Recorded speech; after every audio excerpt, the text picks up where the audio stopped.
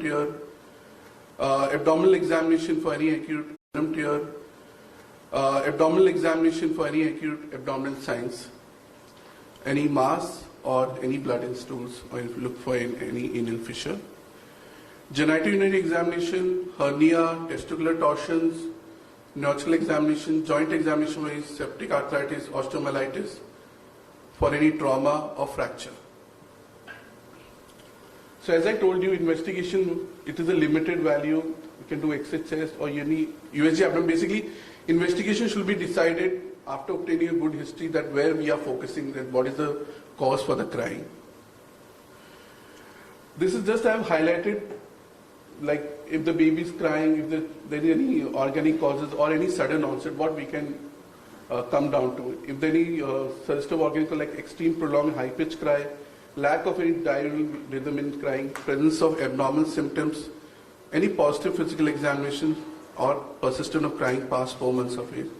If it's a sudden onset, the baby is crying, then it can be UTI, otitis media, any raised internal pressure or any hair tourniquet of a finger or toes. It's just other reasons for crying. Now, what are the painful medical condition and the surgical condition? What we look here. Painful medical can be insect bite, hair tourniquet, corneal abrasion, otitis media, diaper dermatitis, and surgical can be any fracture, any dislocation, stranded hernia, torsion testes, malrotation. So we are here on examination, we are here looking for any clues, and basically right hand side is the red flag sign. What the red flag signs is if there is high grade fever, if the baby's refusal to feed, lethargy or any abdominal activity, then definitely we need to manage this thing. Coming now to the treatment. So if I see this, I have divided into 4 parts. Basically, commonly prescribed medication like paracetamol, ibuprofen for infants, anti-reflux medication can be helpful. Second thing I have highlighted about this medication, what we commonly prescribe on OPD basis, which has not had any strong evidence, like dicyclomine, like Colicate drops or enzyme drops. They have not showed any really helpful in this colic pain. Third is most important the probiotics actually. Now there are so many brands coming up with Lactobacillus reuteri, which really help for evening colics. There are 6 RCTs regarding this, and they have really shown some significant reduction in crying duration for colic.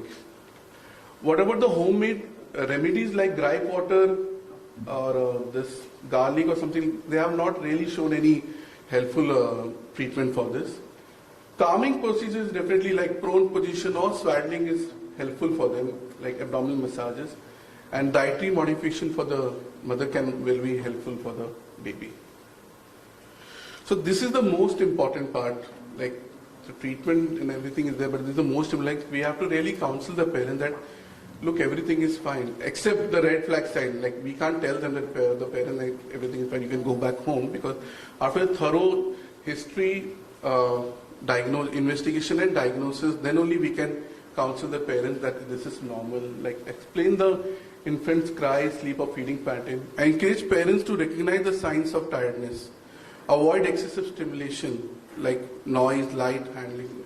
We must have read about these days about white noise, something like there's a soothing music on YouTube, like parents like to play that when the child is sleeping. Aim to settle the baby for all sleep in predictable way. Darken the bedroom for daytime sleep and respond before the baby is too worked up. Soothing strategies are swing, blankets, music, holding the baby, swaddling, infant massage or singing. What is a lori? Coping strategies: identify the cry, try the obvious things, speak softly, bring the pitch and the volume down, hold his arms and body to avoid startle, swaddle the baby, pick him to cuddle, try massage his back and limbs gently, sing to him and walk, and use white noise or motion. This is the rest intervention, basically the rest intervention for the infant and for the parents also. Like reassurance, for the mother, empathy, support, and time out for the parents. So take-home messages will be, this crying baby coming to the ER, maximum time it is normal, but we should not miss out the abnormal signs or the red flag signs also. It is commonly the benign condition can be the only presentation of a serious illness. We should always take a detailed history and physical examination, basically head-to-toe examination, but I'm more focusing on that. Identify the red flag sign, parental reassurance, and avoid unnecessary investigation and medication. Thank you. Sir, incessant cry is a very vast topic, but you covered it very precisely in a very short time. Here I would like to say with experience that generally such newborn babies or infants in early period, like after birth to 4 months, 6 months, they are brought in night time, evening time or night time precisely, especially in peripheral part. And it's a personal experience that if the baby who cries at home and while bringing in hospital or when he was brought at hospital, the baby calms down, then generally by and large there is no serious issue involved in it. But that is not a dictum or rule, and we have to do thorough examination, especially eye examination, ear examination and genital examination is extremely important. At the same time, vital parameters are also important, like heart rate of the child as well as capillary refill time to exclude the serious underlying cause. Red flag signs we should not neglect.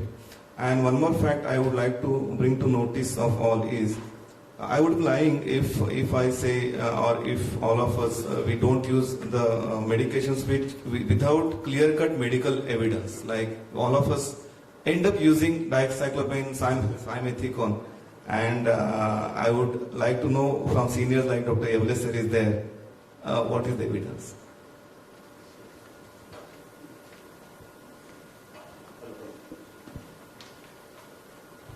Shrikant, extremely well done, very well covered topic in such a short period of time.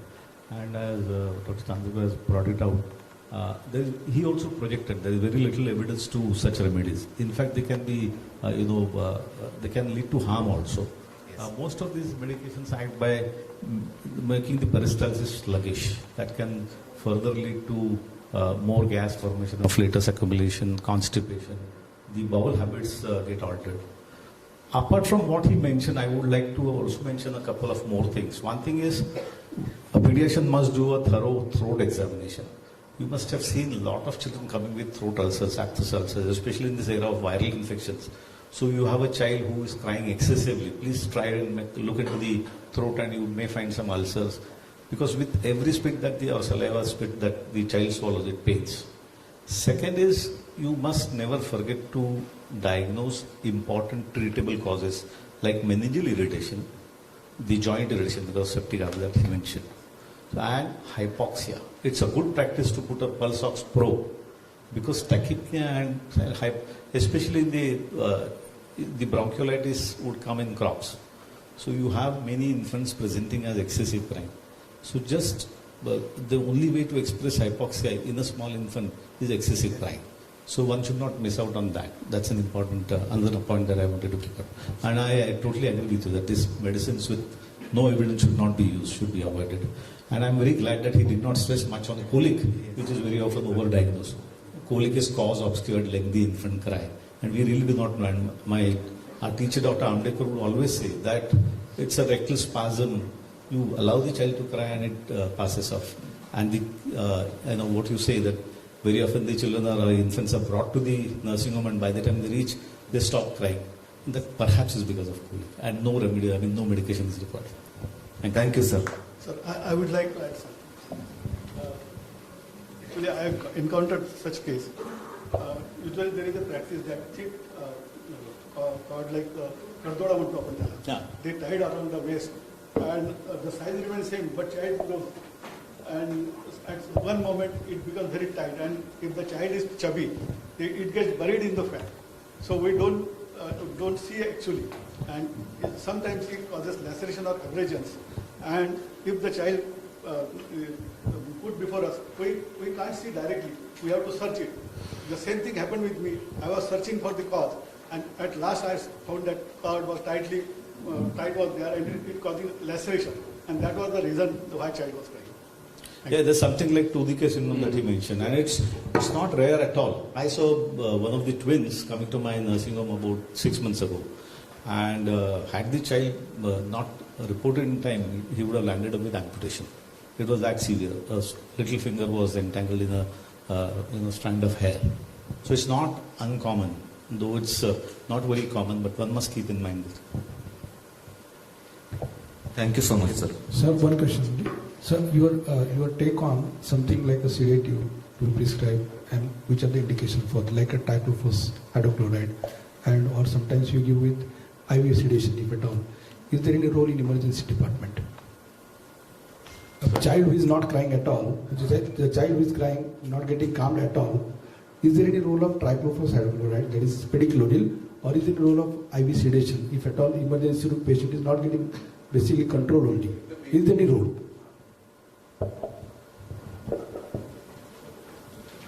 Sir, if the baby is not calming down after so many methods, then I don't think that it must be some serious cause, sir. Normally, when the baby comes and when we do all this maneuver, the baby calms down, sir. So I think if the baby is not calming down, it may be some serious thing. And I think IV sedation and triclopho's will not be very helpful for that, sir. I think, and that means we must be missing out on something, sir. So one has to find the cause, Yes, treat sir. the cause rather than just sedating the Yes, child. sir. Thank you so much. Thank you, sir. We should stop with 2 medicines, one for colic and another for sedation. We should stop that habit. Thank you, Dr. Srikanth, for that wonderful systematic talk. I would request Dr. Ravindra sir to felicitate Dr. Srikanth.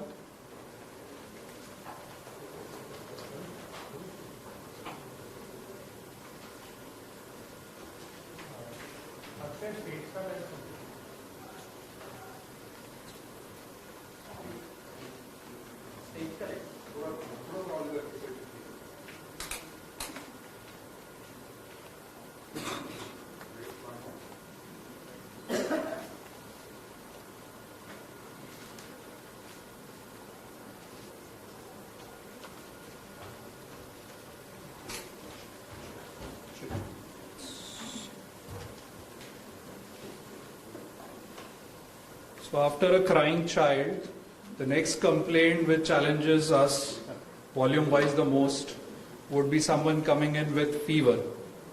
So I would invite Dr. Abhijit Bagde. He's our consultant pediatrics and lead consultant pediatric critical care.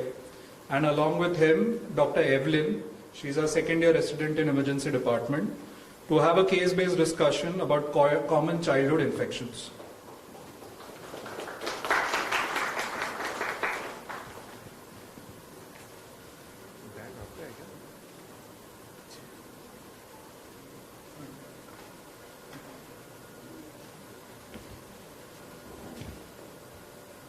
Good morning.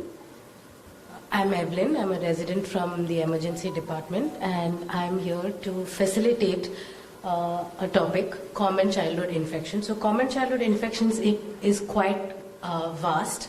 It can be multiple things. There are so many common childhood infections that we encounter, especially the seasonal ones. But what is common with all of them is 99% of times the children come to the emergency with fever. So we are going to try and go through how to handle fever in the ER. So we will briefly cover what are the common childhood infections, how do you approach a child of various age groups with fever in the ER, and how do you evaluate the fever based on its severity. Is it an emergency? Can we treat it as a routine OPD? Can we ask the child to follow up in the OPD, or do we admit the child? We will try to get clarity on what to do when we see a child with fever. And we'll also go through a couple of cases just to set in what we go through. So what are the different childhood infections? So broadly, we can classify it as where it occurs, how it occurs, and what is causing it. So I think Sir will be able to shed some light on it. So, good morning everyone. We have wide spectrum of Hello, is this audible? Yeah. We have wide spectrum of audience here. We have very senior pediatricians sitting with me. We have some pediatric residents and junior colleagues, and then we have also nurses. We have also a lot of ER colleagues with us. So we are going to focus primarily from the ER perspective and the junior doctors' perspective. So when we talk about pediatric infections, the first thing we need to understand is where is the problem, that is anatomy, what is the problem, that is pathology, and why is the problem, that is etiology. Okay. So as she rightly said, most of the infections coming to ER or even in our OPD, they primarily come with fever. So the common infections are obviously respiratory tract, throat infections, which also includes ear infections, GI infections, urinary tract infection, then blood infections like sepsis or even malaria, dengue, typhoid. Then you have something like central nervous system infections like meningitis or encephalitis, and then you have the skin and soft tissue infections, maybe fever with rash or maybe an abscess or a furuncularis. So having said that, we also need to understand, is the infection only cause for fever? Then probably not. Out of maybe 1,000 patients, maybe 99.9% or 99.5% fall into the category of infections. But we have started seeing the group of group of fevers like inflammatory fevers, very, very rarely something called as malignancy, and then drug fevers, central fevers. But these are extremely rare situations. And then finally, when we talk about infection group, then you have most common being the viral, bacterial, parasitic infections, fungal, and probably at times mixed infections. So that's a wide set of spectrum, but we need to consider all of them whenever the situation arises. So when the child comes to the ER with a high-grade fever, what do we do first? How do we go about it? A child coming to OPD is a separate set because the child probably is stable and he is brought to OPD. But when the child comes to ER at odd hours, the first and foremost thing as an ER physician or an ER nurse and even a pediatric junior doctor, resident, is to define, is it an emergency or is it an urgency or is it a routine complaint? And what I mean by that, what is the emergency? A compromise, either respiration, so child with tachypnea, respiratory distress or a respiratory failure, compromised circulation, that is basically shock, or a compromised sensorium, that is irritability, altered sensorium, drowsiness, all those things. And then we are not going to talk about a detailed evaluation, what happened, what is the child's age, what is his weight, where did you go, and all those things. Here the syndromic approach will prevail, where we are going to start with our BLS and PALS protocol. Okay, so if it is an emergency, the first thing is to start with these things. And obviously call for help, because this is not to be dealt by one single person. You will call for your colleagues and nurses and seniors. Second is it an urgency? What is urgency? A fever has been there for 3-4 days, really high grade fever, child's intake has gone down, his urine was probably last 8-10 hours only once, he's slightly tachypneic, he's really tired, exhausted, sick looking child. I think this child won't fit into that emergency situation, but this child certainly needs more evaluation, probably admission, probably hydration. So this is the urgency. So there, this approach is important. And the third is, most of the times, even 103 fever is an emergency as per the parents, or they have used paracetamol and the fever has not settled, and then they come to ER. So the first thing, as I mentioned, is to classify or triage the patient in these three groups. Very rarely will be emergency, but that would need more aggressive treatment. Second would be the urgency, and third would be the OPD approach. I think my ER colleagues especially will agree with me. When a child comes with fever, does age matter? Does it matter if it's a small baby, 8-9 days old baby, couple of months, or a toddler, or probably an early adolescent? So sir will tell us how does age matter in fever? So in pediatric age group, we have a big spectrum, starting from a preterm baby who had just gone home, maybe 34-weeker, was in NICU for 2 weeks. Then you have a normal newborn, and then you have toddlers, then school-going children and then obviously adolescents. And not only for infections, but their disease spectrum also changes grossly. If it's a newborn who's coming with fever, obviously the chance is, are we looking at dehydration fever, are we looking at sepsis, bacterial sepsis, whereas a child of say 2 to 3 years who has started moving around, started putting things in mouth, is it a gut infection? And then in adolescents, obviously they are going in out, they are going eating outside. So the disease spectrum changes in a gross basis. Even the incidence of TB, the meningitis, the way it presents, all those things really change. And lastly, why it is so important is the physiologic reserves are different.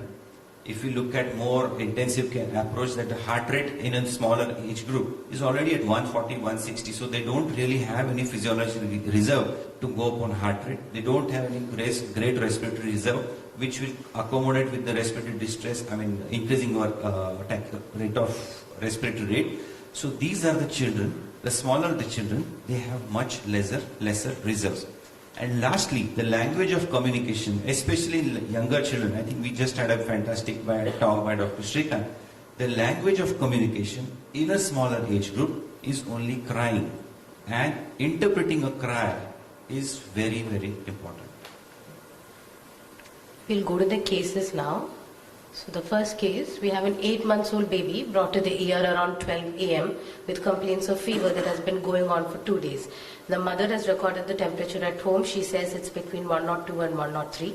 She also says that the child is not taking feeds very well, but there is no history of decreased urine output. The child is active when the child is not febrile. So on examination, child is irritable but very comfortable with the mother, easily consolable by the parents. Temperature is 104. Heart rate of 160 with well-fed peripheral pulses, no delayed CRT, respiratory rate 30 with no signs of distress. Abdomen is soft, liver at 1 centimeters. On examination of throat, there is mild congestion, but the tonsils appear to be normal. If you look at the history also very carefully, other than the fever, I think the activity during interfebrile period, the urine output, all those things are fairly well. But she's obviously worried about that the oral intake has gone down. So I would ask, how is the breastfeeding? Is it going well? Mother doesn't give any history of... So feeding is well. Okay, and he was perfectly alright during the febrile period. Okay. So I think even by history, it seems that this child has been doing fairly well. Other than the fever, there is nothing much. Now here when we come for examination of an 8-month baby who has just started on developing stranger's anxiety, the order of examination is also very, very important. Okay? The most important, examine the child in the mother's lap. Let the child calm down. Okay? When the child is calm down, you can easily see if there is a respiratory distress, if there is tachypnea, is there irritability, if she just pulls out her phone and starts watching a YouTube video. If the child calms down, you know that there is no respiratory distress. You don't really need heart rate of 160 or 165 right on the first minute. We can just palpate your look at the CRT, look at the pulses. I think that gives us a fair idea of the hemodynamics.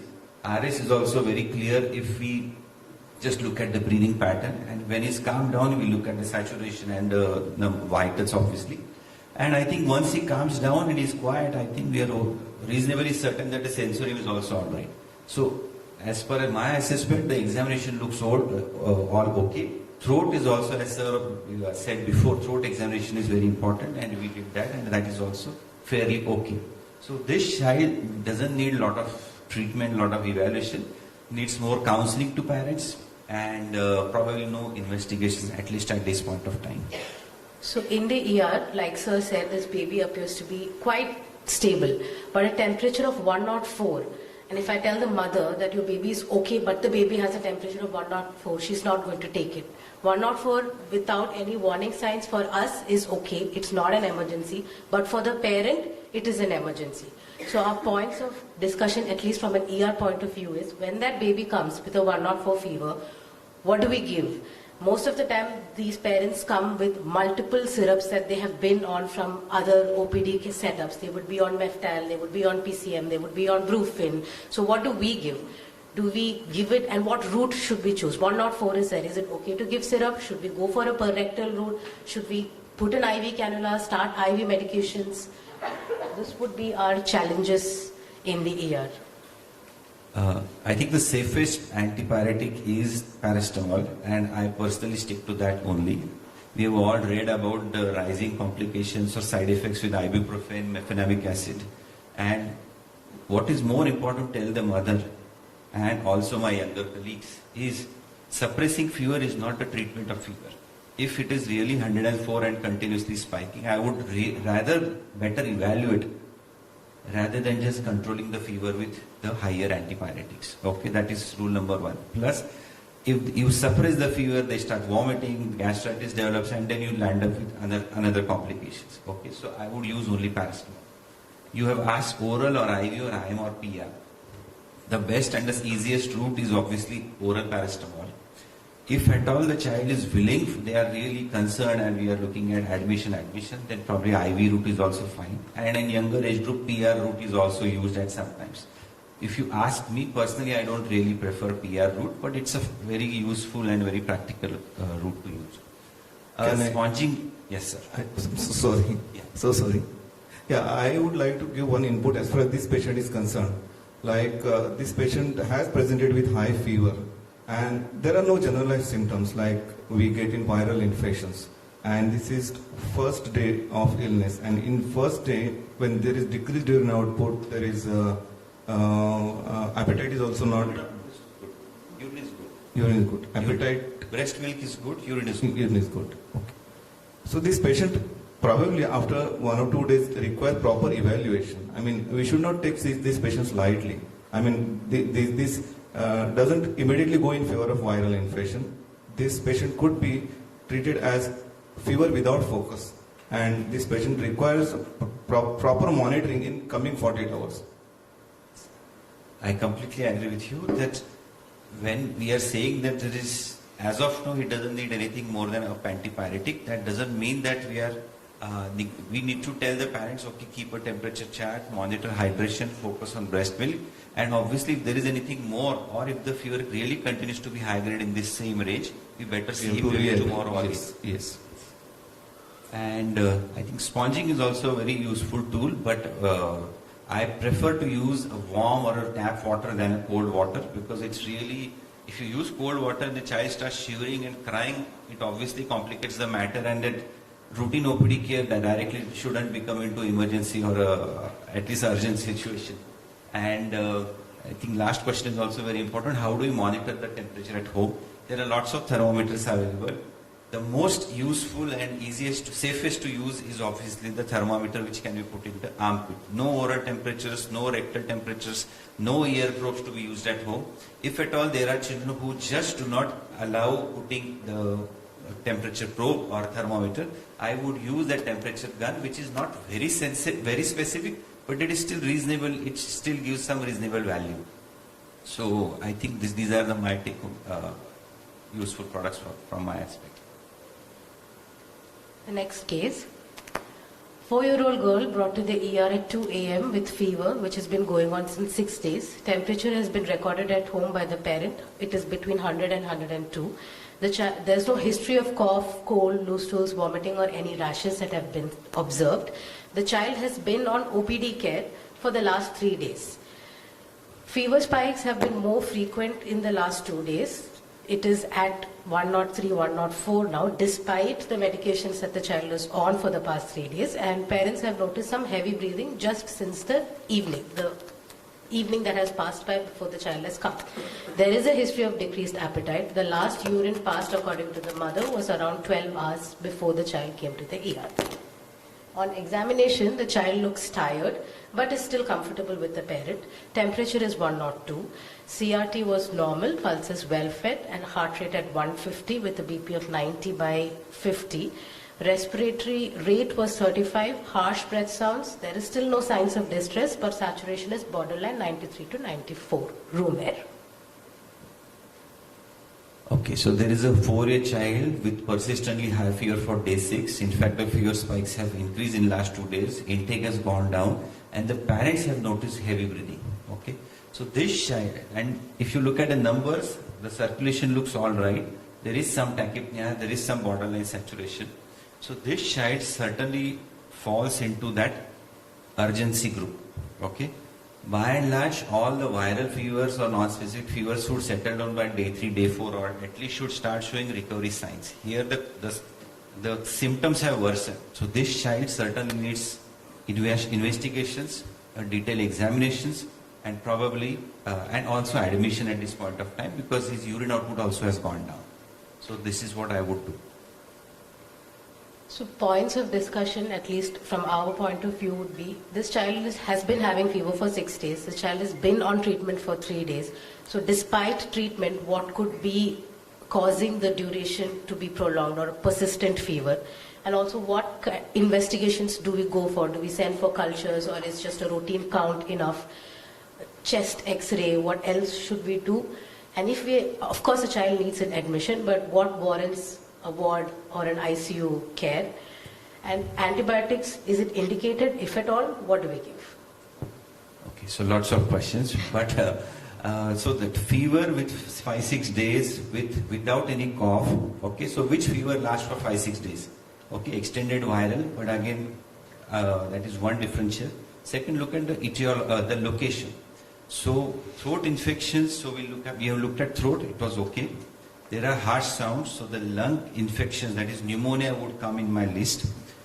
If the respiratory status was all right, the other investigation, the other fever etiologies which go on for 5-6 days like this are maybe typhoid fever, a malaria, dengue, if the season is prevalent, and at times hidden infections can be also in urinary tract infections. Okay. Now, out of all those things, the most logical at this point of time, with the little bit of tachypnea and harsh sounds, and most important, borderline saturation, I would think of a lower respiratory tract infection.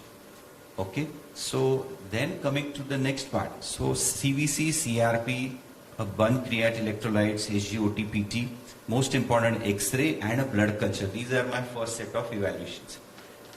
If none of those show anything else, I would also take extra samples for sending other evaluations, like if the season was June, July, maybe malaria, dengue, and also urine sample. But first I would restrict myself to these 5 or 6 steps. This child, if there is after doing the X-ray, and if the X-ray doesn't show any bad patch, and if the saturation is okay, I would consider keeping him in ward. But I would also monitor his saturation and other things in the ward. Continuous assessment is very important. And coming to the last part, antibiotic of choice. Here again the history comes in picture. Was there any fever, cough, cold in the parents or the children, friends of this child in last couple of days? Because then viral would come in picture. But as of now, bacterial infection is probably the first thing in my mind. Second is obviously viral, like influenza or adenovirus.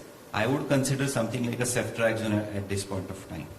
And if the X-ray shows something like a typical pattern, and he's a 4 or 5 year child, maybe even a typical infection like mycoplasma would come in my mind. First thing I would start with ceftriaxone, and other things like H1N1 or mycoplasma I would consider to rule out in next step of evaluation. Excuse me, sir. Would you not like to send sample for culture? Blood culture assay, yes, definitely. I think before firing an antibiotic, this is message to everyone. Before firing an antibiotic, please send blood culture, very important. And if you are looking at urine tract infection, please send a urine culture also. This patient is going more in favor of enteric fever because cough as a symptom you are not mentioning. It is only solo fever which you are mentioning. So this patient goes more in favor of enteric fever, and blood culture plays key role in this patient. I completely agree with you, sir, but we have seen at times pneumonias coming without any cough also. So perfect. I mean, ceftriaxone would cover that also, and a community acquired pneumonia also. This is our last case. One minute. You showed some chart. This is important chart. Please keep it in your ER. These are age-appropriate heart rate, respiratory rate, and BP charts, which should be kept in our ICUs and also ER. These are from directly BLS. You can easily use it, but they are very practical chart. And most important, the evaluation should be done when the child is quiet or sleeping. We cannot assess heart rate if the child is crying. This is our last case. It's a neonatal Okay, so 7 days neonate brought to the ER around 5 a.m. with just a single fever spike recorded at 100. This baby was delivered full term, normal vaginal delivery, birth weight of 3.1 kgs, discharged on day 3 of life with no adverse events which were noted. As per the mother, baby is cranky and feeding frequently. Baby has passed urine 3 to 4 times in the last 24 hours. On examination, baby is irritable. Temperature is at 100. Heart rate is 170 with good peripheral pulses. Respiratory rate is between 40 and 45 with no signs of distress. Anterior fontanelles are normal and sugars of 102. So we have a full-term normal delivery without any antenatal or perinatal risk factors, but you have a baby on day 7 coming with fever. So as a rule, a fever in a neonate should never be neglected. Okay, and the first thing what we should think of is obviously to rule out bacterial sepsis. The other causes which come by causes of exclusion are dehydration, fever or overwrapping. By and large, Mumbai is a hot and humid climate. So if there was overwrapping, that is one question to ask to the parents. But a overwrapping fever should not go on. Once you open up the baby and unswaddle it, the fever should settle down. So this child certainly needs admission, a basic CBC CRP blood culture. Though examination-wise things are looking okay. One thing which comes to my mind is babies cranky and feeding frequently. Okay, this can be even hunger and mildly dehydration fever.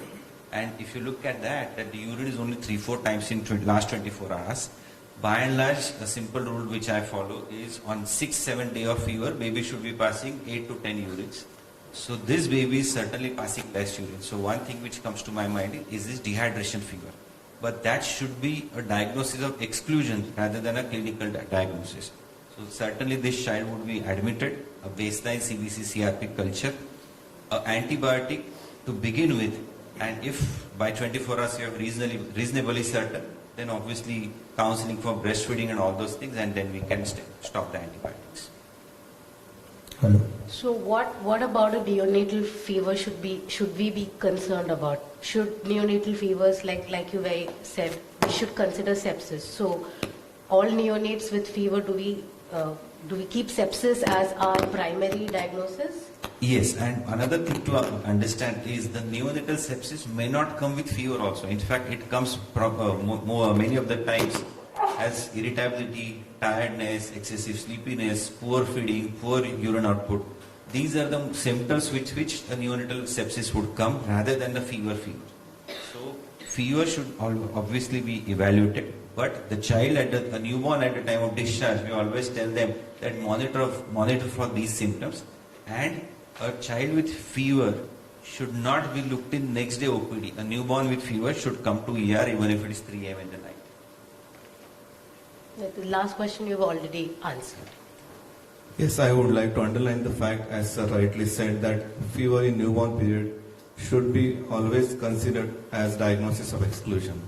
And fever in less than 3 days old baby should be considered as sepsis only. And dehydration fever should be considered in babies who are having fever on day 4 to day 7. And it should always be a diagnosis of exclusion.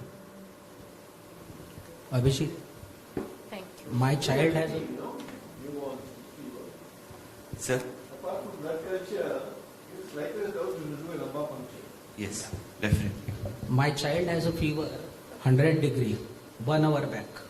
I have given paracetamol, and now after 1 hour the fever has risen up to 104. What shall I do?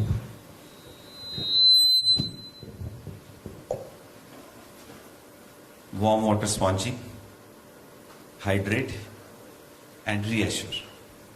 Had I done a wrong giving a paracetamol early in the fever phase? No. Shall I always give paracetamol when the fever comes around 100, or shall I wait the fever to spike up and then give paracetamol?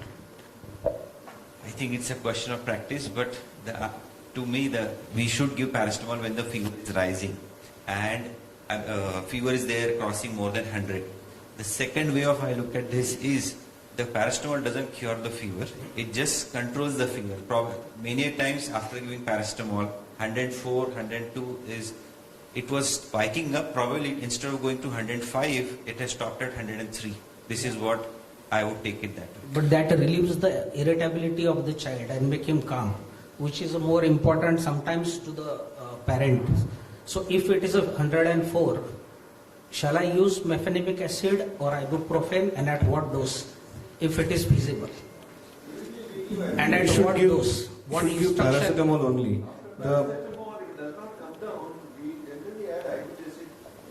Because that has, people in West they are using, and there has been recommendation of ibugesic for paracetamol, but at what dose and what instruction I should give to the relatives before giving ibugesic? So, as you rightly said, these drugs we have used, okay, in rare situations. There are, most important thing to remember is give something to eat and then give the medicine. If the child doesn't want to eat, at least drink something, maybe food, milk, something. Third thing is don't overuse it. The way we describe paracetamol you can use after 4 to 5 hours also. I would certainly say that ibuprofen as a drug, it's fantastic drug, but it is just going to suppress your fever and nothing else. If the fever continues to be high grade, you better come for evaluation. That is the message to be given to parents. And thirdly, I think hydration is also equally important. And if you ask me, paracetamol, sponging, if the fever is still continues to be 104, then the last step to add is ibuprofen. So the chances of side effects are more if the child is dehydrated. Yes. Because the renal complications we are more worried about. So maintaining a hydration, if there is no urine output, decreased urine output, or child is not taking anything orally, so just sponge the child. Don't use ibuprofen or not mefenamic acid. Now my young elder child has a febrile seizure. Now I am worried about febrile seizure. So shall I give this child clobazam, which is already been prescribed for my elder child? I'll just interrupt. We are covering that in one of the case-based discussions. So thank you, Dr. Bagde, and thank you, Evelyn. That was a wonderful session to have a streamlined approach for a kid coming with fever. I would request Dr. Rajendra sir to felicitate Dr. Abhijit Bagde sir.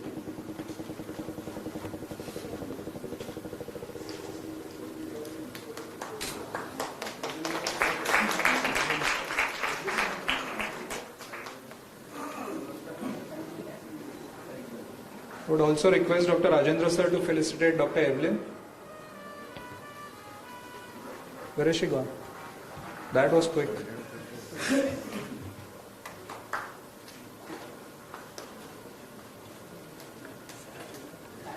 Okay, we'll felicitate her. Can I request Dr. Abasai Patanka sir to please come up on stage and felicitate Dr. Rajendra sir?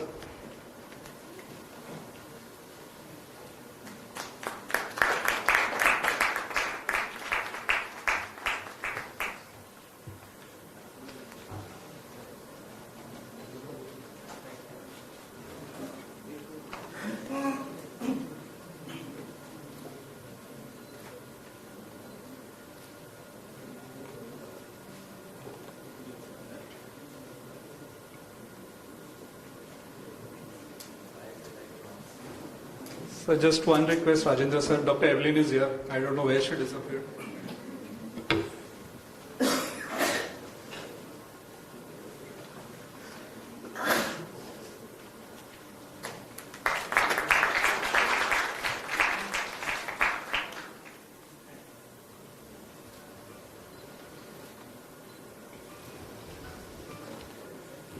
Thank you, Rajendra sir, for blessing us with your presence today.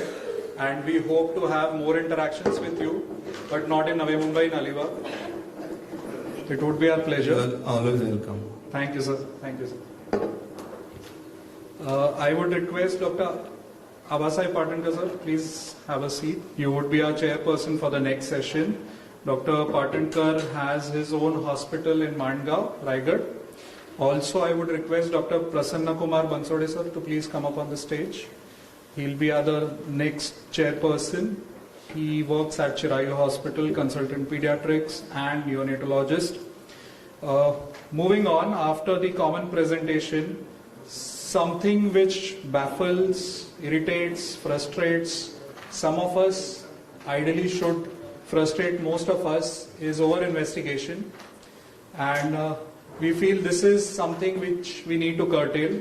And who better speaker than Dr. Professor Vijay Evle sir to speak on when less is best, choosing wisely in pediatric emergency medicine.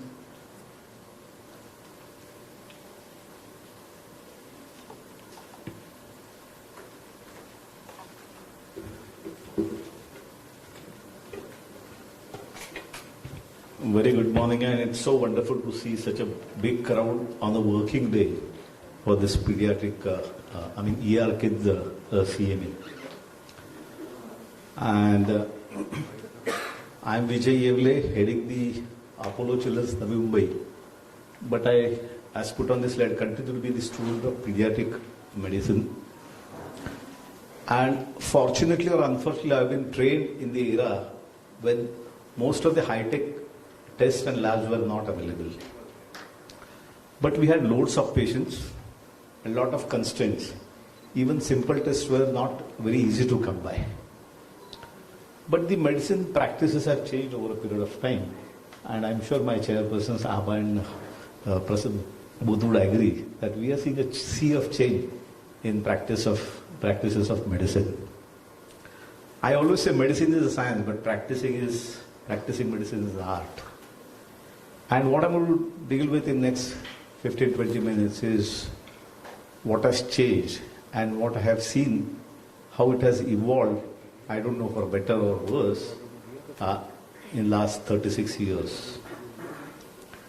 And my presentation is in no way to offend anyone, but I thought there is an opportunity to introspect and see if we could have managed the cases that I'm going to show in a different way.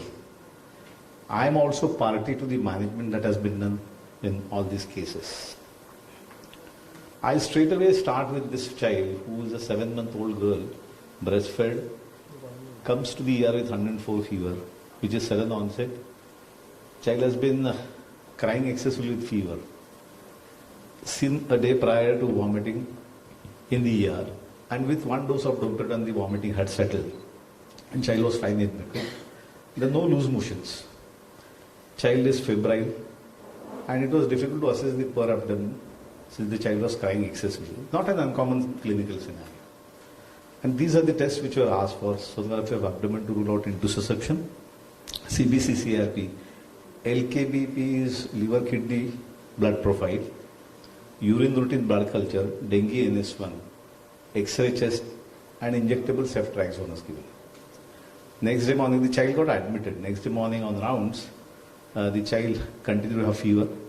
The IV cannula was blocked and there was little extravasation. The CBC report had come by then and it showed a count of 32,000. Little neutrophilic counts, normal platelets, slightly high platelet, and CRP was elevated.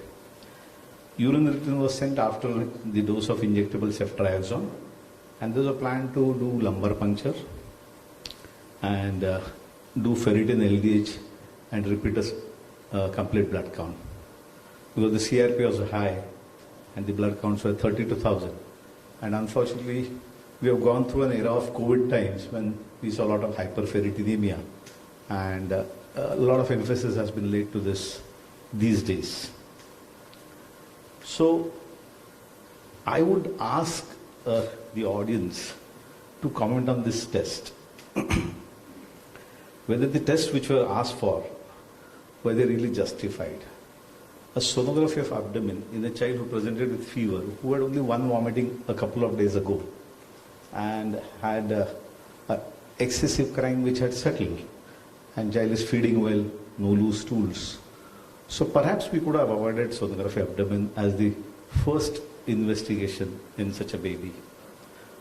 Liver kidney blood profile is asked at a spinal level for every child that presents to the emergency at most of the nursing homes. I mean, थोड़ा basic करके रखते हैं, आगे देखते क्या होता है. And dengue NS1. Dengue is a seasonal illness.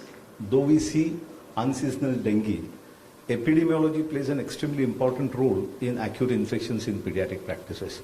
So one needs to be a little careful while asking for a few tests. Okay, dengue and asthma I may grant because we do see unseasonal fever, but this is not the presentation in a 7-month-old baby who comes with excessive crying.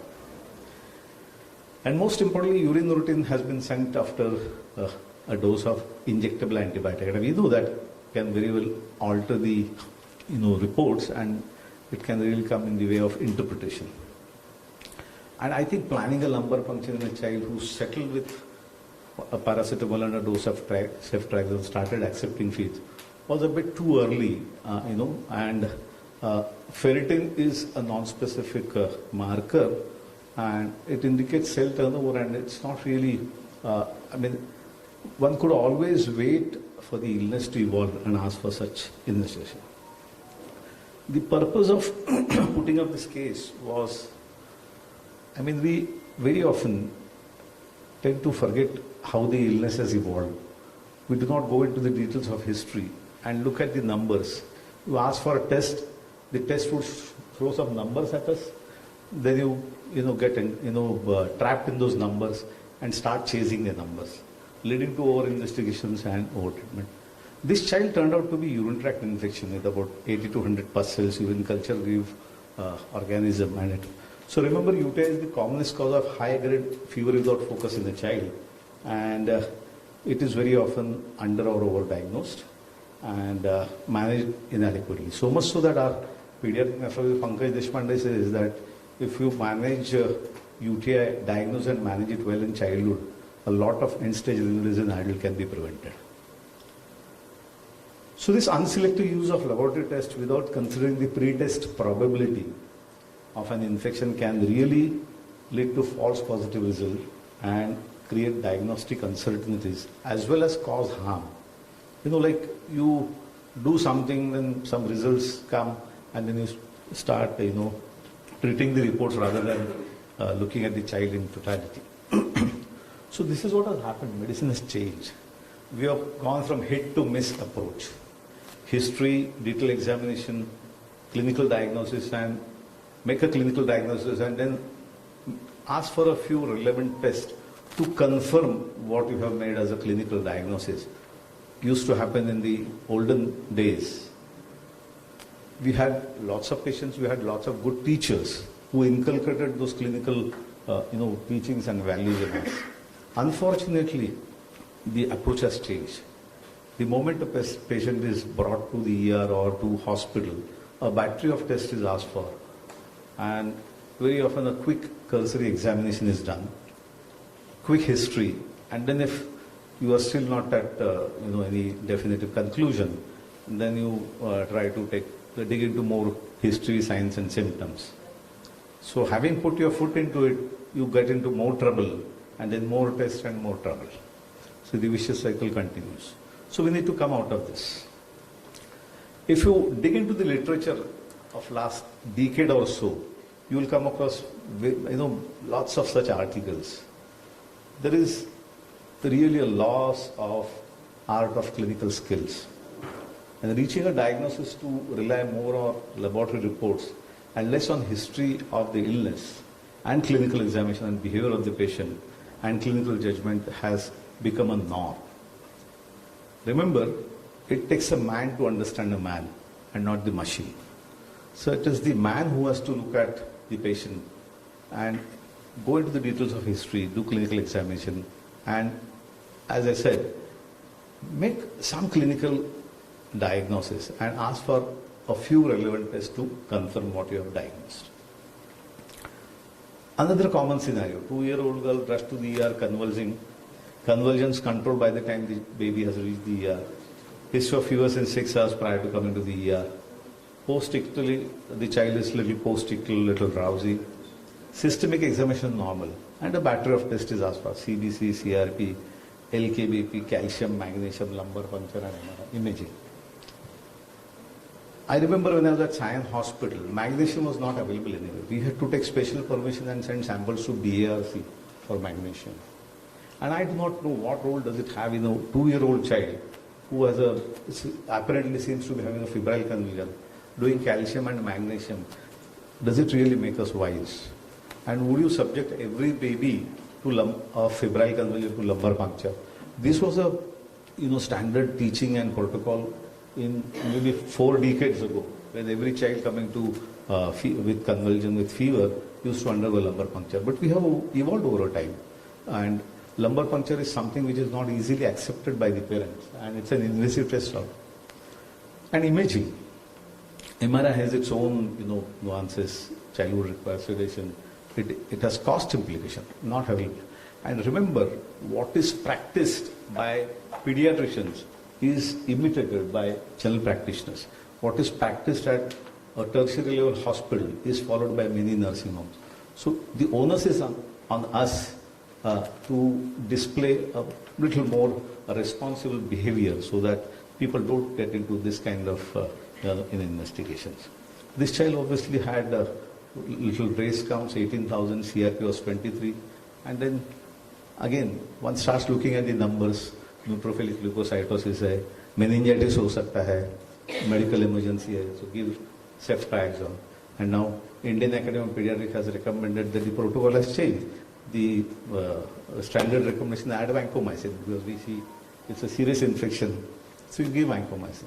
And unfortunately, once we start something, we get scared to rock the boat, and the antibiotics continue. And this is what leads to further problem. So in a child who is brought convulsing to the ER, again, go into the history, find out if there is history of convulsion in the family, try and think of common causes, and lay a lot of emphasis on clinical examination and history before asking for tests. But the attitude is play it safe. I don't want to miss meningitis. I don't want to miss hypoxia. I mean, do you walk on the street with a helmet on just for the fear of getting knocked down by a vehicle or some stone falling on your head? No. So, this is what is required. A beautiful article in the New England Journal of Medicine, the demise of the physical examination. And trust me, friends, this is what has happened. All of us are chasing numbers. Patient, I have to go battery of tests, look at the numbers, and if time permits, go into the details of history and do examination. Hyposkilia, a beautiful term coined in this article. Yet another case, again, no offense meant, no criticism. I have been party to management of this case. This is what I read on my WhatsApp in the morning. New admission in the ER, in the PICU, 10-year-old child fell from bicycle, had injury on abdomen at 6:30 p.m., vomiting 5 episodes. This child comes to the ER, undergoes CT brain because the child was vomiting. So, गिर गया उल्टी हुआ तो MRI करना ही है brain का. That's the only thing that crosses our mind. A FAST was done in the ER. It showed some fluid and probably liver laceration, which was confirmed later on CT scan. Child had a small bruise on the arm, and X-ray was done. He underwent X-ray chest. Unfortunately, the abdomen was not covered well, so he had to, undergo a re-X-ray to look at the standing abdomen. For a small bruise, an X-ray of arm was done to rule out fracture.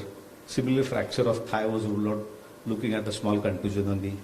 This child had fallen from a bicycle and had contusion on the right abdomen, and but since he was vomiting, MRI brain was asked for. Then the child was started on injectable meropenem. So I asked why meropenem. The parent said that he is allergic to some cefaclor or coamoxiclav which was taken in the past. So let's not give any beta-lactam. It's an intra-abdominal infection, so laceration of liver. It is almost touching the bile ducts. Let's not take any chance. So play safe and try to cover everything. Injectable meropenem was started, metrogel was started. Again, a very, very common practice to add amikacin and metrogel to a very, very broad spectrum antibiotic like meropenem, which covers everything else. So I really do not know what added advantage does it have over meropenem. Now, I went into the details of history of allergy. This child had taken some oral antibiotic a few years ago and had developed some rash, and that is what mother faintly recalled. But that can cause anaphylaxis beta-lactam. So let's not give any beta-lactam, let's stick to meropenem. And unfortunately, the child was started on meropenem, continued on meropenem. And then this is something which happens at spinal level. Every day morning, the round begins with CBC, CRP, LKBP, serum electrolytes, so on and so forth. Now this child had a liver laceration, his SGPT, SGUT were elevated. A clinical examination is done every day. Child is improving steadily, has stopped vomiting, has started accepting orally. The abdomen is better. One repeat LFT I can understand, but every day, and you follow the trend of hemoglobin and SGPT. Not 100% wrong, but at the same time, on the background of clinical improvement and the child improving, I personally feel this we could have avoided. So again, what I'm going to say is there is always a scope of improvement and introspecting, and again giving emphasis on clinical medicine, and then asking for a few tests. So what is now practiced and what is being talked about is diagnostic stewardship.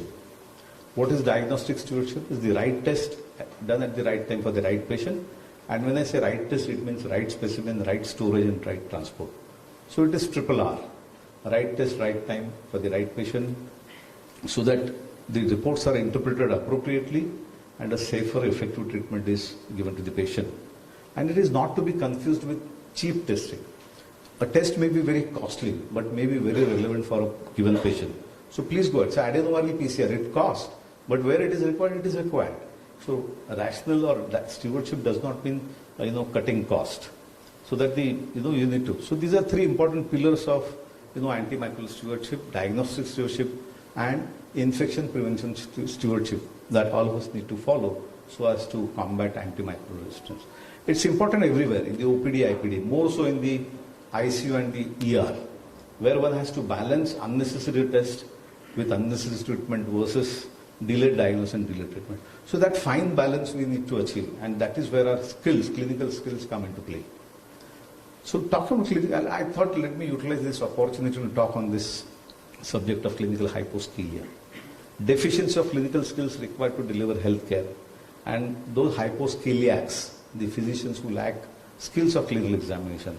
They cannot take adequate medical history, cannot perform reliable physical examination, cannot critically assess the information that they gather out of this, and cannot create sound management plan. They have little reasoning power and communicate poorly. This is what is written in the article. And I would urge each one of you to please dig into this demise of physical examination, hyposkilia, use these words and look into the literature, and you will come across hundreds of articles. So these hyposkiliacs, they do become proficient in a number of things. Learn to order all kinds of sets and procedures, but don't always know when to order and how to interpret having ordered a test. Also learn to play the number game, treating the numbers rather than the patient. And the outcome is very often not so good. And finally, I would wind up this one example of dengue, where it has been very well emphasized and made clear that less is better. And that is what the title of the talk was. 5-year-old boy, 20 kg, abdominal pain and distension, vomiting since 12 hours, fever for 3 days, no fever since the previous night, passed urine only since once in 12 hours. The hemogram is suggestive of hemoconcentration, thrombocytopenia, low WC count. Very well goes with a diagnosis of dengue who's slipped into critical phase. Bolus of 20 per kg, another bolus, IV fluids at 100 ml per kg, pass only 100 cc urine, IV fluids continue at a very high rate, abdominal distension increases, child gets tachypneic, distress, central line, vitamin K, and intubation, and fresh frozen plasma. So we know that there is very little role of vitamin K in the coagulopathy which is associated with dengue. To correct the hemodynamics and the coagulopathy settles. And fresh frozen plasma is not at all a good colloid to be given in case of dengue. And this is how we have evolved in management of dengue. 2006 WHO also prescribed aggressive fluids as high as 10-20 cc per kg or per hour. And then they always match the intake versus output. Today we know that less is better. So give fluid just to maintain the tissue perfusion pressure. and aim at, the more you give, more extra visits, and get trapped in that cycle. So this is a rough formula. I would not go into the details of how to calculate fluid in the case of dengue, but you will be surprised to see that dengue leaks only for 48 hours, 99% of the times. And what is required is 1 day's maintenance plus 50 ml into body weight to be given over a period of 48 hours. This, if you calculate, is less than the daily requirement also. But here the aim is different. We know that the vascular bed is leaking. So you give less fluid, start fluid, increase it, and rapidly come down in 48 hours. You aim at maintaining a perfusion pressure, aim at maintaining your 0.5 to 1 ml per kg per hour. So gone are the days where you look at the intake and match the output. You aim at 0.5 to 1 ml per kg per hour. So I would finally conclude saying that, my dear friends, please keep the clinician inside you alive. Medicine is a science, practice of medicine is an art. Get out of that misapproach and let's follow the age-old HIT approach. And remember, less is always better. Thank you.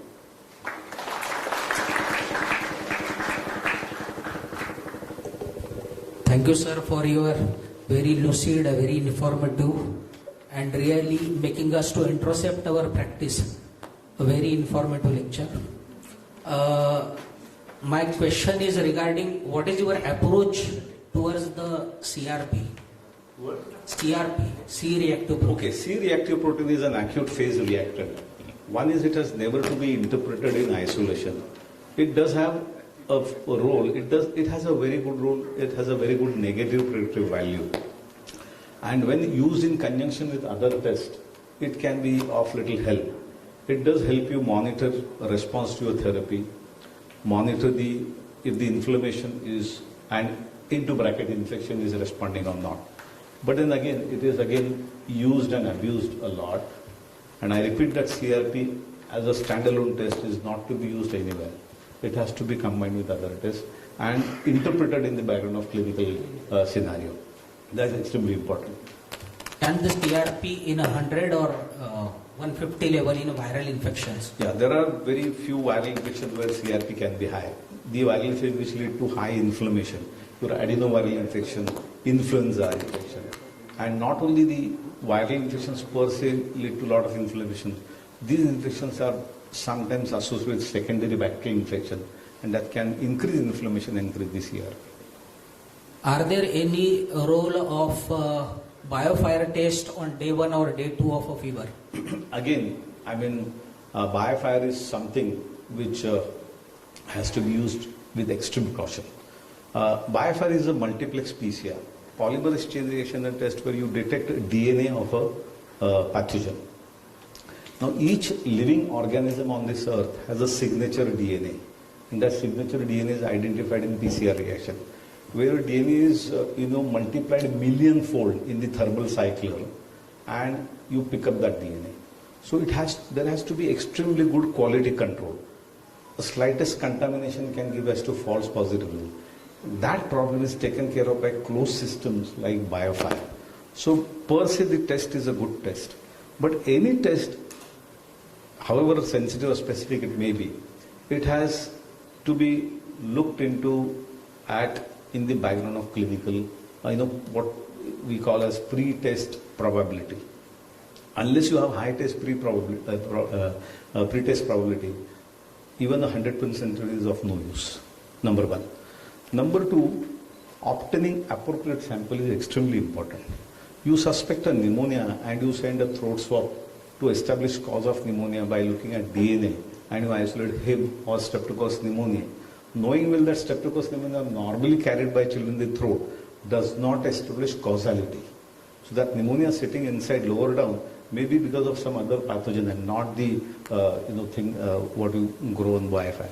So biofire has a role where you have persistent pneumonia, complicated pneumonia, where you are pushed to the wall and you have not come across and come to any definite conclusion. Biofire has a role in opportunistic infection in immunocompromised patients, in transplant patients where everything is at stake and you would like to hit the diagnosis. And biofire, otherwise, which is done routinely, has very it can put you in trouble. So repeated clinical examination is more important Absolutely, than absolutely.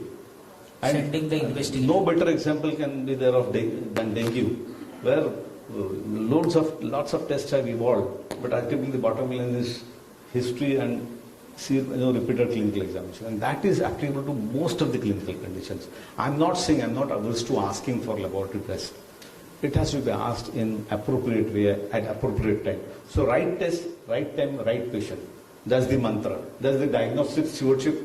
That's the need of the hour.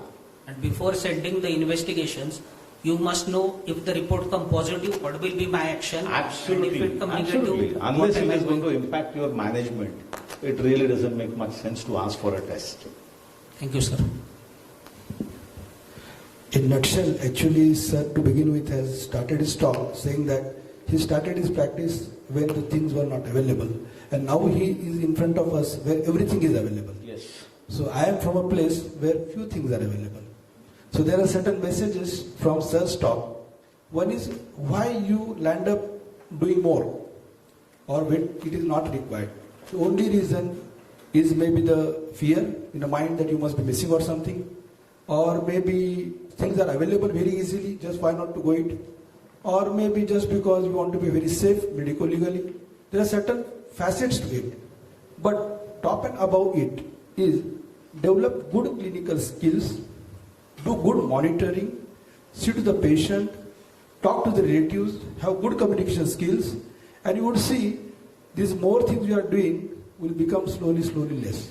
Thank you so much. Absolutely, Abba. I understand there are barriers and challenges, but there are solutions. And the only solution is keep the clinician inside you alive and continue to be a student of pediatric medicine all through the life. Thank you. Can I request Prasanna Kumar Bansode sir to felicitate Yevli sir?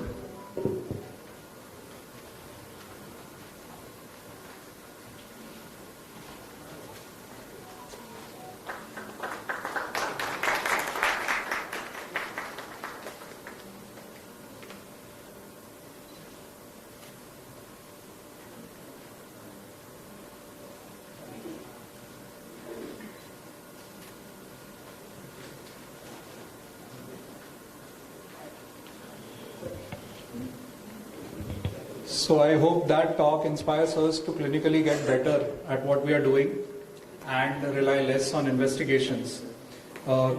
Moving on to the next topic, anaphylaxis in children. Anaphylaxis in any age group is always deadly. Obviously in children we take it with the additional spice of the parents' bedside. I would like to request Dr. Vikram Patra, who is consultant pediatric allergist. He is an executive board member of West Zone of IIP Allergy and Applied Immunology chapter, to guide us on what would be our best practices.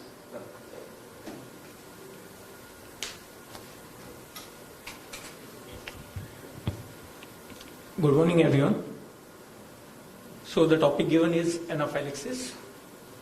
So thank you, Apollo team, emergency team and pediatric team for giving this talk. And we know getting a case of anaphylaxis is a nightmare for any physician, not only pediatrician, for any physician. So what I'm going to deal with today is basically managing may be easy, but few basic things we must remember.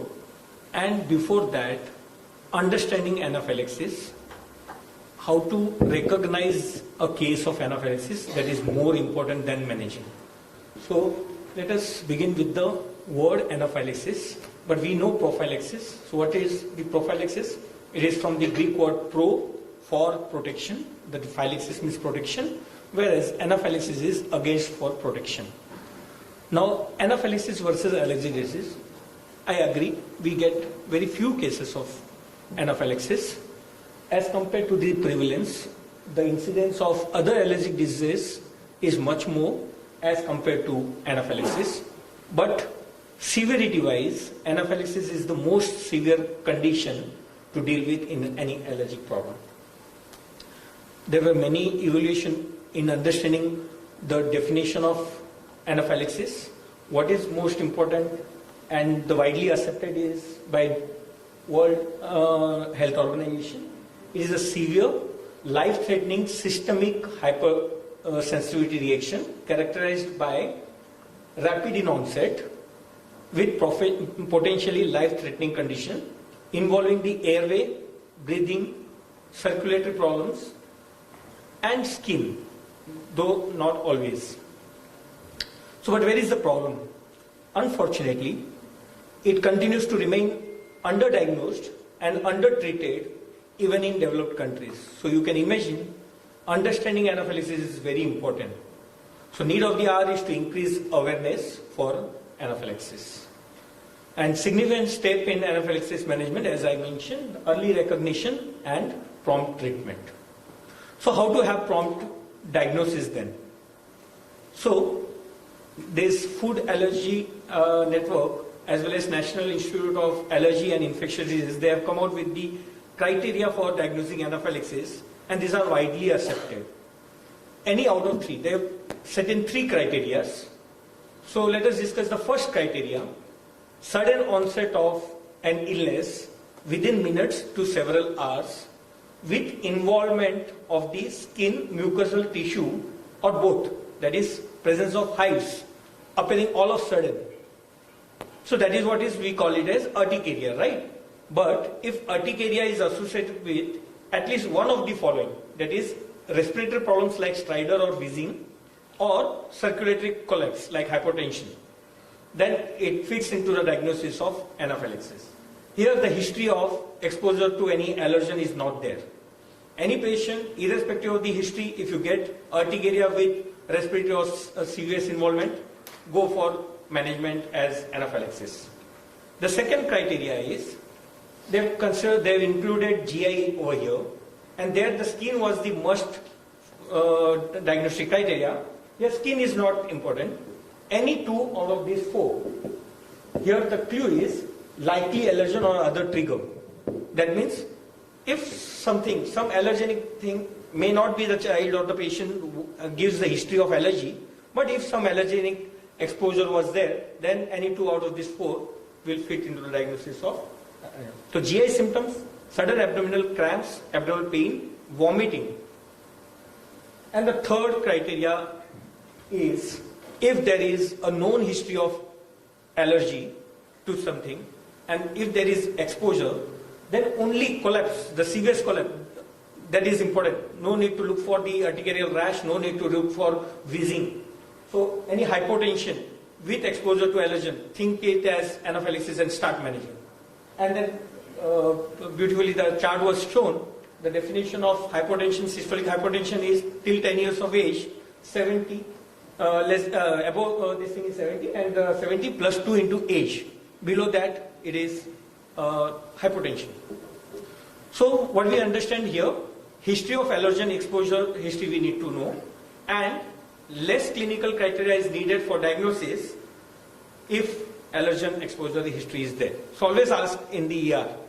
Okay, so let us understand, this was theoretical, let us go through some cases to understand this criteria. This is a 4-year male child, Master Ajay, presented to ER with acute onset hives all over the body, followed immediately by fast breathing and collapsed. On examination, he was in altered sensorium with low systolic blood pressure and had wheezing. So what is the diagnosis? Let us be a little interactive, my resident friends. You can tell me, what is the diagnosis here? Are we getting any history of allergen exposure here? No. This is the definition of anaphylaxis as per the criteria 1, because urticaria is there and where both serious as well as respiratory involvement is there. So remember this criteria 1. Right? Now in such cases, allergen history, even if it is not there, forget it. You manage the case as anaphylaxis. The second case, a female, 15-year-old female, common situation. Rohini was hospitalized for acute febrile illness. After sending investigation, she was given first dose of ceftriaxone intravenously. I was knowing that my talk was going to be after Ulysses' talk, so I mentioned after sending investigation. so within 10 minutes, she developed hives, abdominal pain, and multiple vomiting. So her respiratory and circulatory system examination was normal. Is it fitting with the diagnosis of anaphylaxis here? And if yes, which criteria? Come on, resident friends. You are going to deal in the ER. Yeah? GI affection, GI. So now, First, second, or third? ceftriaxone was given, and we know ceftriaxone or cephalosporins can cause anaphylaxis, right? There is no history of allergy to ceftriaxone, but still likely allergen. So this fits into the diagnosis of diagnostic criteria 2, where any of these 4. So here in this case, abdominal as well as rash. So here the blood pressure was normal, right? So causative agents, when we come likely allergens, we must know what are the likely allergens which we can have allergy or anaphylaxis to. And these allergens, they depend on the age, vary in different geographical regions. So when it comes to pediatric age group, food allergies. When we talk about food allergies, rarely food allergies are present in adults. So most of the food allergies, they are childhood allergies. And most common, 8 common food allergens. Mother can come and say that he has got allergy to a brinjal, he is allergic to banana. But what are the most 8 common food allergens are this? Milk, most common. We had a case in Apollo itself, milk anaphylaxis. Egg, peanut, wheat, tree nut, soya, fish and shellfish. So remember these 4, if you get the history of consumption of any of these, and with those symptoms, you diagnose and on the basis of this. So infant, children, adolescent and young adults. Adults rarely. But in adults, what is more common is drug allergy and insect sting. These are 2 important cause for anaphylaxis. Causative agent, we cannot forget vaccines. We all pediatricians, we give them out our bread and butter vaccines. These vaccines can cause anaphylaxis. And remember, the components which are used as adjuvant, they are responsible for most of the anaphylactic reactions. So let us discuss one case related to vaccination. A 5-year-old boy, Master Vilas, presented in a collapsed state to ER. He had consumed cake in party 30 minutes before the episode. Systolic blood pressure was 74, but he had no hives, no lip swelling or respiratory abnormalities. In past, had developed urticarial rashes after consuming egg at the age of 18 months. He was diagnosed to have egg allergy. The cake contained egg this time, which he was not aware of. Is having hypotension only sufficient to make diagnosis of anaphylaxis? Is it category or criteria number 3? Because it is known allergy, food allergy, egg allergy, and after consumption presented with hypotension, no rash, no respiratory involvement, no GI involvement, start managing as anaphylaxis. A 10-year-old girl received influenza vaccine in OPD. As she moved out of cabin, she developed excessive sweating and collapsed. On examination, her pulses were weak, bradypnea, and was hypotensive. Is this anaphylaxis? Vaccines, as I mentioned, can cause anaphylaxis. But is it anaphylaxis? It could be vasovagal. Yes, it is vasovagal. So what are the points in favor of vasovagal in this case? So remember, vasovagal reaction will occur within seconds to few minutes, whereas anaphylaxis will take at least 10 to 15 minutes. 15 minutes after intramuscular and 10 minutes after intravenous. So remember this thing. It is generally you get after 15 to 20 minutes only. The time is very important, and vasovagal we see immediately. On pricking also you can get, or on waking up. So the next point what we should highlight is the pulse. Always look at the pulse. In anaphylaxis it will be rapid, tachycardia will be there, hypotension weak and irregular. Here it will be bradycardia. The third thing is looking at the skin. Cold climate skin is a feature of vasovagal, whereas in anaphylaxis the skin will be warm. There will be vasodilation. Fine? So let us move to another case of Master M. 3-year-old male child developed sudden itching of skin with rashes, followed by acute onset stridor and breathlessness. Rushed to ER, systolic blood pressure was 70. Diagnosed and managed well as anaphylaxis. Now we are expert. We know that this was a case of anaphylaxis. He was managed properly. So what further questions we need to ask here? On inquiry, he had consumed prawns. Fine. So highly allergenic, shellfish I mentioned in those 8 food items. Family history of severe allergic rhinitis in mother. So once the patient is settled, then go for the history, right? Then coming to the management. Now the child was managed properly. So what is the basic management? Now basic management for any emergency condition, we know A, B, C, D, E. Here, look for acute onset of illness, life-threatening airway or breathing or circulation problem, and usually skin changes. Remember, skin changes may not be there. Call for help. First thing what we have to do is making the patient lie flat. Raise patient's leg, what we do even in vasovagal, right? And then the next comes is the medication. So positioning is very important. Fatality can occur within minutes if a patient stands, walks or sits suddenly. So this increases the mortality. So always before giving any medication, position the child properly. Patient must not walk or stand even if they have they appear to have recovered. So do not allow the patient to stand or walk until their hemodynamics is stable. That means after one dose of, you have to wait for at least 1 to 4 hours. And these are the main positions. Make them supine. If respiratory compromise, wheezing is there, it can be upright, but you can see the legs should not be hanging around. It should be flat. And if infant, mother should take in this position on the left. Pharmacotherapy, coming to the medications. What medications we need to give? There arise few questions. What is the drug of choice? First line of drug, life-saving drug, and safest drug in case of doubt. May I know? So it is adrenaline or epinephrine what we give. So why adrenaline? Why not this injection, Avil and hydrocortisone? What we have been seeing in many practices also.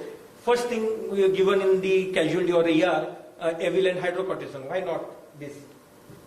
Because when you look at this, symptoms-wise, cardiovascular, multiple system, respiratory, GI, skin behavior.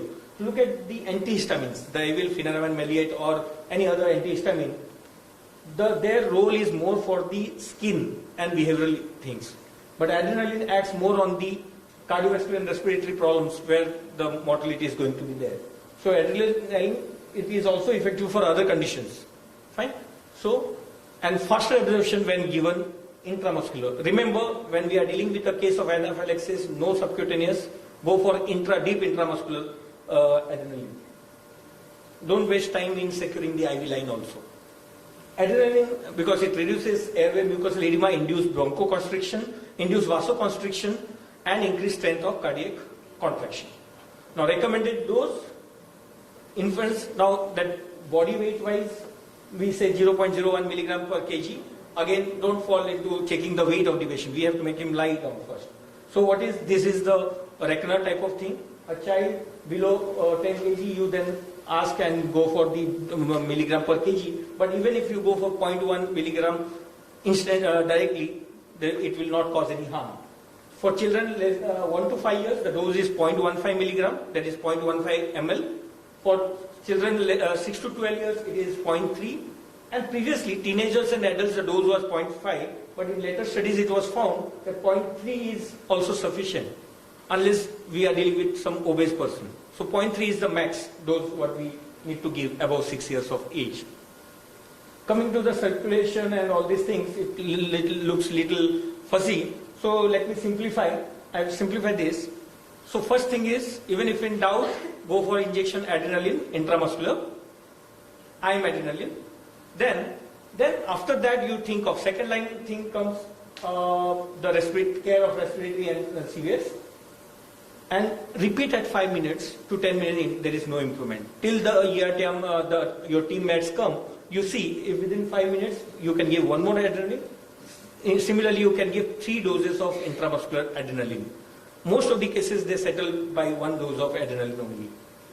And then if still no response, then you secure IV line. By the time you are giving 3 adrenaline, you secure IV line and start the IV infusion. And the infusion we all know. If persistent hypertension, NS bolus, IV infusion, noradrenaline can be started. And if the patient, not in our pediatric age group particularly, but little adult patients who are on beta blockers, glucagon has to be given. There the adrenaline may not work.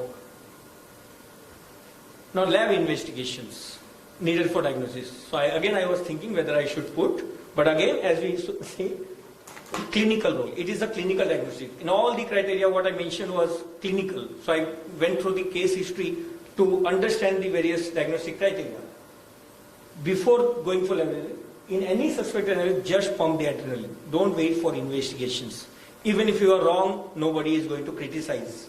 And it won't kill. The adrenaline is not going to kill anybody, it's not going to harm anybody. Just for a while or for a few minutes, there will be tachycardia, nothing else. So do the investigations later. So why we need to investigate? To prove anaphylaxis, you can go for serum tryptase level, elevated up to a couple of days, and to find allergen. Now next time the child should not go into anaphylaxis, then we have allergy skin test, serum specific IgA, but these things to be done again after 4 to 6 weeks. If you deal with a case of anaphylaxis, don't refer for skin prick test within 4 weeks. Now coming to the case back, after 6 months, the child went to a restaurant for a get-together. He consumed fish this time because he had anaphylaxis to prawns last time, which was cooked in the common vessel for prawns also. Immediately he developed contamination. Immediately he developed similar episode and was hospitalized. During the second episode, he got settled within 2 hours as in first episode. So not convinced for hospitalization, and they went home. Because within 1 hour, as I mentioned. The same day, during midnight, he started feeling similar episodes. Parents were taught to administer injection adrenaline. And this is very important. Once anaphylaxis, parents or patient himself has to be taught how to administer intramuscular adrenaline. Because by the time they reach our ER, they are too late. So they gave adrenaline and they came back to hospital. So what is this condition? The child had settled, went home. Again in the midnight, these episodes recur. So what is this problem then? So this is what is called as biphasic reaction. So whenever we are dealing with anaphylaxis, always keep this in mind.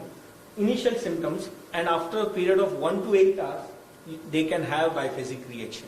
And the chances of biphasic reactions are more if the first episode was severe enough or more than 1 dose of adrenaline was required. In such conditions, never discharge the patient immediately. Always keep an observation for at least 4 to 12 hours, and safer will be 24 hours. Now coming to the adrenaline. Now in all the literature we read about auto-injectors, but have we seen an auto-injectors over here? No, we don't have. These are very expensive ones, not easily available, and that's why not widely used. So then what we are going to do? Then we can have our self-made adrenaline injection, and for all small clinic setups, we should keep a this thing adrenaline. This we circulated, and this was widely acceptable, because again time is very important. You cannot waste time in filling the syringe and giving. Always have a pre-filled adrenaline syringe ready, and studies are there where the stability it can be kept for 3 months. Just you have to look for the color change. If the color is changed, you have to discard it before, or you have to discard after 3 months or the expiry. And remember, the tuberculin syringe we are using, we should not use the needle. The needle is very short. You have to use at least 1 inch needle, because you have to go deep intramuscular, right? So good news over here. Now we are part of this Asia Pacific research network for anaphylaxis. Next month from July we are going to start this. India has been selected by this society and for anaphylaxis research.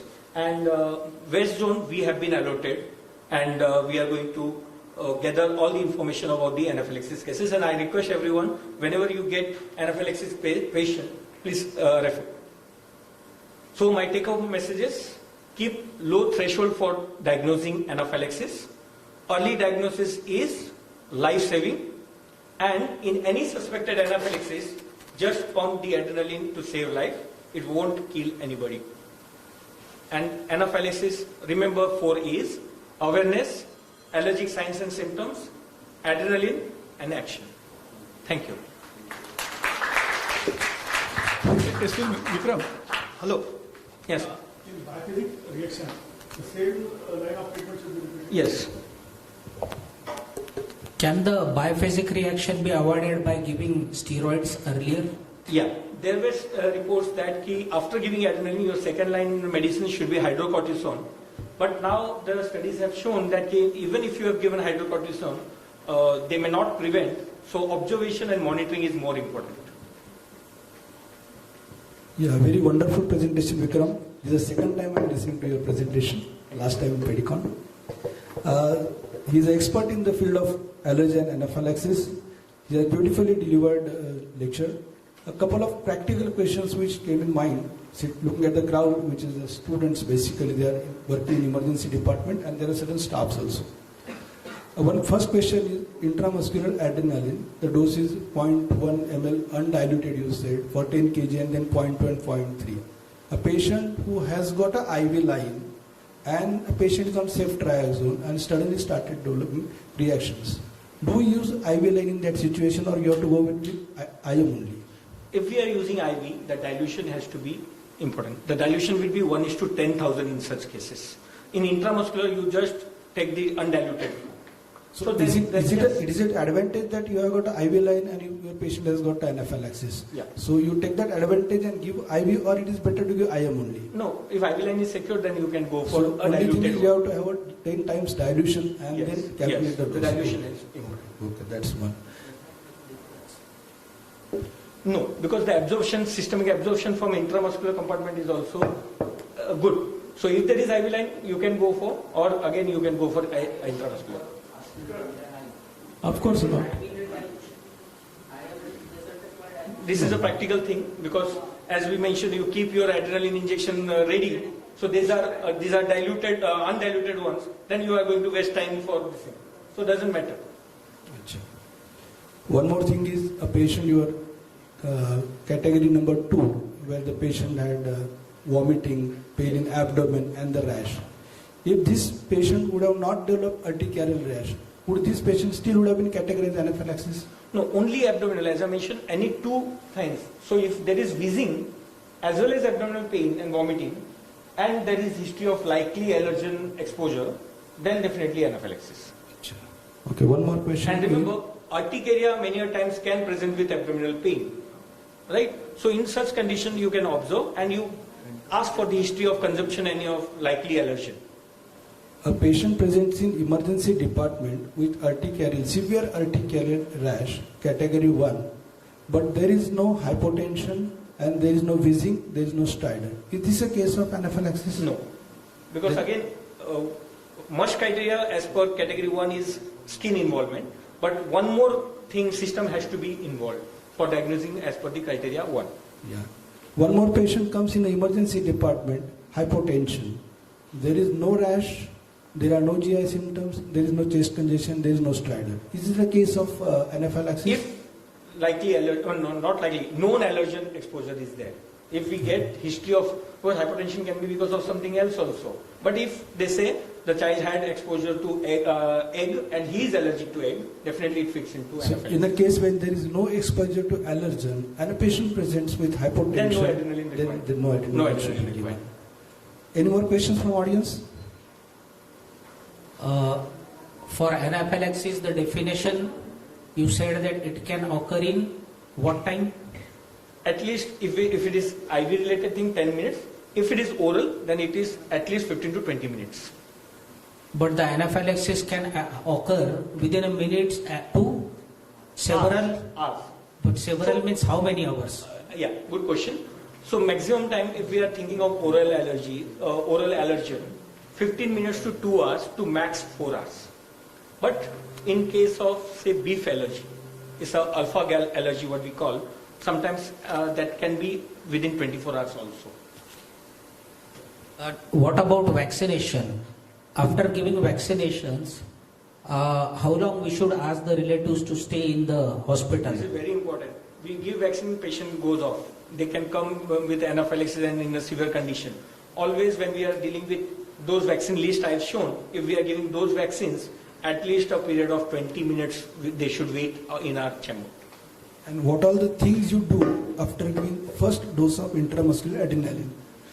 And you are waiting for second dose after 5 to 10 minutes. So what are the things you do in that remaining? Now, as I mentioned, other system involvement is going to be there, like respiratory, stridor is there, or wheezing is there. You start nebulization with adrenaline or nebulization with steroid or bronchospasm if it is there, then you have to give bronchodilators. And if hypotension is there, start IV fluid, secure IV line, and then transfer to the hospital. So it is not only that adrenaline No, you have to adrenaline give is stop just the and first line you of have to do management. so many things Yeah, within yes. that 5 minutes time. Yes. Thank you. Thank you. If the symptoms have not resolved, the blood pressure has not come down, wheezing, because most of them they respond after first, but after 5 minutes, if we are still getting the signs of anaphylaxis, then we have to give one more and then one more.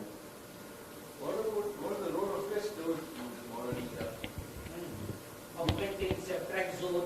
Yeah. Before giving them, shall we conduct a skin test or a... Yeah, I was expecting this question.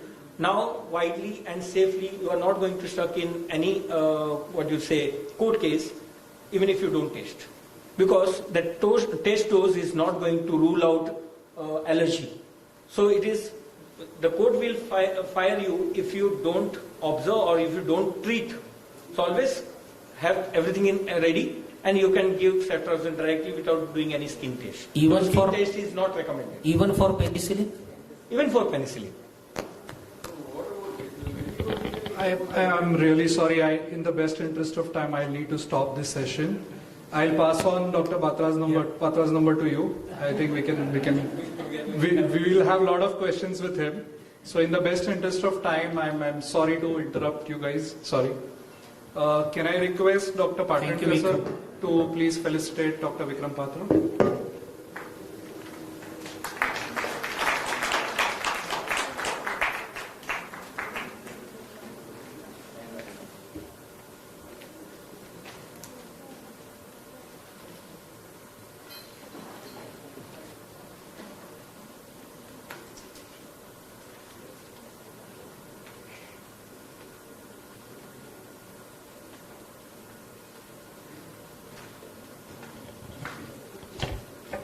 Thank you, Dr. Vikram, for that wonderful talk. Guys, we'll break for tea break for 10 minutes, and it's around 11:28.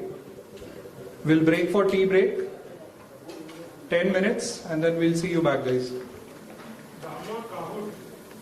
Yeah, for people who have not downloaded yet Kahoot, people trying it for the first time, please download the app.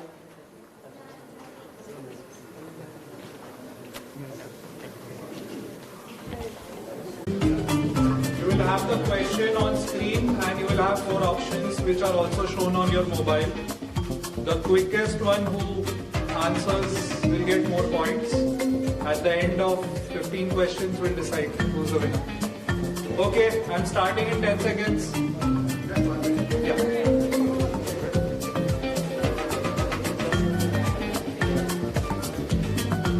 Anyone needs internet access?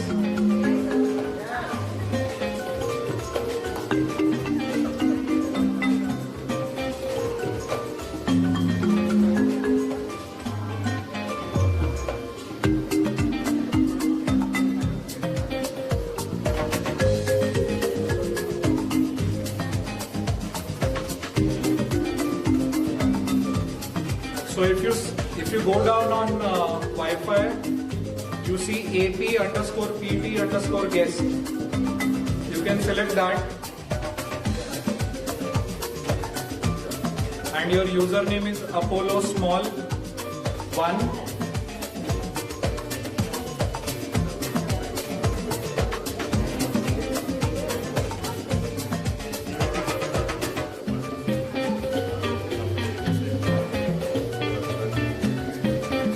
AP_PT_guest. Your username is Apollo Small 1 and password is 123456. Let's start.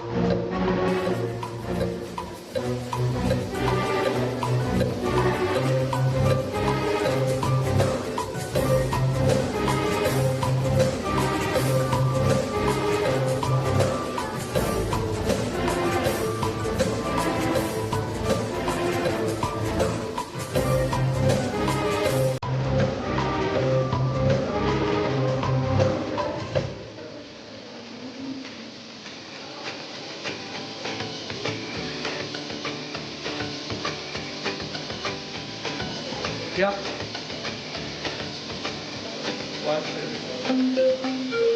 It's below 3587942.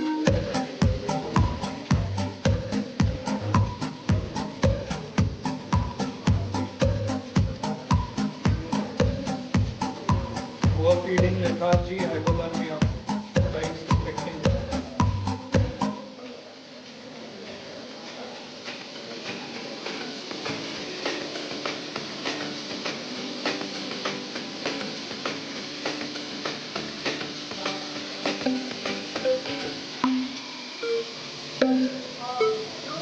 I hope the answer gets the answer right. I hope the answer gets the answer right.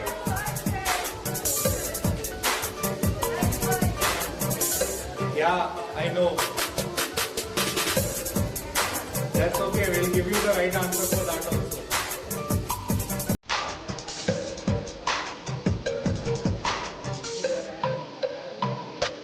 I know Dr. Om Prakash also has not spoken yet. Don't worry, we'll give you that extra point.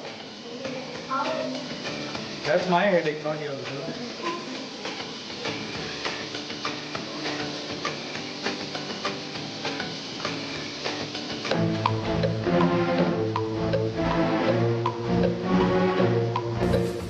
That was quick.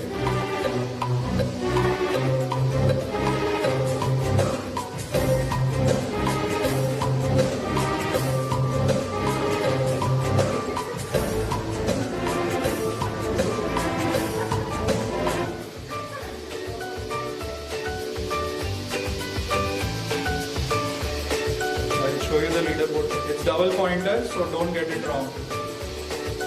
Dr. Shrikant, I hope you get this right. Double pointer.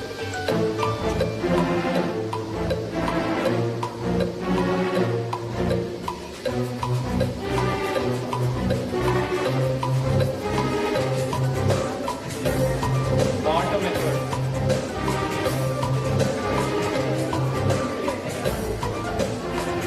We feel like doing it, but we shouldn't.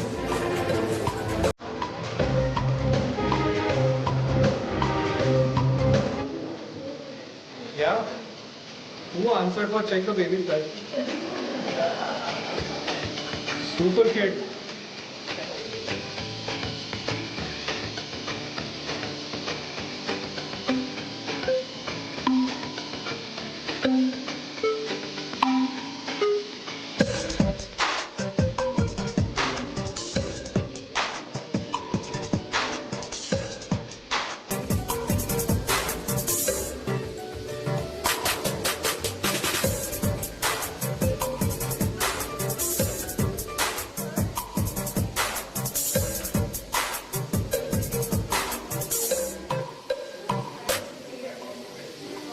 Easy peasy.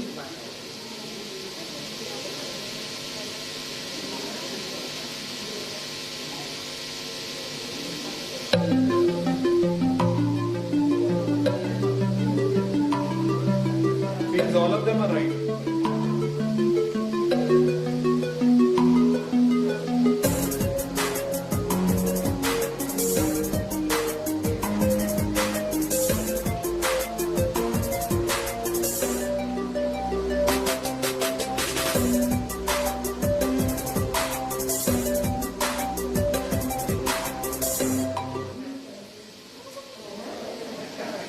Like I said, feels everything is right.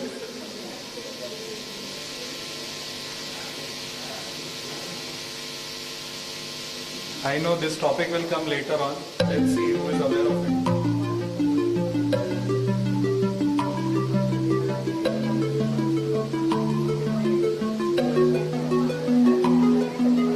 Seems familiar names.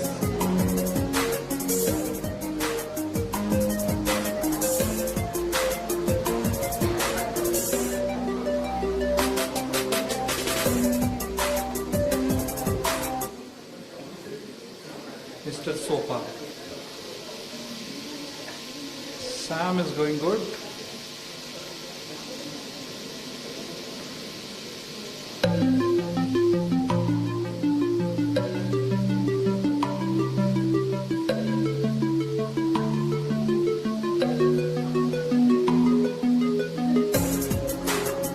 Everyone is thinking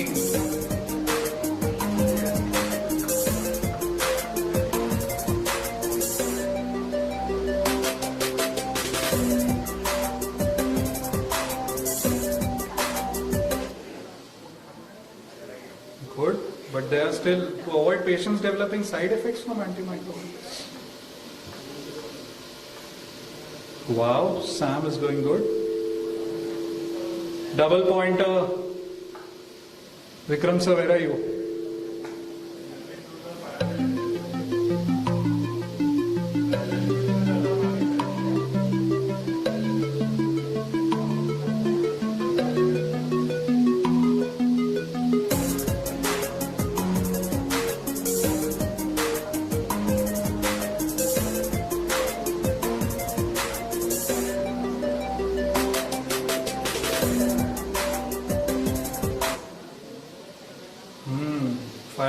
No one saw the age, 11-year-old. Super kid is catching you.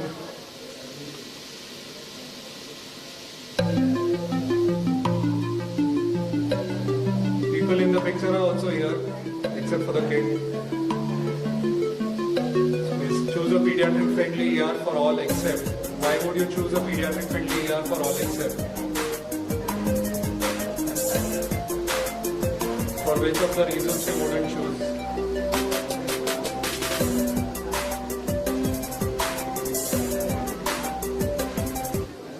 You don't want to choose it for parent-friendly environment. It has to be child-friendly, correct?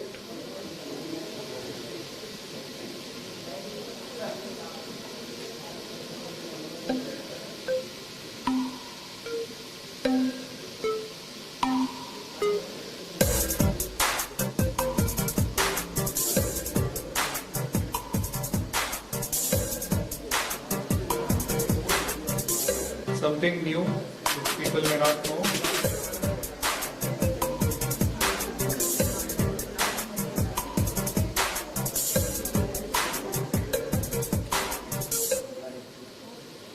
You don't need a dressing size. Last 3 questions. I think that's pretty easy.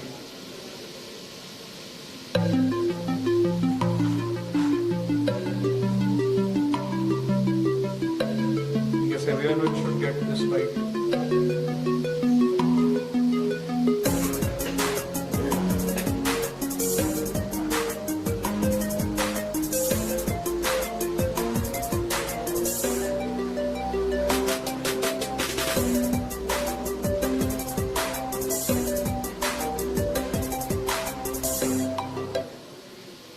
Majority of you did, that's good. Sam is still leading, sizable lead. Last 2 questions. I know this question would be covered later on. Let's see how good is your guesswork.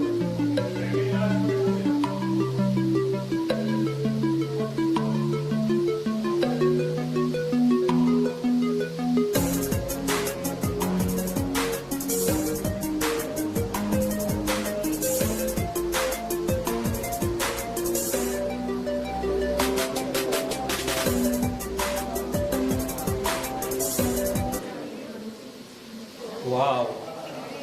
First week of life is the trick. Last, I know this will be covered, but most of you will know it already. See, it took you only 2 seconds to answer.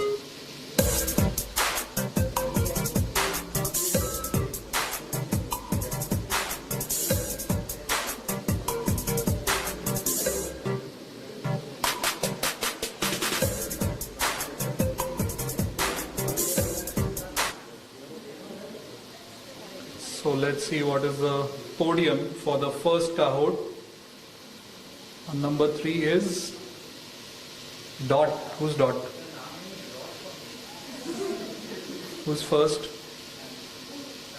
Sam. Who's Sam? Wow.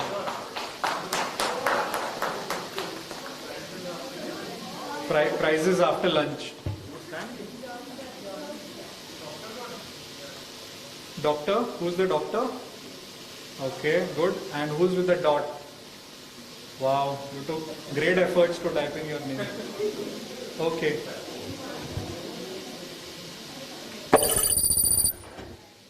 So moving on to the next presentation that we have.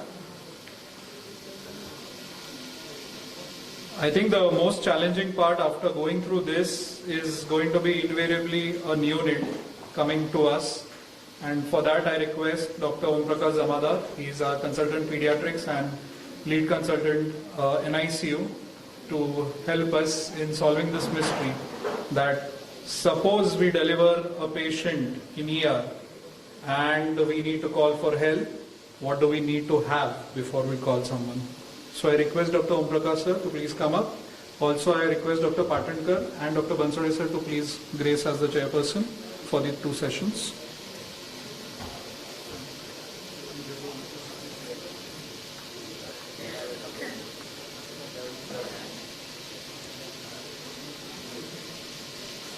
Thank you ER team for arranging this wonderful session, focusing more on the kids, and I'm going to focus more on the smaller babies, the neonates. So it's a difficult and unexpected event of a baby getting delivered in ER. So what we are going to do in this situation, that is what I'm going to focus on. This could be the baby's face or our face if the baby delivers in the ER, so you can imagine. This is a place where I was trained in my UGKM hospital, and this is a place where I was working in UK, and this is a place where I'm working presently. So why this topic, that is important to understand first of all. Then we are going to go through the NRP. Then I'm going to focus a bit on the key behavioral skills in NRP, and then we'll go for our take-home messages from all of you. So, ER deliveries are not common cases to be delivered, but suddenly we get a call that a 38-week mother is going to come to ER and she is in active labor. So, what are the things that we need to prepare? That is very important for keep in mind. And the problem in ER deliveries is the patients are not very prepared for that. The risk of complications to the mother and baby both are high. If 2 patients at one go, then we know that one patient is coming and we know what will be managed. But here there were 2 patients. I'm going to focus more on the patient or baby who is in mother's tummy, who is about to come out. So maternal complications are high. The risk of thorax, labor and postpartum hemorrhages, bleeding causes, and all that things are very common from a maternal point of view. From baby point of view also, there is a 25% chances that these babies will require some resuscitation, and 9% mortality for babies who are delivered in ER. This is the Western data. And still, we don't know exactly in Indian scenario how many babies are delivered in ER or home surrounding. That is very important for us all to keep in mind and prepare accordingly. So 9% is a significant number. If you go in a normal delivery, so do you know how many percentage of babies require resuscitation?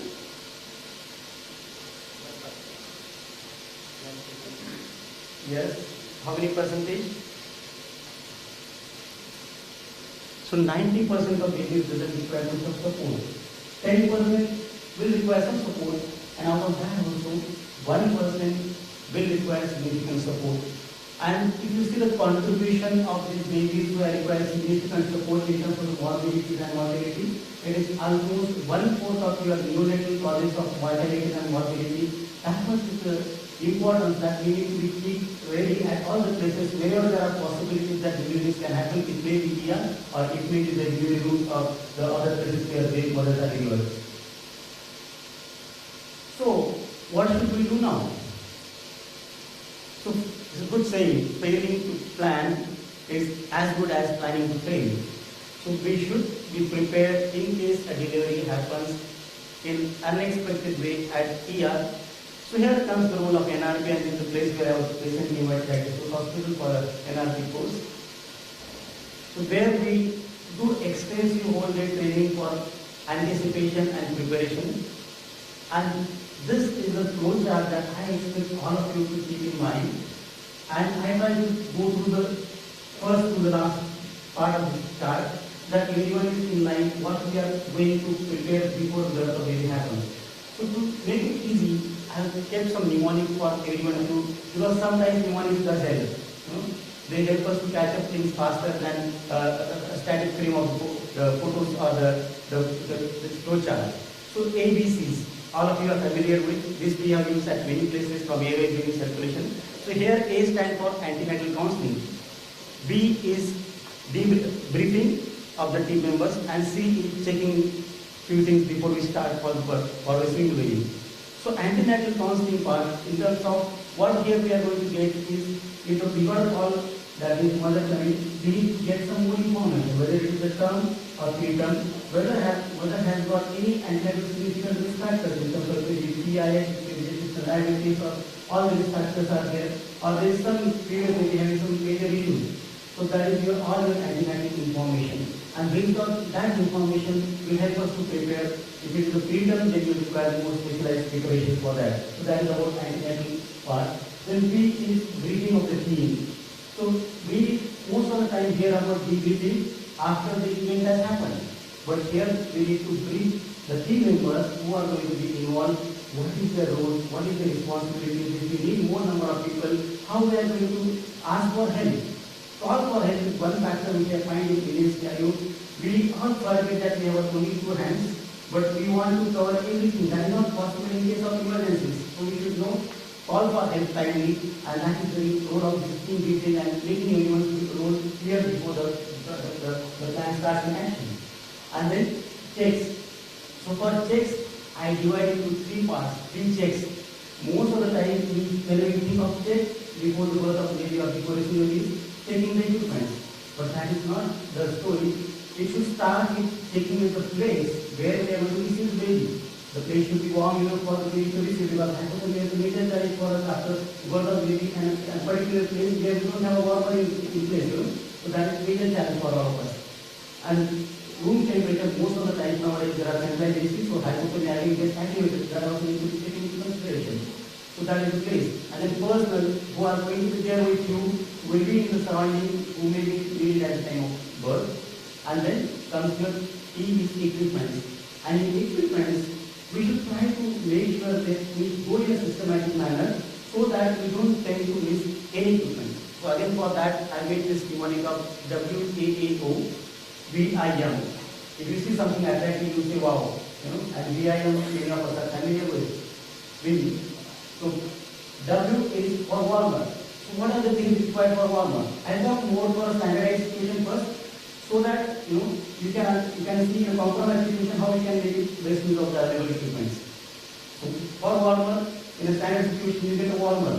The overhead heater if you are seeing in NICU, you get a warmer.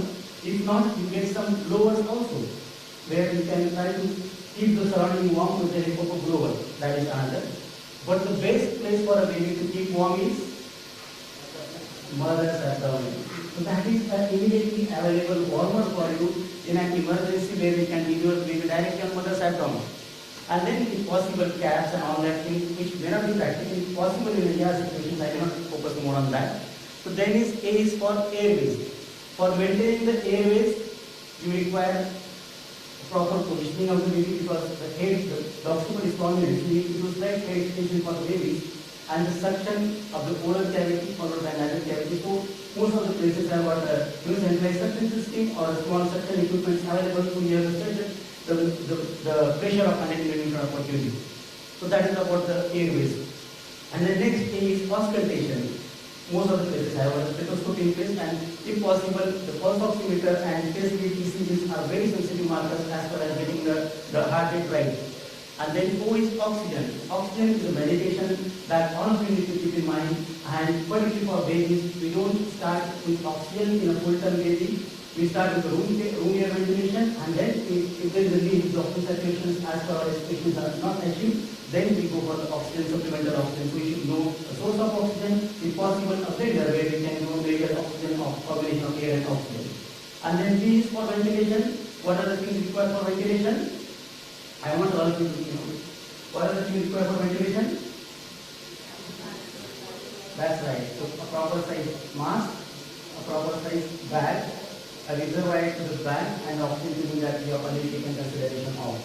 And then next is I. I is for intubation. Intubation again, proper size spokes, and blades of the spokes are very important, because we may require 0, double zero, and all that, so that is also very important. And last in the list is what? M is for medication. And what are the medications required as far as newborn resuscitation is concerned? Adrenaline and what else? Normal saline. That is only 2 things that are required at the time of resuscitation in the babies. flow chart. So we have done initial ABC, we have done the preparation, baby is born. We look at whether baby is term, preterm, how is baby's tone, how is baby breathing and crying. So if the answer of all these questions is yes, then we have already delivered baby on mother's abdomen. Rest of the things we are going to do at mother's abdomen in terms of removing the wet towels. If there is secretion is there, we are going to do the suction of the baby, and then we are going to initiate breastfeeding immediately after birth. First 1 hour of life is called as golden hour. So that is the importance that we initiate breastfeeding there itself immediately, and we are going to ask mother also to keep a watch on the baby. So this is a routine care what we are going to do. However, if the answer is not yes, so we have what we are going to do? We have to tell the mother that baby is not breathing. We have to tie the cord immediately. In earlier situation, we should do a delayed cord clamping, wait for 30 to 60 seconds before we clamp the cord. But however, in the second situation where baby is breathing is not good, baby is not crying, in that situation you should clamp the cord immediately and take baby to the warmer where we can do the further assessment. And in the assessment, we are going to do how is the baby's breathing, whether it is apnea, gasping, and here we are going to assess the heart rate also. If the heart rate is less than 100, that means we need to do some further active intervention. If here the answer is fine, baby's breathing is normal, then again we can continue with our subsequent steps. So, see, if baby is not breathing or crying, we have taken the baby to the warmer. At the warmer side, we have received the baby warm towel. When you are doing drying of the baby, that itself for the stimulation. After stimulation, most of the babies do start crying. Now, if baby is crying, there are no institutions don't do any active suction. Many times we just try to do oral suction for all babies, and that sometimes does cause stimulation of your virus, and then that can aggravate the bradycardia for the baby. So don't do routine suction unless it is required. So we have done the initial steps. Baby has started or not started, that way we will reassess by apnea or gasping or with heart rate of less than 100. If the answer is no, but look at the color of the baby. So acrocyanosis is very normal. By this time you get a pulse oximeter reading to tell you how much is the saturation. It takes 1 minute for the baby to achieve the saturation of 16 and almost 10 minutes for the baby to achieve the saturation of 85 to 90. So if your saturations are in that range, you don't have to give any supplemental oxygen. However, if they are below that range, you should think of giving some supplemental oxygen. In a preterm baby particularly, where you feel that there is breathing is labored, there is having some grunting, in that situation you should think of giving delivery room CPR. Now you have done the AP assessment. After that, you have received the baby, you have done simulation, still baby breathing is not good, heart rate is less than 100, then we go for positive pressure ventilation. Now positive pressure ventilation, as we said, we are going to have proper size bag and mask. So, do you know how much is the frequency of positive pressure, how you do the positive pressure ventilation? This is more of a workshop, but I thought that would give some orientation of what we do in the real resuscitation.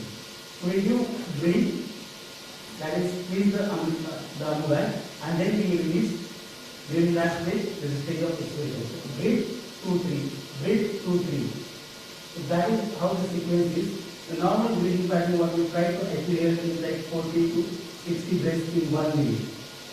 So after doing this positive pressure ventilation, we need to see whether the heart rate is improving or not. So if you find inflation rate or in the 15 seconds you give rate, you know the baseline heart rate was less than 100, the heart rate is improving, that means your positive pressure ventilation is effective. If heart rate is not improving, that means the positive pressure ventilation is not effective, and in that case what you need to do is this ventilation corrective steps. So you got this question already. M is for mass linear adjustment. R is repositioning of the head of the baby. If you do too much extension of flexion, then the airways are going to be compromised. S is for suction of the oral cavity and keeping mouth open. And P is increasing the pressure that we are going to deliver, and A is alternate airways.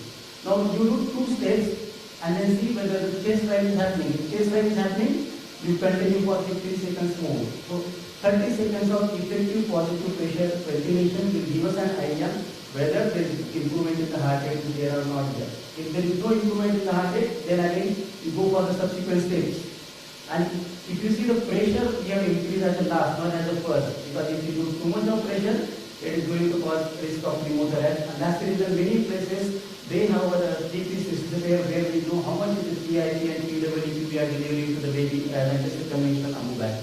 And it is the alternate airways. Alternate airways, as we know, we are going to intubate the baby. But when you are thinking of requiring positive pressure ventilation and alternate airways, you should call for help. That is very important.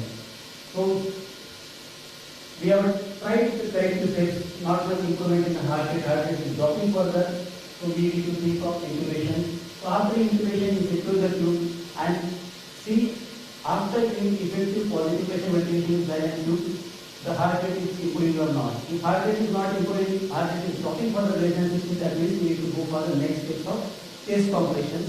So chest compression, again, there is a sequence. How much sequence of chest compression, how many breaths.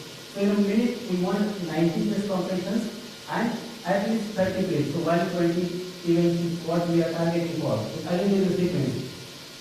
1 and 2 and 3 and is the time frame when we do the chest compression, and breathe and is the giving breath to the help of your AMU bag. So the two in place. So again, we try to do this demonstration in the breath session so that anyone is aware of how to do a positive pressure ventilation and chest compression.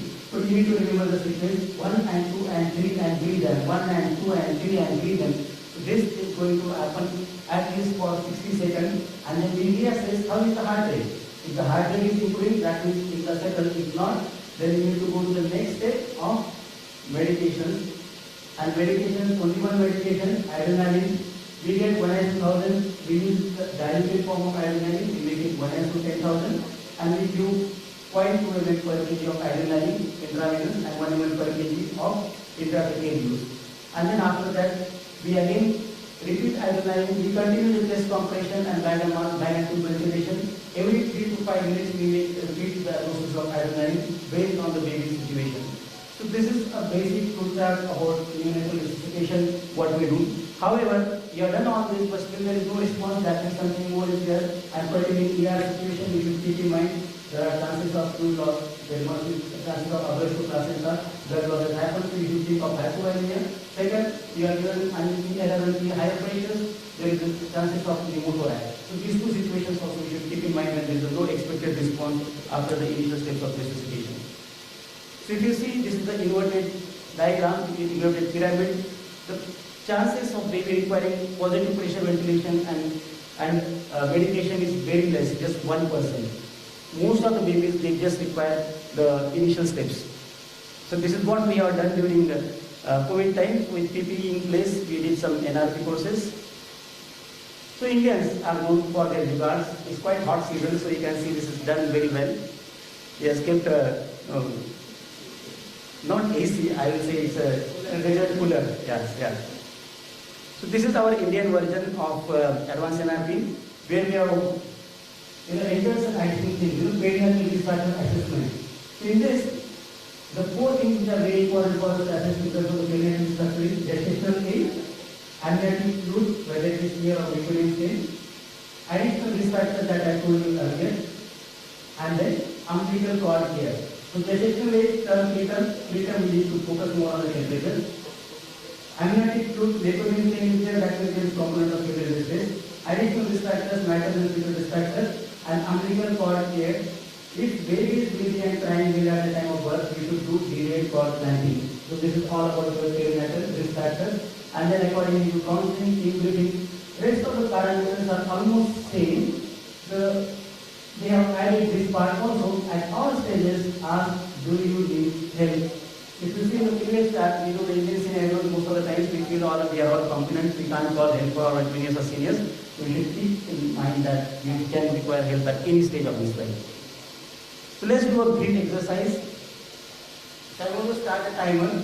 All of you are going to hold your breath. And then once you have finished your holding of the breath, you just raise your hands. I'm going to start the timer.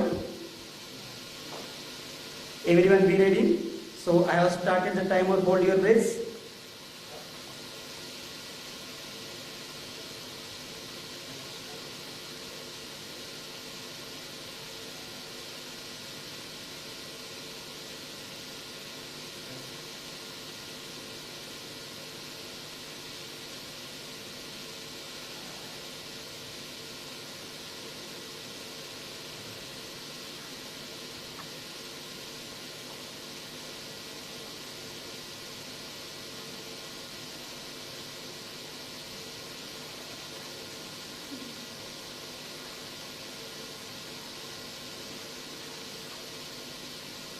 So average time frame I can see most of you 30 to 40 seconds. So now we can understand the golden minute. So if you see this first, so we are going to come up to positive pressure ventilation in this first golden minute. So for us it is difficult to maintain the breath for 1 minute. So we can understand within 1 minute we have to come to the stage of positive pressure ventilation where we make sure that the lungs are inflated, and that is the importance of this first golden minute, and that is what the message that you should take home when you are thinking about the neonatal resuscitation. So this is the first golden minute. So there are lot many things which are changing, lot many human factors, the behavior factors are coming in as far as the resuscitation is concerned. And we need to understand what the team means. I'm just going to play one video and rest of them I'm going to skip. So you just observe this team in how much time it finishes the job.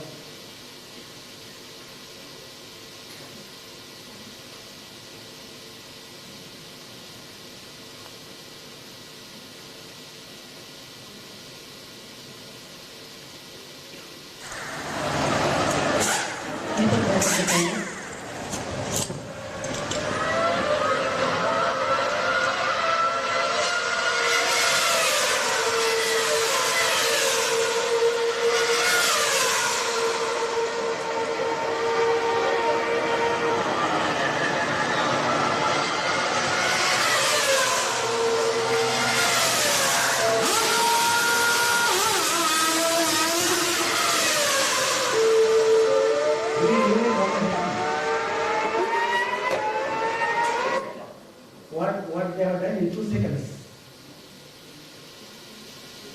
Have you noted what they have done in 2 seconds? All food is gone.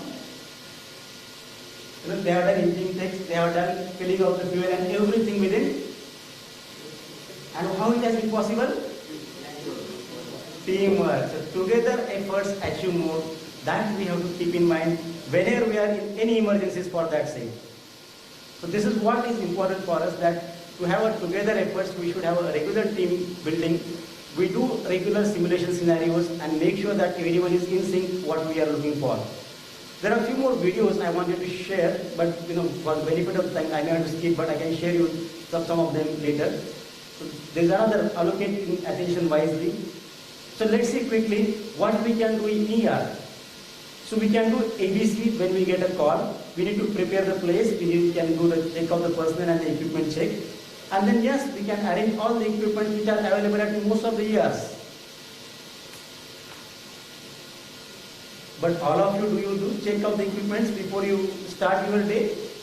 That is an important question that all of you should introspect. And do you have got the NRP algorithm in your ER? We do have at our place, but many places they make sure that it is in place. Where do you receive a baby who is breathing and crying? On mother's abdomen. And if the baby is breathing and crying, you should do delayed cord clamping. What else we can do in terms of thermoregulation in a preterm baby? If a preterm baby is coming to you who is less than 32 weeks, I can give some hint. This. What you can do additionally for a preterm baby for maintaining the temperature? If baby is expected to be preterm and small, we can receive the baby in a plastic wrap that will help to prevent the insensible heat loss from the baby. In addition to additional factors, this is important for a preterm baby. And if there is any meconium, don't do routine oral or tracheal suction. If the baby is breathing and crying, then there is no need of anything to be done specifically for baby with meconium. There is no need of even stomach wash and all that things. So when to stop resuscitation is another important thing that we should be aware in India's unique situations. So babies who are less than 23 weeks, less than 400 gram in Indian scenario, it is not routinely recommended to go for aggressive resuscitation. But again, it will depend a lot on case-to-case basis, because if baby is IVGR and baby is fine, we can't say that baby is less than 400 and we won't do anything. But the time frame average that we can do active resuscitation is up to like 10 minutes. If there is not much response, then we can communicate and counsel to the parents accordingly. And this is a brief overview of the newer edition of NRP where we have done few changes. I discussed about these 4 questions. The initial stage of resuscitation, the dose of Parental also we have discussed, and here we have extended the time frame up to 20 minutes than the 10 seconds, the 10 minutes. And finally, teamwork. There is no any question mark about working together. And take home messages from the audiences, not from me. So I want 4 of you to give some take home messages.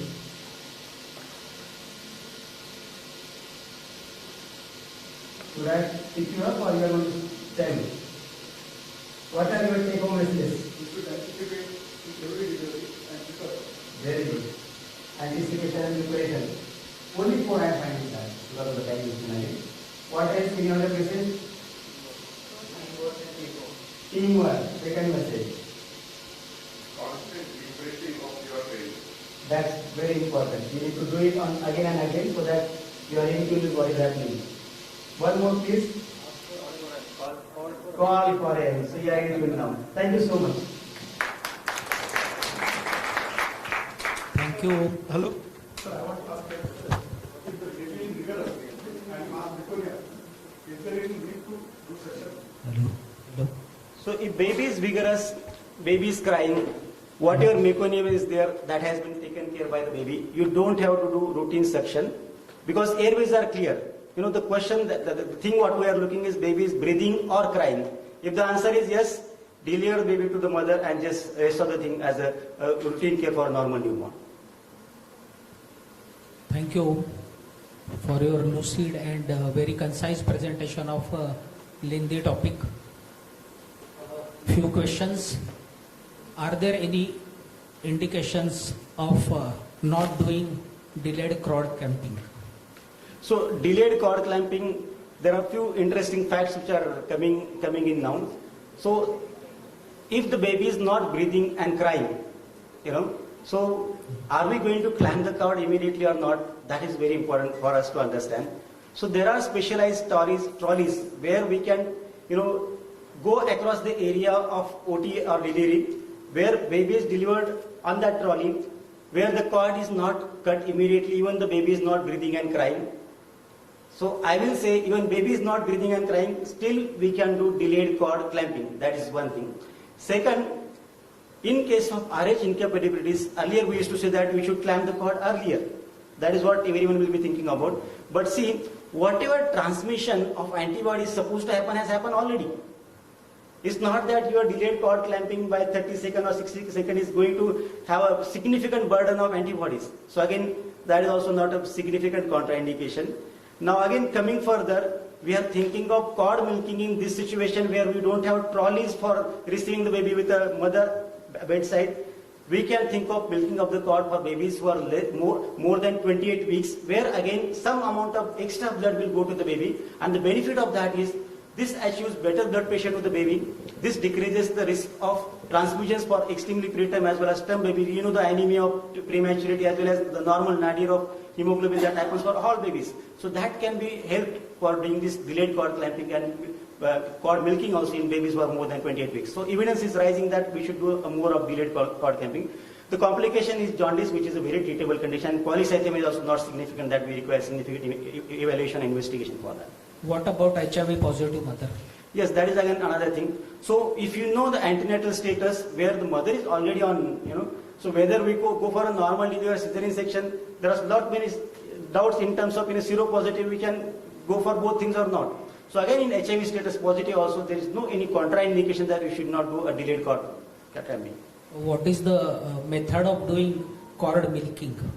So cord milking, I will say you should get some training before we go for cord milking, because if you are doing a rapid milking of the cord, you are going to have a rapid gush of blood in the baby. That sometimes going to have increased risk of IVH and PVL in terms of the preterm babies. So you should do a cord milking very gently and slowly, so that when you are giving bolus also in the newborn babies, you don't give a fast boluses. We give over a period of time, half hour to 1 hour based on the situation. So you should do a gentle cord milking in that. Thank you very much. And sorry for this question. Do you have any other mnemonics to remember the mnemonics you have given? So there are different ways and ways. So I always say, like, if you say something beautiful, you say wow. And being most of your familiar. Thank you. Dr. Om Prakash, excellent presentation. Only one or two tips I want to give you. When it comes to resuscitation of the baby, you have to get trained. You have to learn how to use ambo bag. It has been seen in emergency, we always fail. We land up giving more pressure, we try to burst the lungs, create pneumothorax, and sometimes we lose very important time. So after this workshop, you all are trained, I know, but it requires a lot of retraining and a lot of exercise, because in emergency, we lose a lot of important time and we fail to ventilate the baby. So the key message I would say from Dr. Om Prakash's topic is learn effective ventilation, which is a life-saving for the baby in emergency. Very nice presentation. Thank you. So to add into it, we are going to have a station on the back side.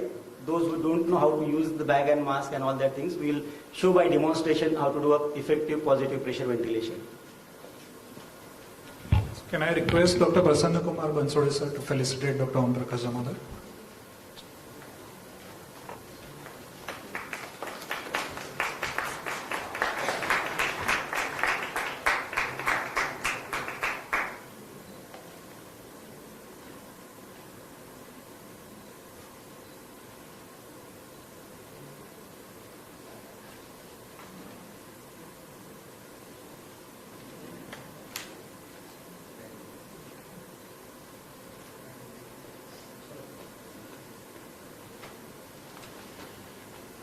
Can I request Dr. Ashok Gowdy sir, Senior Consultant, Pediatrics and Neonatology, Apollo Hospital, Navi Mumbai, to guide us regarding management of neonatal emergencies?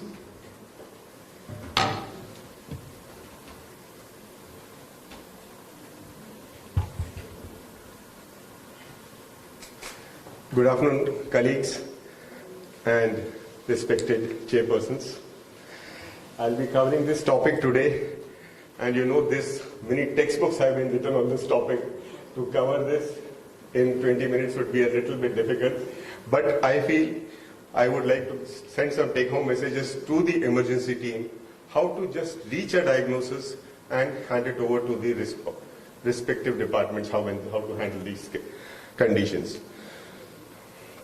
The objective of today's talk is to know the common emergencies, neonatal emergencies, and how to diagnose them, and just emergency room management to stabilize the baby, and subsequently the respective teams or the specialists take over and handle the case. All of you know that neonate is a baby up to 28 weeks of life. Though it's 28 weeks of life, but for all practical purposes, up to the first month of life, we do handle and we consider them as neonatal emergencies. As soon as a baby is brought in to the ER, less than a month old, our first aim is to first minute assessment. Everywhere this word of golden minute comes in, and that is the most important minute, which should never be mismanaged. So the first thing, as soon as the baby walks in, you first try to see the airway and the breathing. What is the efforts of breathing, whether respiratory rate, stridor, wheeze, auscultation, the child's color, whether it's pale, cyanos, icteric, then assess for the circulation, heart rate, pulse volume, BP, SpO2. SpO2, especially for a neonate who walks into the ER, all 4 limb saturation should be done. And here also again we require a team who should be taking over different functions and doing it. Then the capillary refill time and the skin temperature.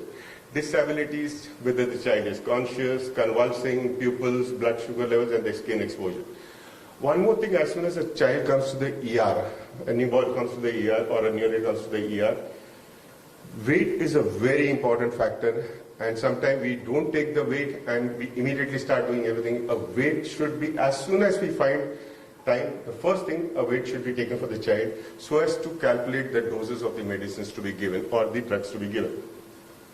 The initial management, if the oxygenation is improper, we can start high flow nasal such oxygen and try to achieve a saturation of 94. Ventilation should be assisted ventilation should be tried if there is inadequate respiratory drive, or if the child, it should be tried, and bag mask would be the best thing. But before doing any bag masking, we should be very sure that the child has nothing, there are no secretions or aspirations, or you'll be causing more harm. Suctioning should be done, and if the things are there, the child can be intubated and given positive pressure ventilation if there is inadequate respiratory drive. Then for circulation, the child is in shock, IV line should be accessed. If not possible, intraosseous access should be gained. And at Apollo also, we have taught every of our residents, they have had special practical training into intraosseous access. Immediate infusion of crystallized and vasoactive drugs can be used. When do we consider intubating a child? If the decrease, if the conscious level is very low, if the child is unresponsive or painful, very pure response to a painful stimuli, then, or the child is continuously convulsing, we should consider intubation in order to stabilize ventilation and achieve effective ventilation. Then immediately try to correct the hypoglycemia if you find intravenous, if the child is convulsing, intravenous lorazepams or whatever the anticonvulsants they can be tried, and if there are any other signs of raised intracranial pressure, they should be treated. What are the immediate diagnostic tests, or once you get a sick neonate into the into the ER, what things should be immediately taken care or should be collected? A blood gas, a blood sugar, pulse oximetry, preferably all four limbs, a chest X-ray, collection of blood samples depending on the history and all those things, and a urine bag which is often not put. We should be immediately first try to put a urine bag, and so that we can collect. Or if catheterization, but catheterization is not recommended, generally we put a urine bag to collect the sample, knowing what are the causes of when we come further, how the urine examination would help. Neuroimaging, sonography, echo will be as the situation demands. Then once somebody is doing all these things, there should be an immediate parallel secondary assessment should start. Parents should be, because generally the child won't give any history, newborn won't, the parents should be asked the signs and symptoms, the events leading to the current state of the child. A very, very important thing is antenatal, natal and postnatal events during the 28 days what was happened. If there was antenatal, anomaly scan was normal, some abnormalities were there, mother had some maternal disease, then natal problem, baby, what was the nature of delivery, were there any problems at delivery, NICU stay, all those things, medication history in the mother or the baby, when was the last feed given to child, and family history of any genetic disorders and allergies. When all these histories are being taken, a thorough clinical examination from head to toe should be done, starting from the anterior maternal to the shape of the skull, to the position of the ears, everything you can just go down, it will give clues to your diagnosis. And when all these things are also being done, continuous online monitoring of the vitals should also be done.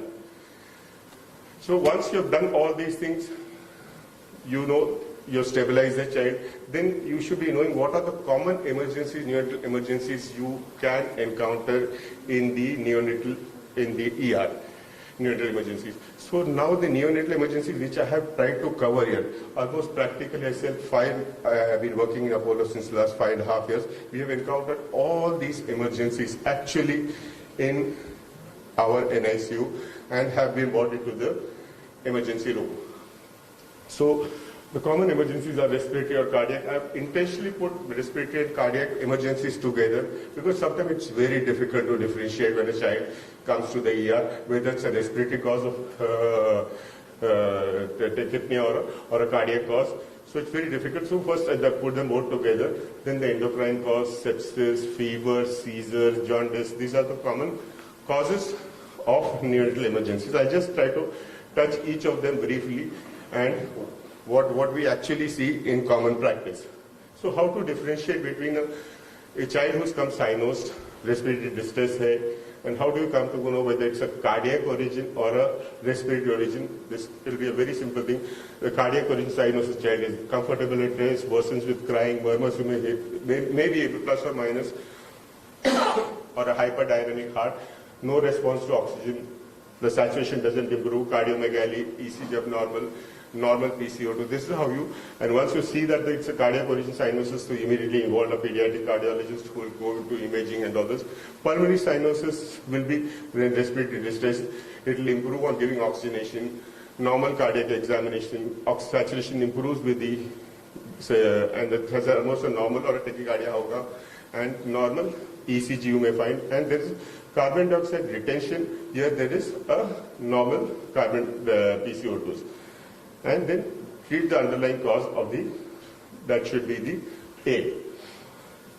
Common cyanotic heart disease which will present in the ER would be these. But generally nowadays we don't see that these diseases that so often because of the advancement in sonographies, they are screened, and but in a working in a rural hospital or peripheral, you definitely where there's lack of sonography and lack of expertise to pick up all these things, you do get cyanotic heart patients in the ER where they have not been diagnosed. Then acyanotic heart diseases which can lead to congestive failure and present in the heart in the ER, but you'll see there will be a gradual decompression over a period of 2 to 3 weeks. Symptoms will be the same: poor feeding, sweating, or color change on feeding, poor weight gain, tachycardia, gallop, and that's the most important thing. The hepatomegaly you may just find in these children. It's very, the commonest thing for the first 28 days which you may find is coarctation of aorta, where you may find a, here you may find, can I have some water please?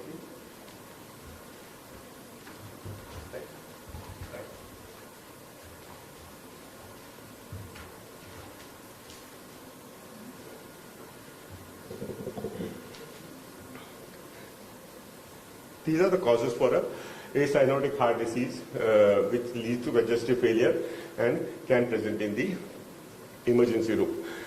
Supraventricular tachycardia, we have had 2 cases here in our hospital where we have had supraventricular tachycardias detected, and they have come, and this is the commonest arrhythmia seen in the neonates, which all of us should be aware about. It's simple to handle and can be treated. Most common arrhythmia, there will be just tachycardia, poor feeding, irritability, heart failure, sometimes they may come with shock.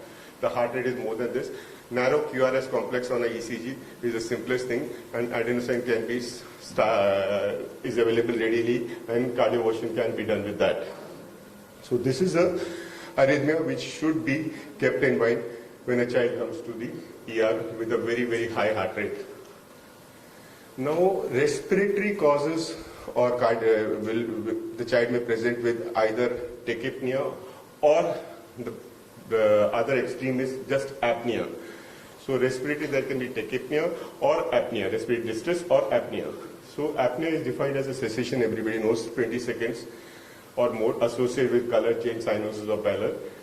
It's a very frightening thing, and the color changes, maybe there's a marked change in muscle tone, hypotonia, choking and gagging, and management should be on the line of the differential diagnosis which we can think about is the child is presenting with apnea or respiratory distress. Either it can be sepsis, pneumonia, infections, hypothermia, anemia, aspiration, dysrhythmias, which all these things can present as respiratory distress or apnea in a newborn. Then I will try to cover some, that was the respiratory and the cardiac conditions which can cause present in the emergency room. Then some endocrine emergencies. Again, we have had a couple of cases of congenital adrenal hyperplasia. This is generally detected by when we do the routine screening, inborn errors of metabolism screening, but sometimes we may not, and they may present, may be missed. The signs and symptoms appear after a few weeks: vomiting, hypoglycemia, and shock. They can come. Management is stabilization. You will find labs may hyponatremia, hypoglycemia, hypocalcemia, and hyperkalemia. If hypotension is unresponsive to fluids, inotropes can be used. Intravenous hydrocortisone is a treatment of choice. So we can get congenital adrenal hyperplasias also in the thyrotoxicosis. Of course, now those you don't have see very often, but you can get this in a peripheral place or places where the maternal care is not much.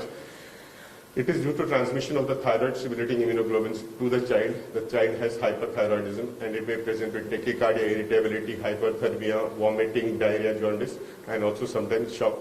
And sometimes you may not have any history of this in the mother, so evaluation of the thyroid function test should be done. Sepsis, any child, any neonate coming into the NICU, coming into the ER, with any sort of fever, 100.4, they say if the fever, documented fever is 100.4, sepsis should be the first and the uppermost thing which you should think about. Then symptoms of sepsis in children are very, very non-specific: poor feeding, irritability, hypothermia, jaundice, increased sleepiness, seizures and vomiting. A thorough maternal history should be taken, whether she had leaking or what the transmission of infection. Then the blood tests, sometimes they generally really don't reveal the nature of the sepsis. We sometimes may not be able to see. We think that WBC counts will be very high, but we don't find WBC counts very high, even with serious bacterial infections. Additional, we see urine examination, which is normal, but we have seen that urine normal has shown culture positive UTIs in children leading to sepsis, and almost 14% of febrile neonates are diagnosed with UTIs. So UTI should be thought about a cause for sepsis in children. Management: if a child you are suspecting has come with sepsis, or a child who is newborn who has come, a neonate who has come to the ER, the first line of management should be, in our setup we use cefotaxime, but I know of the Western setup, the first line is ampicillin, they use aminoglycoside, and if you are suspecting encephalitis or something, acyclovir should be added because you should not lose time, and which can be de-escalated later. Fever is one another thing which we see in a neonate coming to the ER very often. Sepsis, I told you, was one of the things which you should suspect whenever any child comes with fever. UTI, I said, viral fevers. Dehydration fever is one of the commonest things which we see in our setup. When a child comes to the ER, coming to the ER, you see that the child has a fever, otherwise looks okay. But why does the dehydration fever occur? Because they say that the kidneys don't know to concentrate, they are secreting or urine formation is going on, and the intake is poor in such children. When the intake of the fluids is poor, they are losing water, so they tend to get dehydrated. You'll find classical signs of dehydration: dry mucosa, fatigue, the sunken frontal, and the biggest thing which I told you that when the child in ICU, they walk into the ER, the weight should be taken, and with the history taking, what was the birth weight. If the fall in the weight is more than 10%, you should suspect a dehydration fever in a child. And then you have decreased skin color, which is common. Management should be supervised breastfeeding and involvement of a breastfeeding consultant. And I can vouch for this hospital, having joined this hospital. Initially, we didn't have a breastfeeding consultant. Day in and day out, we used to have hyponatremic dehydration, but after a breastfeeding consultant with proper care, we have almost zeroed the incidence of patients coming back with hyponatremic dehydration. So complications of this dehydration fever could lead to hyponatremia in a child, and the worst thing could be convulsion because of hyponatremia. Seizure is another common emergency which you will almost every month probably comes into the emergency room and neonate comes convulsing. When a child shows proper generalized tonic-clonic convulsions, a newborn up to 28 days may not show classical convulsions. We may just find abnormal movements, lip smacking movements, cycling movements, eye abnormal movements, tongue coming in and out. Or simple, there could be just apnea. Apnea also could be a sign of seizures. The common causes of seizures, if you go back to the history, you'll come to know if there is trauma, you can make out whatever it is. Congenital anomalies of the brain, infection that we have discussed. So these can be the commonest causes for seizures, and once you've taken the history, you come to know, and you treat them accordingly. Initial management, as soon as the child comes with a convulsion, first is stabilization of the, I told you, ABCD, bedside glucose level and electrolyte level, immediately correction of hypoglycemia if it is present. Laboratory investigation should be taken, which I had said, CBC, blood cultures, liver functions. 5 to 10% of the neonatal seizures are of infectious etiology. You should think about it. And a full sepsis evaluation should be done when a child comes with convulsions. Prophylactically, start the antibiotics. Once you know the cause, de-escalate them as fast as possible. And use of acyclovir would be recommended in a less than 28-day-old child. The convulsion should be brought into control as fast as possible, because prolonged convulsion also will have detrimental effect on the development of the child.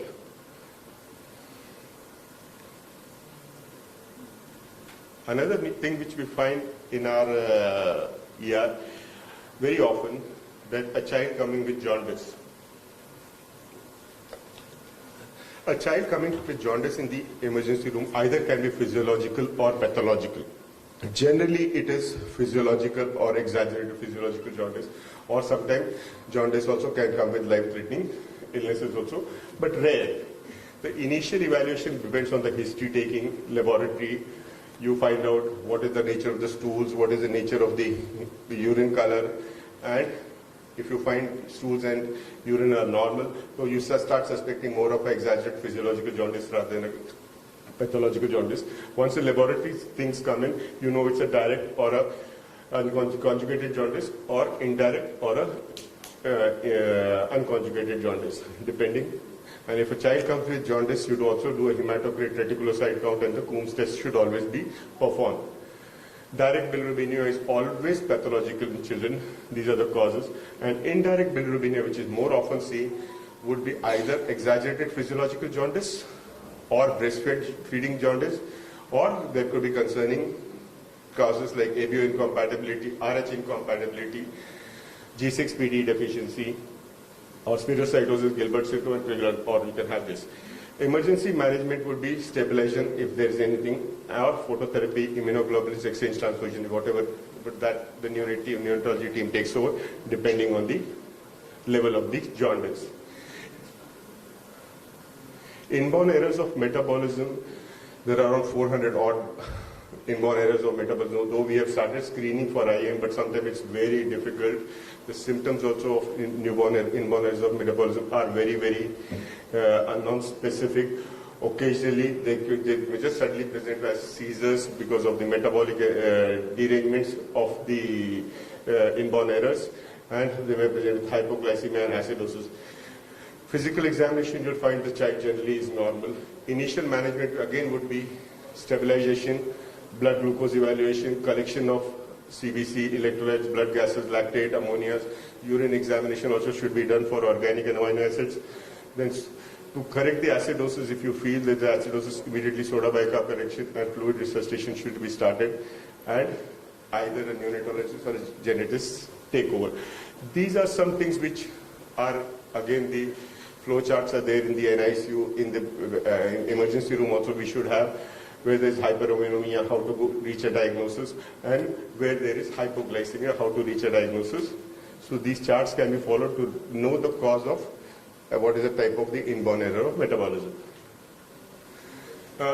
These GI malformations is another thing which will generally come across in our emergency, and all these cases which I have been I'll discuss, we have actually seen and treated at our emergency rooms. So vomit, generally when they have GI malformations, you will find vomiting is the commonest thing, and it may be bilious or non-bilious.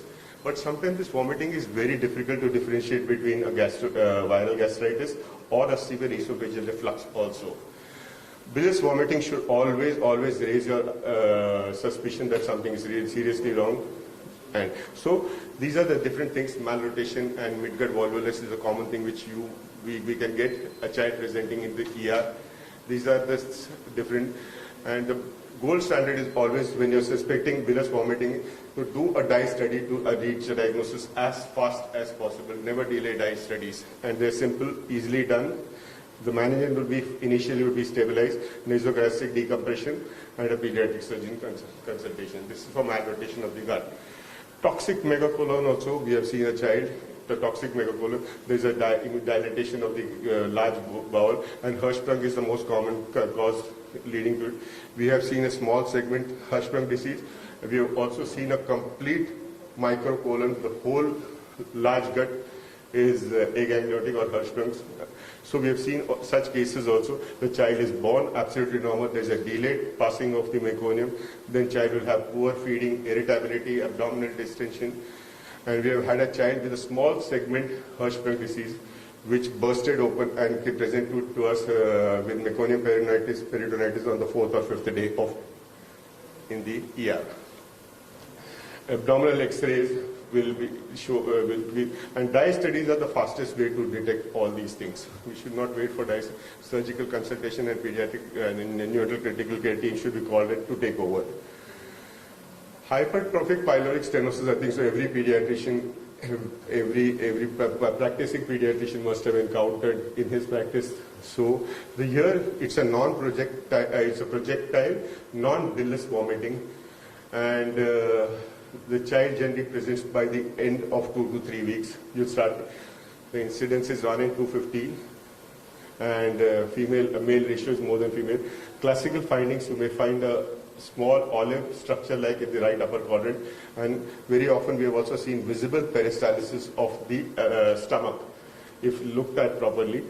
Classical disturbance, what books describe as hypochloremic, hypokalemic, metabolic alkalosis, are rarely seen because almost diagnoses are done before these symptoms really set in.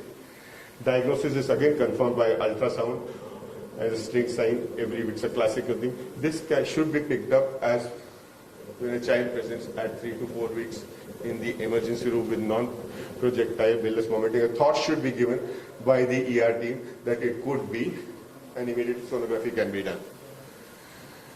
This formula mishaps, I worked at I did my graduation at a rural institute, everything. This was very, very common there.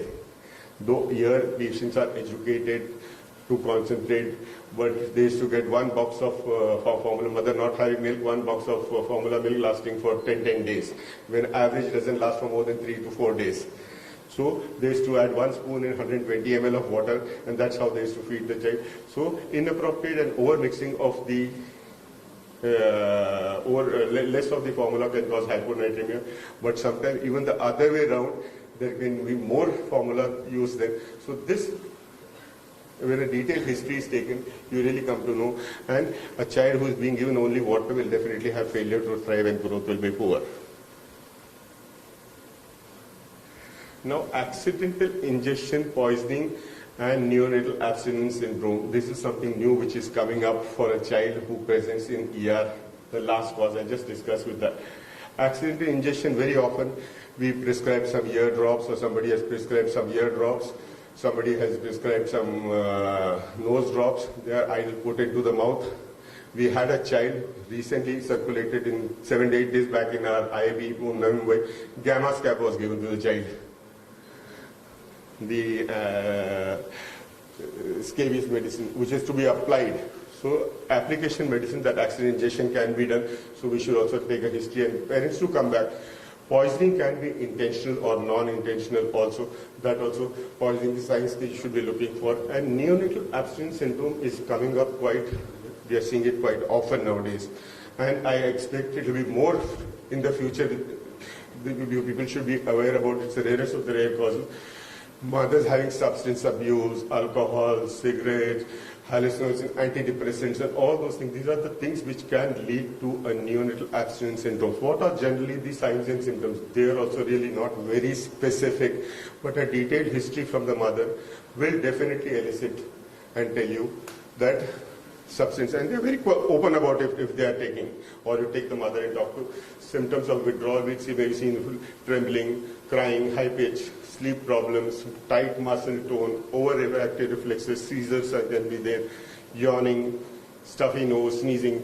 These are the symptoms which you may see, and I was just reading an article from the West. Neonatal abstinence syndrome is almost kept top of their, when they receive a child irritable or something, they do take a detailed history of these products if they are being used. Trauma can, of course, they do present in the ER. There can be accidental, non-accidental. Accidental, non-accidental will be battering of a baby. Accidents can be car accidents, any accident that the history itself suggests everything what it is. Imaging should be done. Where you're suspecting a non-accidental trauma, you should do a complete skeletal survey. You should also do the rapid shaking of the baby, which they do, ophthalmic examination. All those things should be done where you see a child who's brought with trauma or suspected trauma. Metabolic emergencies, they can be a part of they can be because of the inborn errors of metabolism, which we have already seen and discussed. A couple of new things which we are nowadays seeing is hypermagnesemia. It's very common because of the use of magnesium sulfate in pregnancies. So you should, when the child comes to you in the ER, mother has been given something like this for hypertension. So we have to be sure, and then the symptoms here, they are delayed. Within a week, you get generalized hypotonia, hypomotility of the GI, mimicking a intestinal obstruction.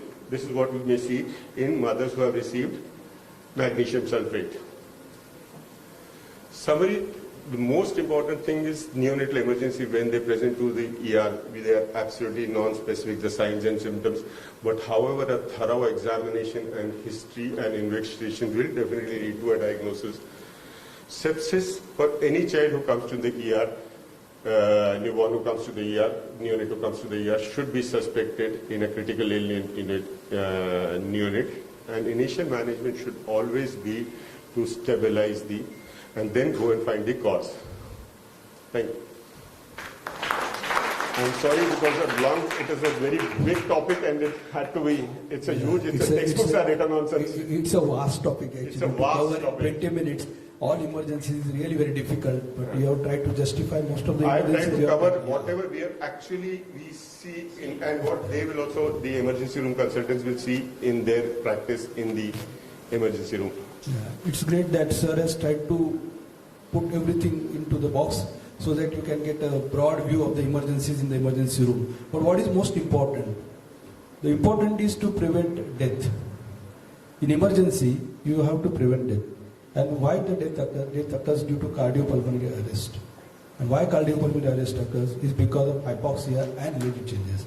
So what is first important thing you should be prepared? You should be prepared to handle any emergency which is coming in the way and try to stabilize as early as possible and try to evaluate subsequently, find out what is the reason of emergency and then tackle that. You do some treatment, see the response, how it occurs. If the patient is responding, you continue the treatment. If the patient is not responding, try to change the medication. Get some specialty opinion, get some investigations and try to see to it that you are managing the emergency very properly.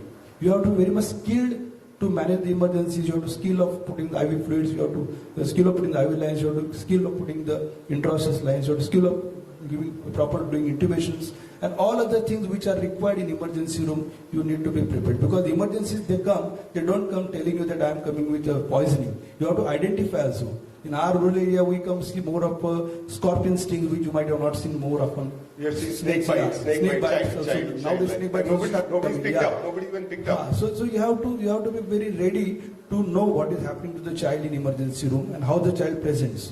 Every simple history, every simple examination is going to contribute to come to conclusion. And you have to note down everything so that when the patient is progressing, you come to know whether the patient is improving or deteriorating. If they're deteriorating, this means there is something lacking in the management and you have to accordingly act so that the patient's outcome feels better. That's what I said, head to toe examination. We had a child here who came to this from a school board, collapsed. No reason, nothing. Just a head to toe examination. We saw the 2 fang marks on the finger because the child had gone into the bush, put his hand, and there were just 2 fang marks. Remember? And it was treated immediately. That head to toe examination which we leave our basics behind should never be left behind. Simple measures like putting on oxygen, putting lines or giving fluids or also for sugar, hypoglycemia, small things also have got a lot of impact on the patient's outcome. So thank you very much, sir, for a nice presentation. Are there any questions in the audience? Yeah, thank you so much. Yeah. So, can I request Prasanna Kumar Bansode, sir, to felicitate Ashok Gowdy, sir?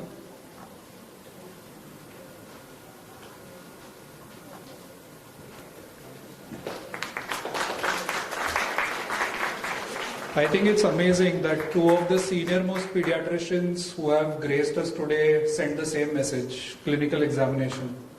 Don't do hyposkilia. Thank you, sir.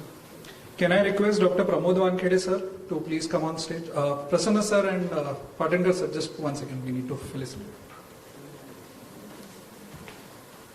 Can I request Dr. Wankhede, sir, to felicitate Dr. Parental, sir?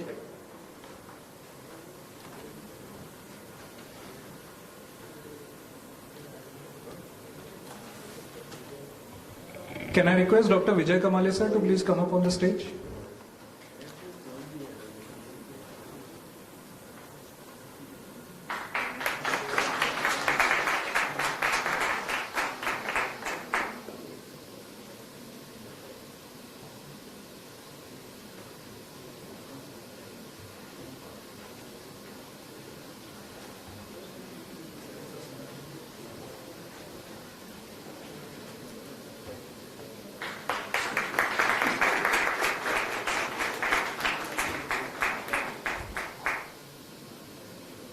I request Dr. Pramod Wankhede, sir, to have a seat as chairperson for the next 3 talks,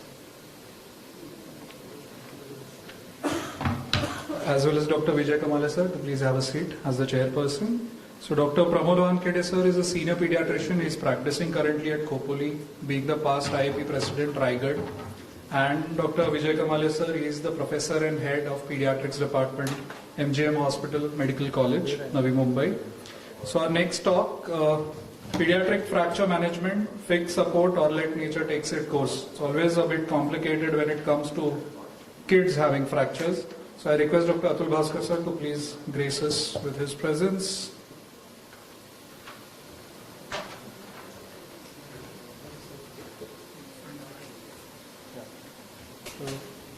Good morning, friends, seniors and colleagues. I must thank the Apollo Hospitality, the ER department, and of course, they've been gracious enough to allow this talk. So I'm going to quickly run through some of the common things we see in pediatric fractures. Although fracture management is usually follows A, B, C, D, E, usually part of secondary survey, but certain important things one should not miss in the ER, one should not make certain errors in the ER, and what needs early and emergent treatment. Now, children bones are unique. They have got certain peculiarities which are different from adults, chiefly being that it's a growing skeleton. So any insult to the growing skeleton can impair their growth. Secondly, they have growth plates. Again, any damage or malunion of growth plates can lead to severe deformities. The other thing is children, unlike adults, have much more softer skeleton. They are much more elasticity in the bone. They can absorb a lot more energy before they get a fracture. And many times you may find no external injuries, but there may be severe internal injuries because the rib cage, the spinal column, the bones are fairly elastic. And also there are certain things which are peculiar for children, and I'll touch upon that, the spinal cord injury without radiological abnormality and the trash lesions. And remember one thing, many growth plates cannot be seen on the X-ray, so X-rays are not always reliable in diagnosing fractures in children. Again, the pattern of fractures in children is highly variable because of the thick periosteum, the elasticity of the bone, and many times what happens is the injury pattern will depend on the impact. And now we see a lot of high velocity injuries, low velocity injuries. Typically coming to our ER are mostly high velocity injuries and playground injuries. So many elbow fractures, femur fractures are extremely common coming to the Apollo ER. Of course, ER management, as usual, of course, the ER is very well organized. I have seen complete chaos in many ERs where, the relatives come inside, the grandparents come inside, and everybody Googling the, symptoms. And what happens is, today a child has got 2 parents, 2 grandparents, and accompanied by a few relatives. And one thing important is to triage these, keep only one person who can give a proper history and then proceed from there. What requires emergent treatment? Things which cannot be left. These are really what is called orthopedic surgical emergencies. So any open fractures, because they can be infirm injuries, they can be contaminated, there's very high chance of getting tetanus and gas gangrene, so they should be treated on an emergent basis. Any child with impending compartment syndrome, and these can be, even a closed fracture can lead to a compartment syndrome, basically because of the crush injury. Vascular compromise, deteriorating neurological status, any spine cord injury which is showing deterioration in neurology, acute dislocation of major joints, hip joints, shoulder joints, these are surgical emergencies. Fracture neck of femur, pelvic fracture, they are two surgical emergencies. They must be seen, identified, imaged, triaged very early so that they can receive the optimum treatment. Of course, there are many fractures which can be just splinted, left alone, but the primary aim is to give pain relief. When the child comes to the ER with a closed fracture or open fracture, first priority is to give pain relief. It could be either way in the form of a splint, it could be in the form of analgesia. And if you're in doubt, always keep the child fasting. Just keep the child fasting and you can put a Zonax suppository so that you can take an orthopedic opinion before any treatment is required. And what fractures can be treated in the ER safely and triage is one which are closed injuries, diaphragm fractures, children less than 10 years. You must know the limits of acceptability at every age, which is not possible in the ER. But the bottom rule is any child less than 10 years, not much displacement, angulation less than 45 degrees, you can really refer them to the orthopedic OPD. And I'll touch upon even the measurements of the angle, don't eyeball it. Of course, the biggest thing in children is remodeling, and that is why we can get away with a lot of malunions and a lot of malalignment in the beginning as compared to adults. Because adults, there is really no chance of any remodeling. And the younger the child, the better is the remodeling. And there are certain factors which determine remodeling. And one of them is the age of the child, site of the fracture involved. So typically fractures near the growth plate will remodel faster. The bone involved. So usually bones like the humerus, the femur, the tibia, they remodel extremely fast because they have a very rapid form of growth. If the fracture is in the plane of joint motion, then they remodel very fast. Only thing which doesn't remodel completely is rotation. That's why looking at rotation is critical. Even in the ER, if you're putting a child in a splint and if they don't come back, just make sure that you make sure the limb looks like a limb. It's not mal-rotated. So this is a child with shaft femur fracture who had come to the ER. This was a birth injury. We just put the child in a Pavlik harness. No plaster required. In a newborn, in a neonate, a Pavlik harness, the fracture heals beautifully. At 9 months, it completely remodels. Similarly, a 5-year-old child, mid-shaft fracture, presented late to us at 8 weeks. At 3 weeks, you don't want to manipulate. At 3 weeks, you don't want to break the callus in the child because it will cause more harm than good. These fractures leave it to nature and they will remodel, especially in a 5-year-old child. Fractures which are in the plane of motion. This was a 10-year-old child, distal radius fractures, was still in the ER, was given a splint, came to the clinic 3 weeks late. We just left it alone. Fractures which occur in the plane of the joint will completely remodel. And sometimes, you have to counsel the parents. Even 100% displacement, like in this radial fracture, you can see, has completely remodeled in 1 year. But if they come late to us, or even they come acutely, and the child is not fit for some reason, or they don't want to get any treatment done, counsel them that this will remodel, it doesn't need any fixation. Only thing, like I said, if it doesn't remodel, is rotation.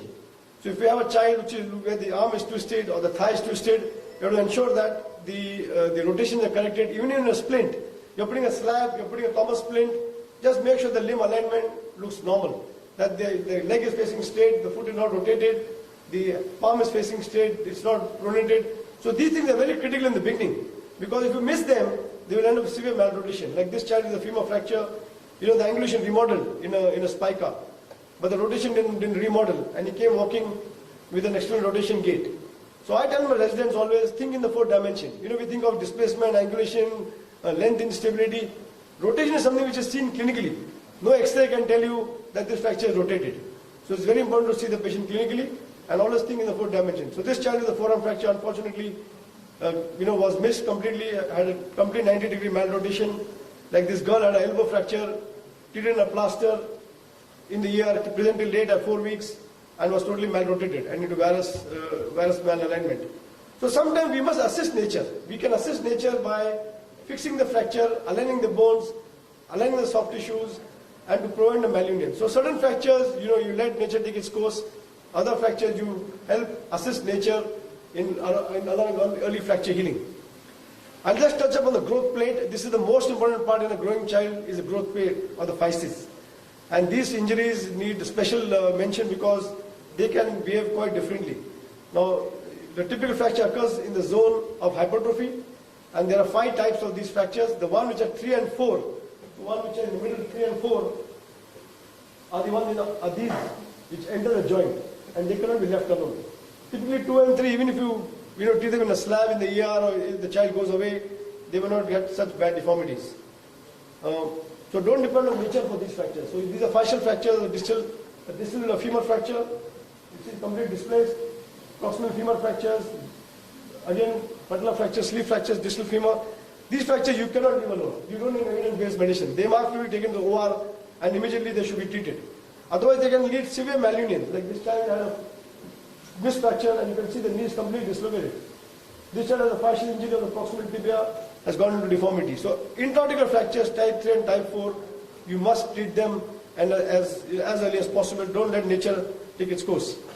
Similarly, you can have a double combination. You can have a metaphyseal fracture with a fascial injury. It's completely toppled off from the distal ulna. These ones you must be careful and treat them very early because within 7 days the fracture comes up and then you can't do a lot for these fascial injuries. Sorry. This is a type 3 fascial injury. Again, you can see the intra-articular deformity. If you leave this alone, so they must be fixed. A combination of injuries where there is a type 3 and type 4, that means the fracture enters the metaphysis and the epiphysis. Very high chance of growth arrest. They must be fixed pretty soon. Within 4 or 5 days, we get these fractures fixed so that we can get a normal joint restoration. Other thing which should be remembered in the ER is many of the metaphyseal fractures are close to vascular structures. 2 fractures which can cause vascular compromise, or rather 3 fractures around the knee, so distal femur and proximal tibia. Even if you get a proximal tibia fracture which is completely displaced, it may reduce by the time the child comes to the casualty because somebody just splintered it. Don't forget to do a CT angio. There's a 50% chance there will be damage to the popliteal artery. Similarly, for elbow fractures, pulseless pink hand is very common with supraorbital fractures. The brachial artery just runs in front, and if the displacement is severe, you can get kinking of the artery or the nerves. So before you put a slab in the ER, before you do anything in the ER, if the child is awake, examine the child, feel the pulse, what is called an OK sign. If they can make an OK sign, that means all the 3 nerves are working, the radial nerve, the medial nerve and the ulnar nerve. So simply tell the child to OK, because he will be in pain, he may not be able to move. So you may evaluate them very quickly. If the perfusion is good, you can do a pulse oximeter and check the perfusion. No need to call the vascular surgeon immediately, but keep them standby. So this child had a very severe fracture, pulse was feeble, good perfusion. This was the bruising around the elbow. Another child, you can see the bone spike. This should give you an idea where the spike is and where the soft tissues are. So this child came with an open fracture, and you can see the bone out of the skin completely, and this child had a complete brachial artery disruption, and eventually needed a repair. This is the only child in my 20 years of practice that needed a vascular repair, because there was no pulse and there was open fracture. Open fractures, elbow, most likely the arteries got damaged. And this was the artery repair done, sepsis graft, and we fixed the fracture and everything was fine. So vascular exploration is rarely required, but need close monitoring of distal circulation and compartment syndrome. So you see this child, don't discharge them from the ER. Child with knee fractures, knee fascial injuries, observe them for 48 hours. Because compartment syndrome can develop in 48 hours and it can have devastating sequelae.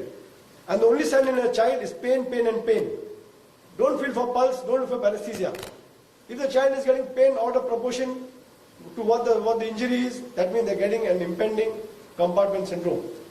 And if the pulse gets lost after reduction of the fracture, you must explore immediately. Don't miss that. So vascular injuries can be missed. Be very, very alert in the ER. Like this child, again, we had to explore because there was no pulse after reduction. So you actually opened the fracture site and we freed the vessel.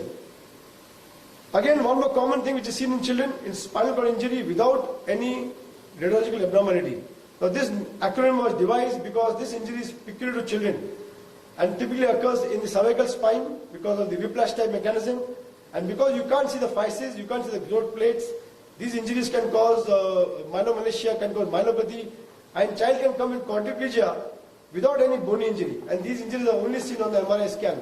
And there's a whole protocol for these which I will not go into detail, But suffice to say that any high-speeding vehicular accident, the child's neck must be immobilized. You must examine the extremities. If there is any suspicion of any sign of weakness in the upper limb, lower limb, immediately get an MRI scan done. Similarly for the elbow as well as for the lower limb, there's something called thrash lesions, where it's called the radiographic appearance seems harmless. That's a mnemonic again. Because many time in children, the growth plates cannot be seen on X-rays, and you may get a severe swelling in the joint. X-ray may look very innocuous. You can always do an X-ray on the opposite side. So the God has given an opposite side, do an X-ray on the opposite side, compare, and see whether you got any malalignment of the phyces, and then suspect what is called as a thrash lesion. Again, there are a lot of fracture mimickers. In children, there are a lot of growth plates which open. There's fragmentation of the epiphyses. So many times I will get a call from ER. I say, sir, I suspect a fracture. But that may be a normal growth plate. So many times, commonly around the elbow. Around the elbow, there are many growth plates. This is not a fracture. Similarly, you do a CT scan, these are normal symbiondosis. The fragmentation of the middle malleolus. So these are common mimickers which can look like fractures, but they are not fractures, because the way the child's ossification center develops. Of course, importantly not to miss anything, so make sure you don't make any errors, not only in the ER, but also in the clinics. So you got a fracture like this in a child, which has been labeled a fracture of the lower end of the humerus. This is a lateral condyle fascial injury. Fascial injury, like I said, should not be missed. And if you miss this, child will have a permanent sequelae. Similarly, like this child had a fracture of the ulna, and if you look at if you see any forearm fracture, only look at the joint above and below. 90% of the time, a Monteja fracture is missed either in the ER and then in the clinics. So if you have any X-ray in a child with a fracture, take the X-ray of the joint above and the joint below. Whatever you have to, and always if you're in doubt, X-ray of the opposite limb to compare. But don't miss this. This injury was missed, and again, had a lot of devastating sequelae. One more thing I always emphasize is, you get something like this, angulation, you measure it. Like this child had a fracture, you measure the angulation, how much it is. Again, this was a missed Monteja fracture. So, what the eye cannot see, the mind will not read. So, always measure the angulation. If you want to convey a message to somebody, just don't eyeball it. I'm saying this is 20 degrees, 15 degrees. I have not seen a goniometer in anybody. Nobody carries a goniometer today. Simplest device. But today you have very good apps. You can take a photo and you can measure the angulation, and that will tell you how much time the fracture will take to remodel, whether you can leave it to nature or you want to intervene. So don't do a lot of eyeballing. You can try and measure the angles. Certain fractures in special situations which come to the ER, this child epileptic, spastic child had a conversion and fractured the humerus. So here you don't treat the fracture, you treat the child. Treat the epilepsy, treat the vitamin D. This child had rickets and came with a fracture. This doesn't need any fixation. If you treat the rickets, the fracture will completely heal. Sickle cell disease, osteopetrosis, CPT, these are rare entities, but they can present to ER as fractures. So, in conclusion, don't be scared about pediatric fractures. We have written a very small book, which is available on the net, free of cost. But at the end of the day, you get a child with a fracture, you know which fracture needs immediate treatment, which can wait, and which can be referred. So thank you very much. If there is any question, I'm happy to take some questions.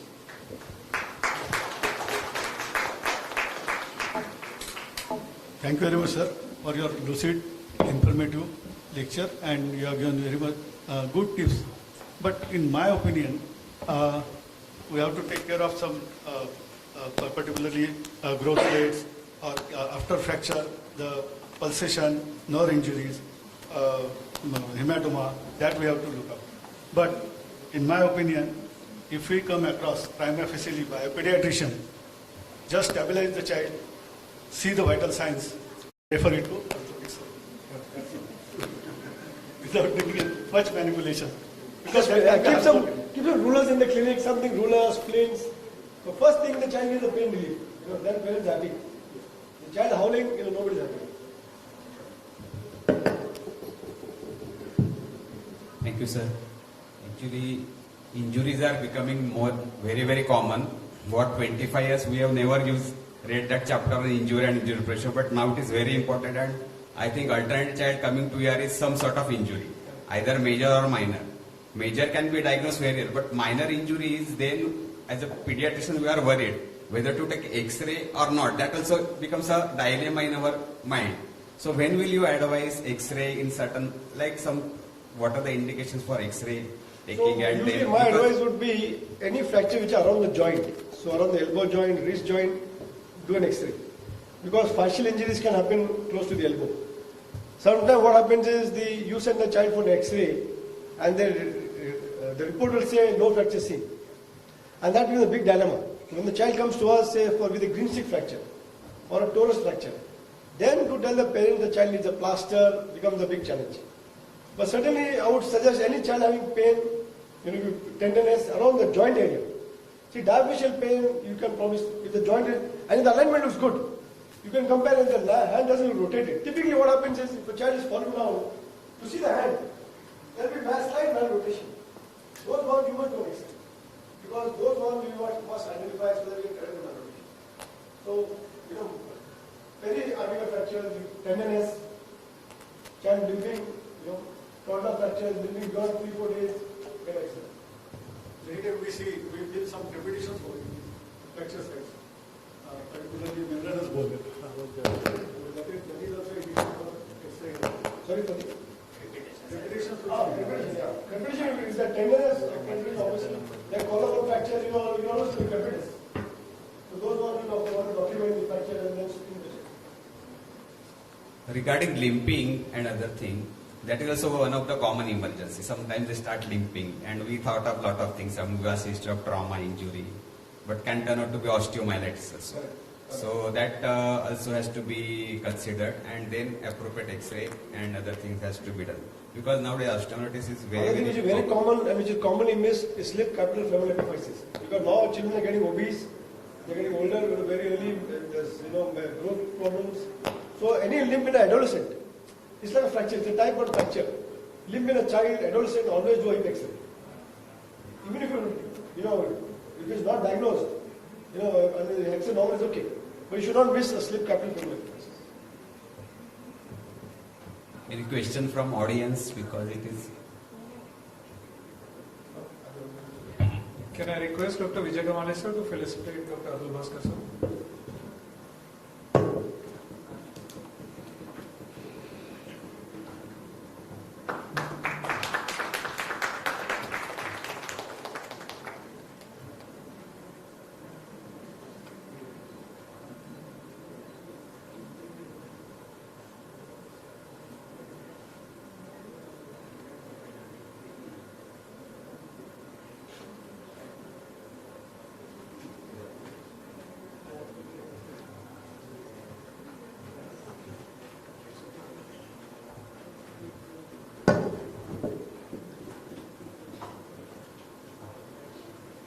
Coming up next, I would invite Dr. Shekhar Patil sir. He's consultant adult and pediatric neurology at Apollo Hospitals, to do a case-based discussion, and to facilitate the discussion, Dr. Prasad Rondal, our third-year emergency resident.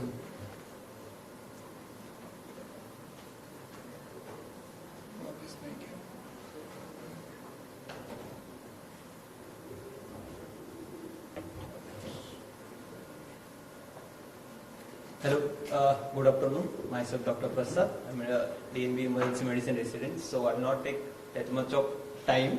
So pediatric seizure is most common prior to emergency in every emergency department, and for the pediatrician and for the emergency residents and doctors also. So here, Dr. Shekhar Patil sir is a pediatric neurologist. So we have lots of questions.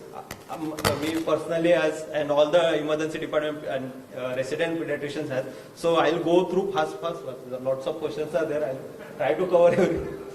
So it's a case-based discussion. So I will give a small case and the question. So the first case is 3 years old male child brought by relatives.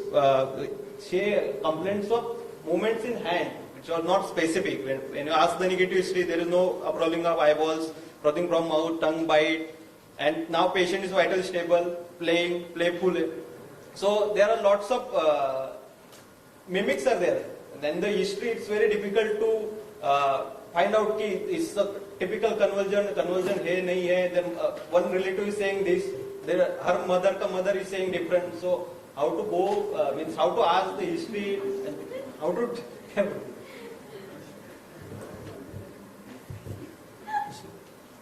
I'll also go fast. So what we are doing here is about understanding whether this is a seizure or not a seizure. So even doctors have been shown videos of a typical seizure, and still there has been an opinion that this probably is not a seizure. So to expect the parent to actually come up with the answer that we want is difficult, and that's a very panic state for the parent or the caregiver. So what we generally look for, eyes open or eyes closed. Soft rolling may not necessarily be, just the eyes open will most likely take you towards a seizure. And then the degree of movements that you see. So here we are looking at a focal seizure. So how was the shaking, like if they were able to do that? And if there's an intelligent person in the family, they may actually have a video for it. So the video may actually look at. So first look at eyes open, eyes closed, and then ask them to demonstrate. You can show it yourself what the seizure actually looks like. Starts with the facial twitching and then moves to the right upper limb. So you can enact that, and that will probably give you an answer, yes, this is what he did. And that probably will take you towards a seizure. But yes, many mimics are there. So 3-year-old, this can be a TI also. So you have to also look at that part. But generally in sleep, we would take it that this will be a seizure rather than a mimic. Okay, sir. The next case is known case of febrile seizure, baby brought by relatives, and in the panic, not in panic, but mother administered midazolam. But in the panic, she is not remaining. I mean, she is confused how much dose she administered, how much puff she administered. Now, in that situation, means the baby known case of convulsion coming to the ER, how to assess the GCS after midazolam or midazolam spray, nasal spray. So it's very difficult. I mean, you actually would be sedated because of the midazolam spray. So you have to take into account of that sedation effect. But you're probably just looking at your breathing pattern and your heart rate. And you look at the pulse, and if you find that yes, it is stable, you take it that this probably is a post-ictal state for the child. So post-ictal or a post-midazolam nasal spray.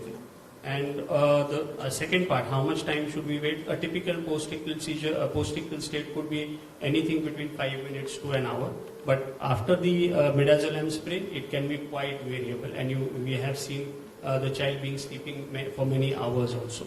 So just being sleeping and not, but if he's responding to pain stimulus, then I think we should just assume that this is the phase where he's going to relax, and then we just wait for him to wake up. Yes, means after benzodiazepines, the respiratory depression, the vitals. So that is what you need to look into. Yes, and post-ictal vitals will be stable as compared to.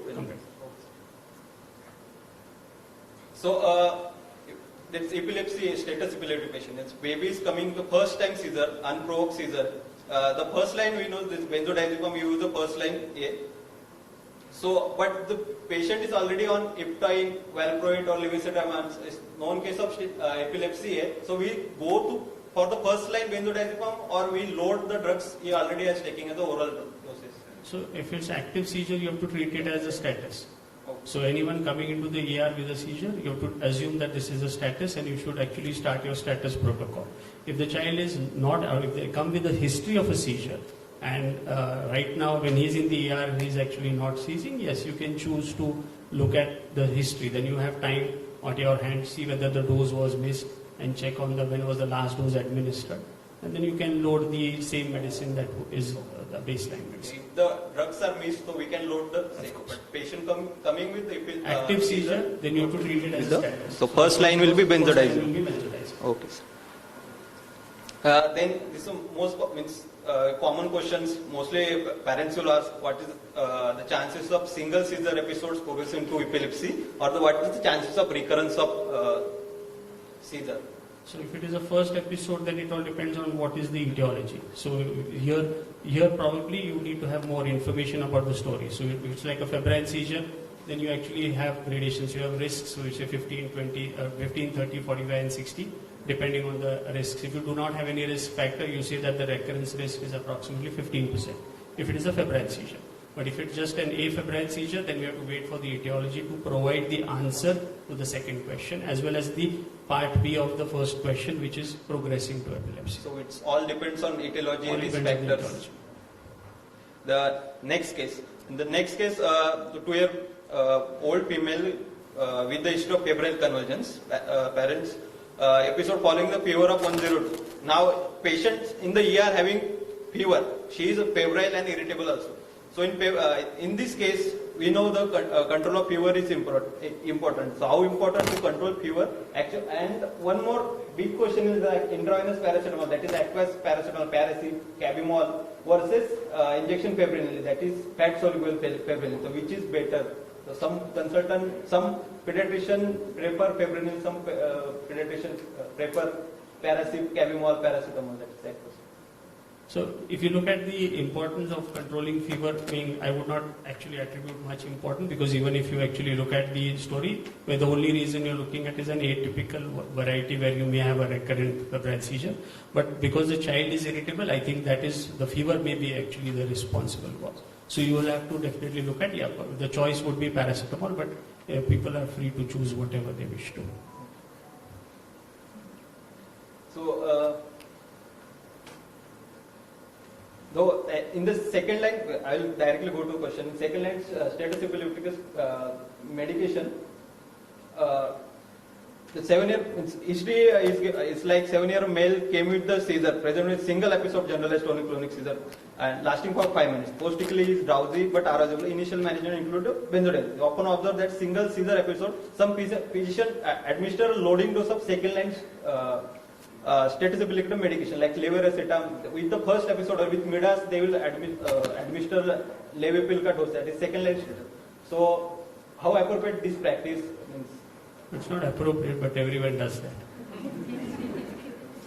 So, it means we have to go by step by step in status epilepticus. Yes. So you have this history of, so you can actually observe. You probably can keep the patient in the observation, and if you feel that there is another episode, then you can escalate your treatment. But just prophylactically, we do this for many cases, and well, it is probably standard practice everywhere, but it's not appropriate. Yeah, it means lots of, with benzodiazepam, levipil, and second line agents simultaneously. Yes. Without case, there is a question: what is some common medication that can induce seizures, and any means vaccine that can induce seizures? Yeah, so if you look at common medications, there almost most antibiotics can actually increase your risk for seizures. Medications which are for oncology, so if you have that list. So then there are medicines which not directly induce, but probably by, let's say you are on anti-diabetic medicines, not in this setting, but then you are actually inducing hypoglycemia, that is causing one. But so that's not like a direct one. But when you look at the seizure occurring after vaccination, so yes, there is some story about sodium channel mutation. So if you have a sodium channel mutation, then those children probably are at a higher risk of having seizures post-vaccination. Some neurodegenerative conditions which can have seizures post-vaccination. So that is, but when we're looking at vaccination per se, I don't think you should stop vaccination. But whenever you are prepared that probably the fever may come up and then you will have a seizure. So you can give the appropriate advice. So you can use the fever medicine, and there's no guideline, but you can actually consider using clobazam just for that day if you have had a past history of a vaccine-induced seizure. Sir, can I ask one question? Which vaccines particularly? So DPT is the one which is yes, but there are instances of acellular also. So going to next case. So 7-year female patient, post head injury. Now patient post head injury presented with seizure. So these post-traumatic seizures are different from typical, means this provoke-unprovoke seizures. So how to approach this post-traumatic? So here you have this story of she's weak on the left side. So that may be a post-ictal phenomena, like a TORS also. So that probably you can sort it out maybe when you continue to observe. But when we look at post-traumatic seizure, the only thing is that if you are using any medication for anti-seizure, you can probably use it for a short period. So let us say that it came with an acute episode. It's not mandatory to continue the treatment.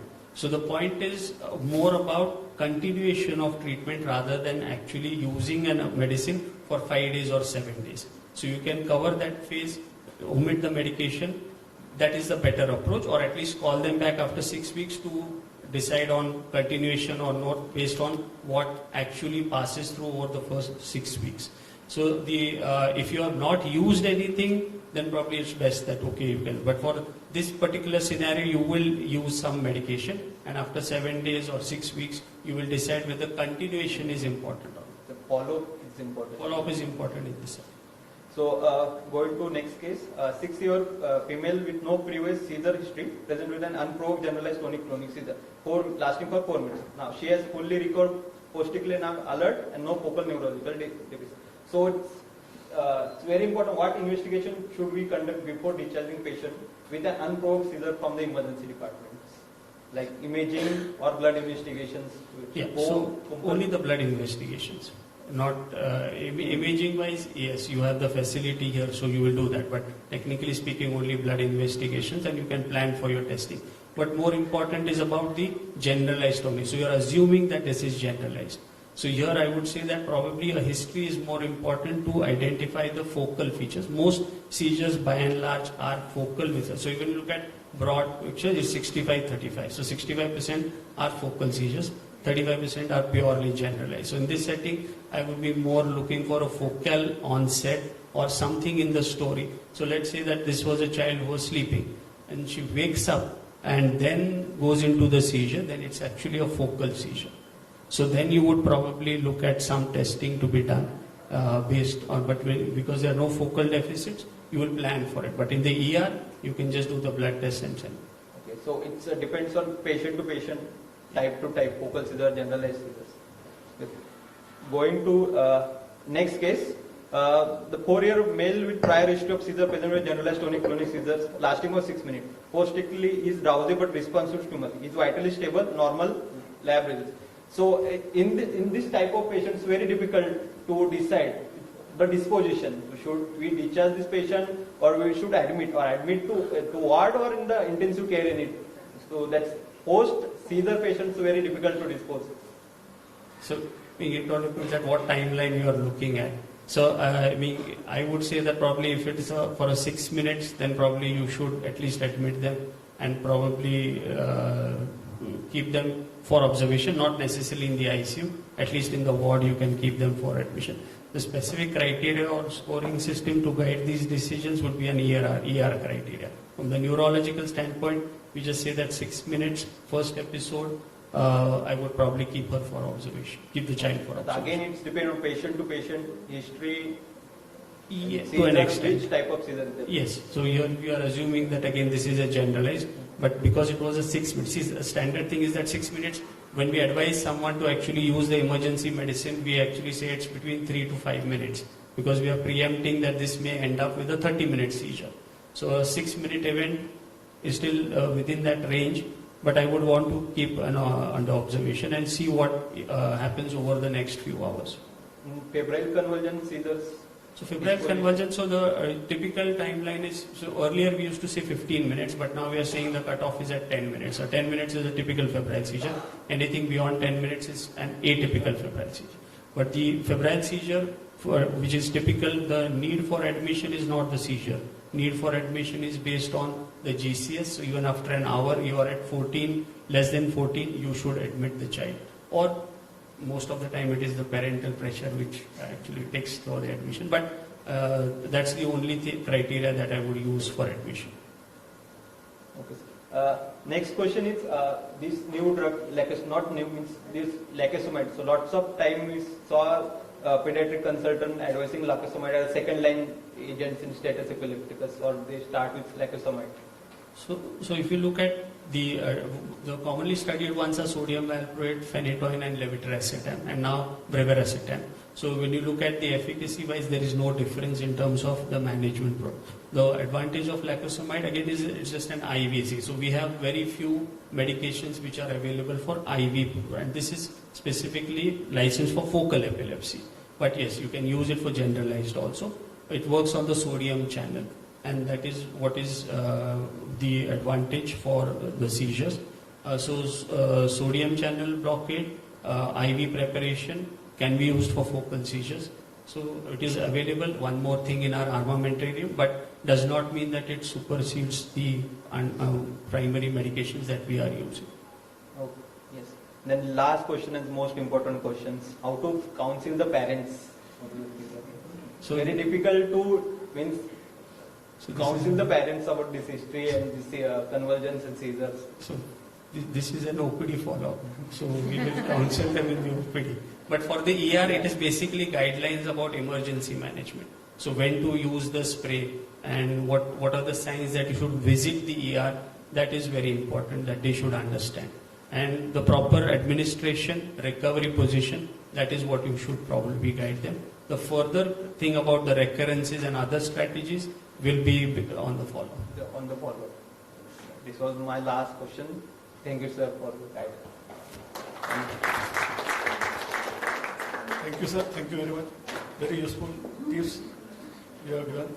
I would like to ask you one question. In simple partial seizure, there is some hand movements there. How to differentiate it from others, like choreographic movements? It's the whole story. So if it all depends on how it begins. So we assume that it is a focal, so it may be preceded by an aura. So if there is an aura, it could be a sensory aura or something else which comes to automotive. And then you ask the question again, because we are always interested in the eye movements. So with the eyes were open, blank stare, eye is moving to one side. That may give an indication of the focality. So the thing about the seizure part per se. So either you can have a tonic seizure or you can have a clonic seizure. So within the clonic phase, you will maximally have 3 contractions per second. So if for a coriform movement, it's a very random flowing movement. So it will not be like stereotype. It will be any random movement. So a focal chorea just coming up all of a sudden will probably require imaging. And a focal seizure, depending on what we are looking at, how did it begin? So most of the time, we're at the age which we are looking pediatric population, most of the times the commonest variety is Rolandic epilepsy, which comes from sleep. So you may not rush for neuroimaging, but you should definitely, because it is an electroclinical syndrome, EEG would be important in that setting. On first incidence of seizure, so first incidence of focal seizure, yes, you will. Investigation would like. So depending on what we are really looking at. So if it was definitely, so you will have an EEG. Should we wait for another seizure, or we should investigate right? Yes, you should investigate, but you should at least have an EEG for the. So we try and understand whether you can categorize, because the subsequent questions which you put in the last one, what is the risk of recurrences? So that comes only after categorizing the epilepsy. So unless until we know whether it is like a focal epilepsy of childhood or a generalized epilepsy or a symptomatic epilepsy, then only we can actually counsel them better. Neuroimaging in our setting, probably the neurocystic sarcosis, tuberculoma, that is quite common for focal seizures. So to understand that, you should have the imaging. If you have access to MRI, fair enough, or a simple CT scan should.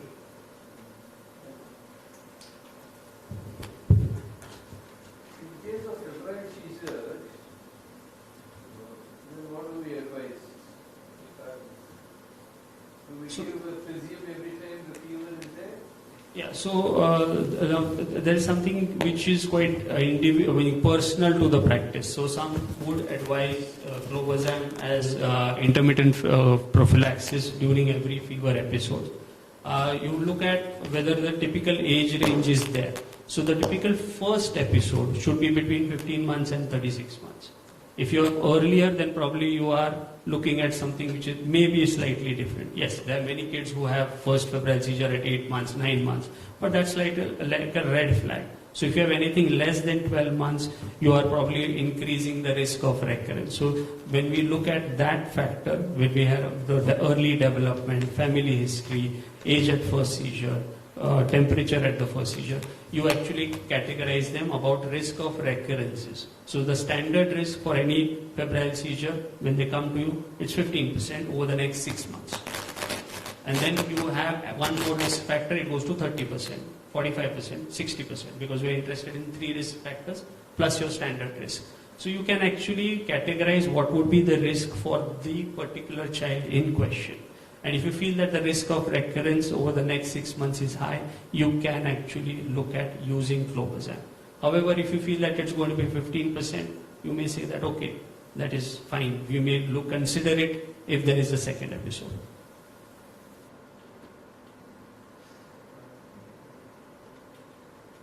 If a child is being observed in the emergency and during the observation period the child begins to seize, so how long do we wait before we administer any medication? Immediately. Immediately. So no need to wait for 5 minutes. So if he has already come into the ER, he's already come with a seizure. So you normal, and then after some time. yes. So you, depending on what you have done the first time around. So if you already used midazolam and he has a second, then probably it is time to say that this may probably move ahead. So then the question arises about the loading dose of a proper standard anti-seizure medication. So that is what we will do.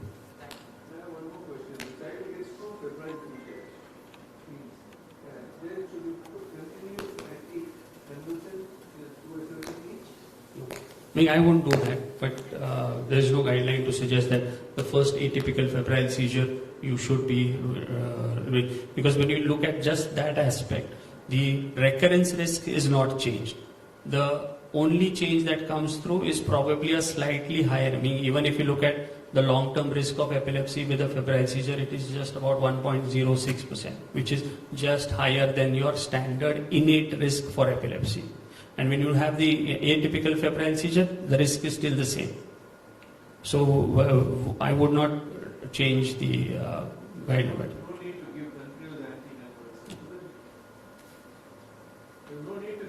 No need. No.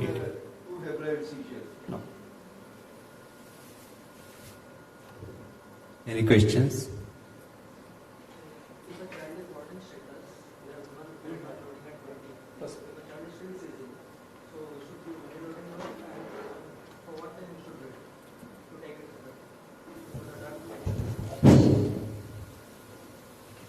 If a child is brought in status, sir, we have loaded with phenytoin 20.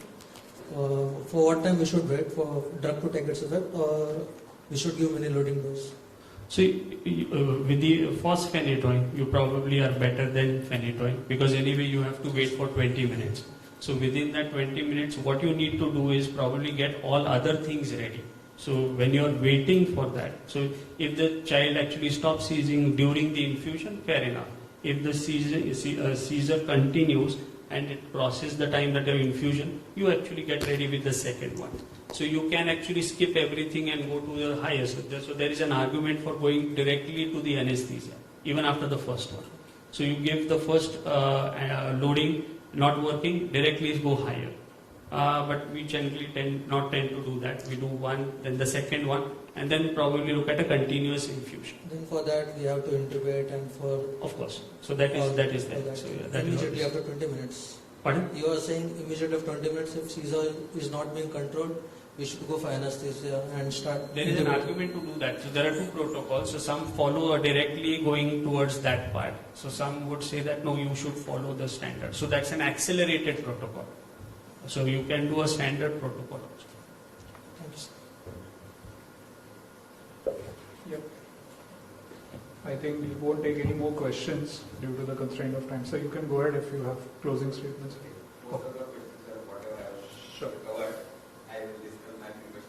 Sure. Thank you, sir. Can I request Dr. Pramod Wankhede sir to felicitate Dr. Shekhar Patel sir?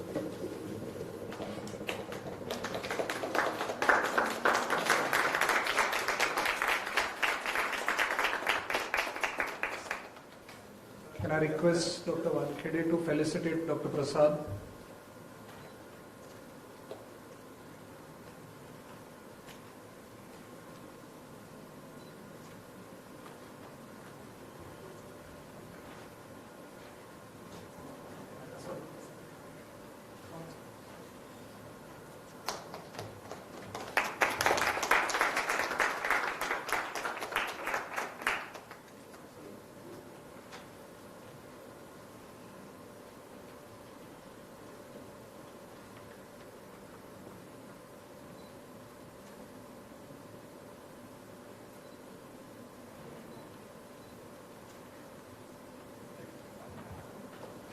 So are you guys hungry or hangry?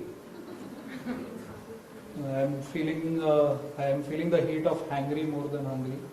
So last talk before we break for lunch, I invite Dr. Vipin Khandelwal. He's our consultant pediatric hemato-oncologist and a bone marrow transplant physician, to speak something which is completely Greek and Latin to me, especially when it comes to the ear.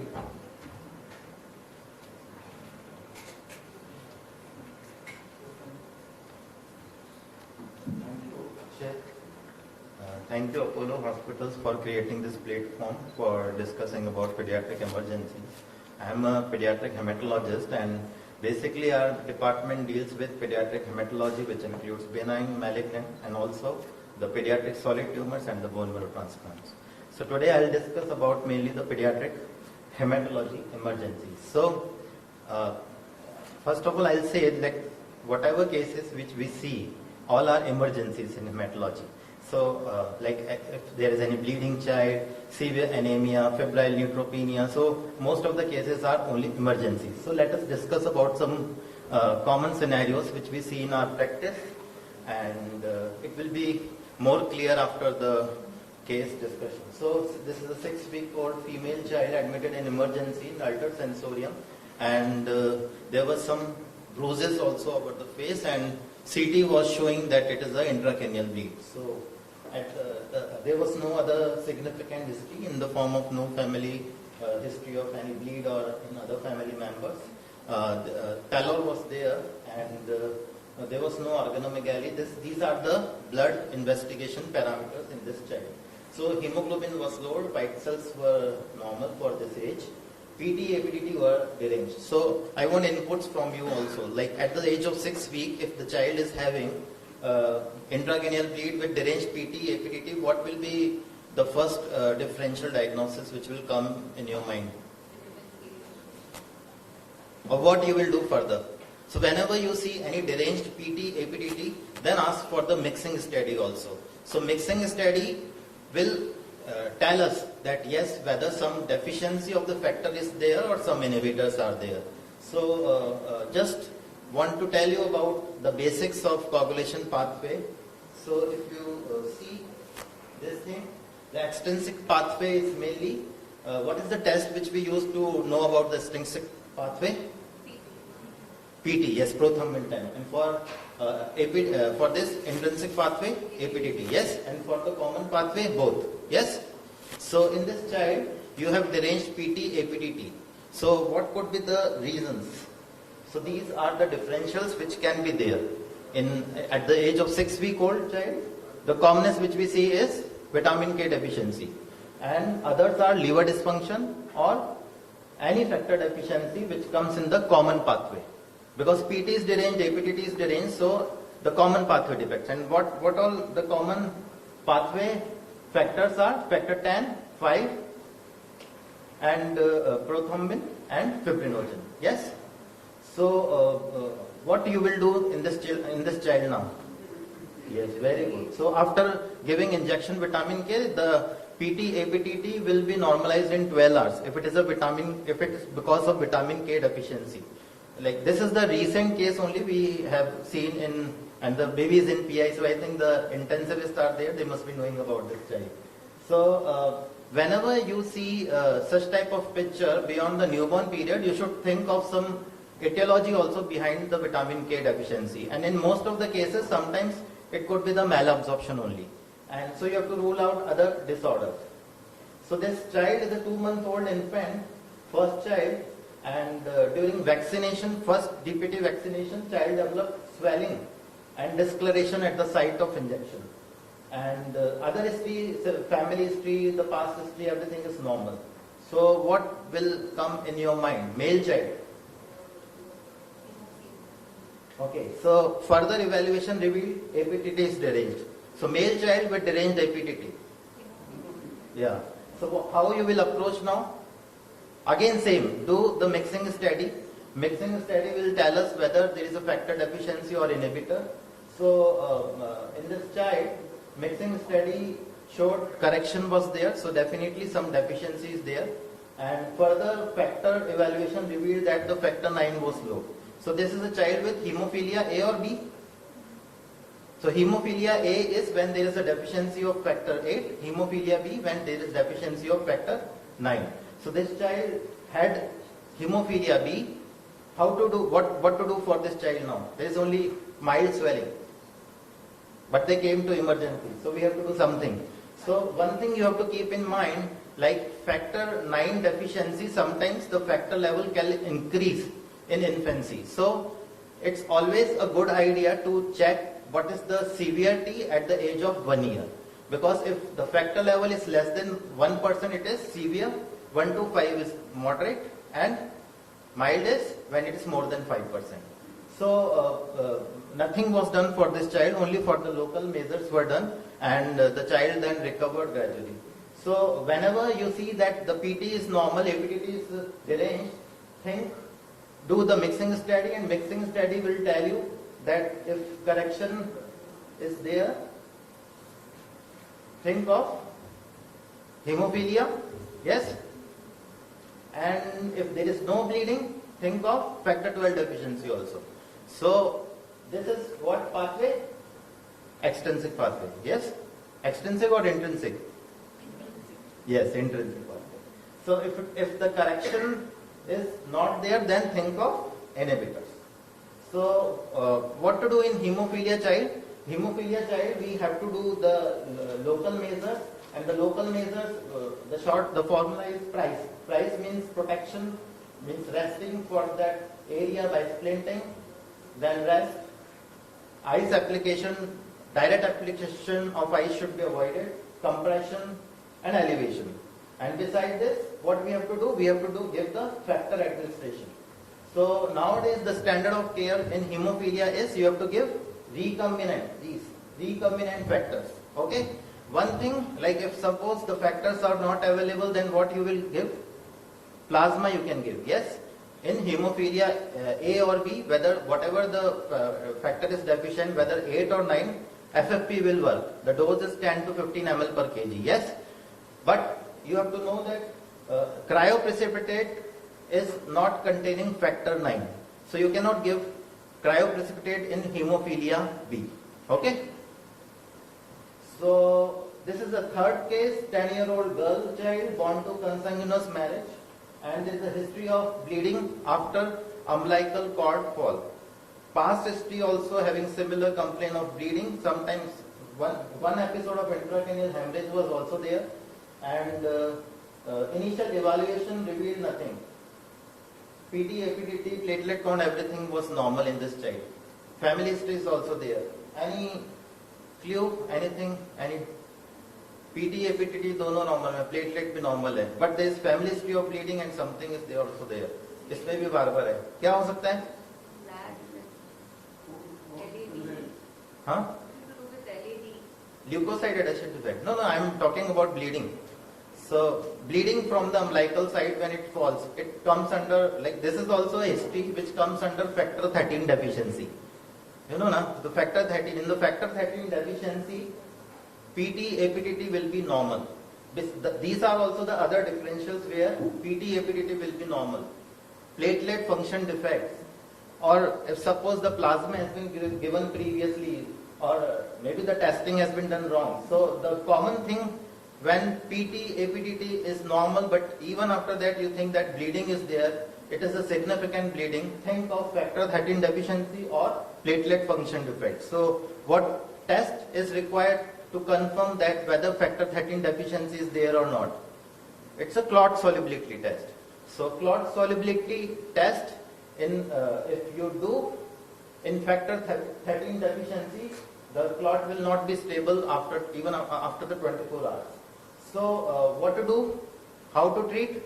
Give cryoprecipitate or plasma. There is no factor 13 extract available in our country. So this is one also common scenario which we see in our practice. 5-year-old stable boy came to emergency with multiple bruises, and it was generalized bruise everywhere. Bruise was there. Platelet was borderline low, not borderline severe only. 28,000 is low only. So what you will do for this child? Stable child with low platelet count and bleeding. There is no mucosal bleed. What is the differential diagnosis for this child?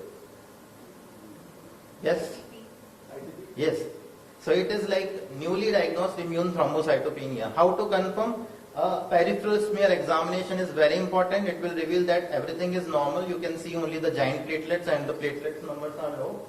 PT, APTT also baseline you will do, which will comes out to be normal. And system examination will be normal. There should not be any organomegaly. There should not be any lymphadenopathy. Then only the IT-based diagnosis of exclusion. So in this scenario, you will treat or not? What? There is no mucosal bleeding, so there is no need of treatment.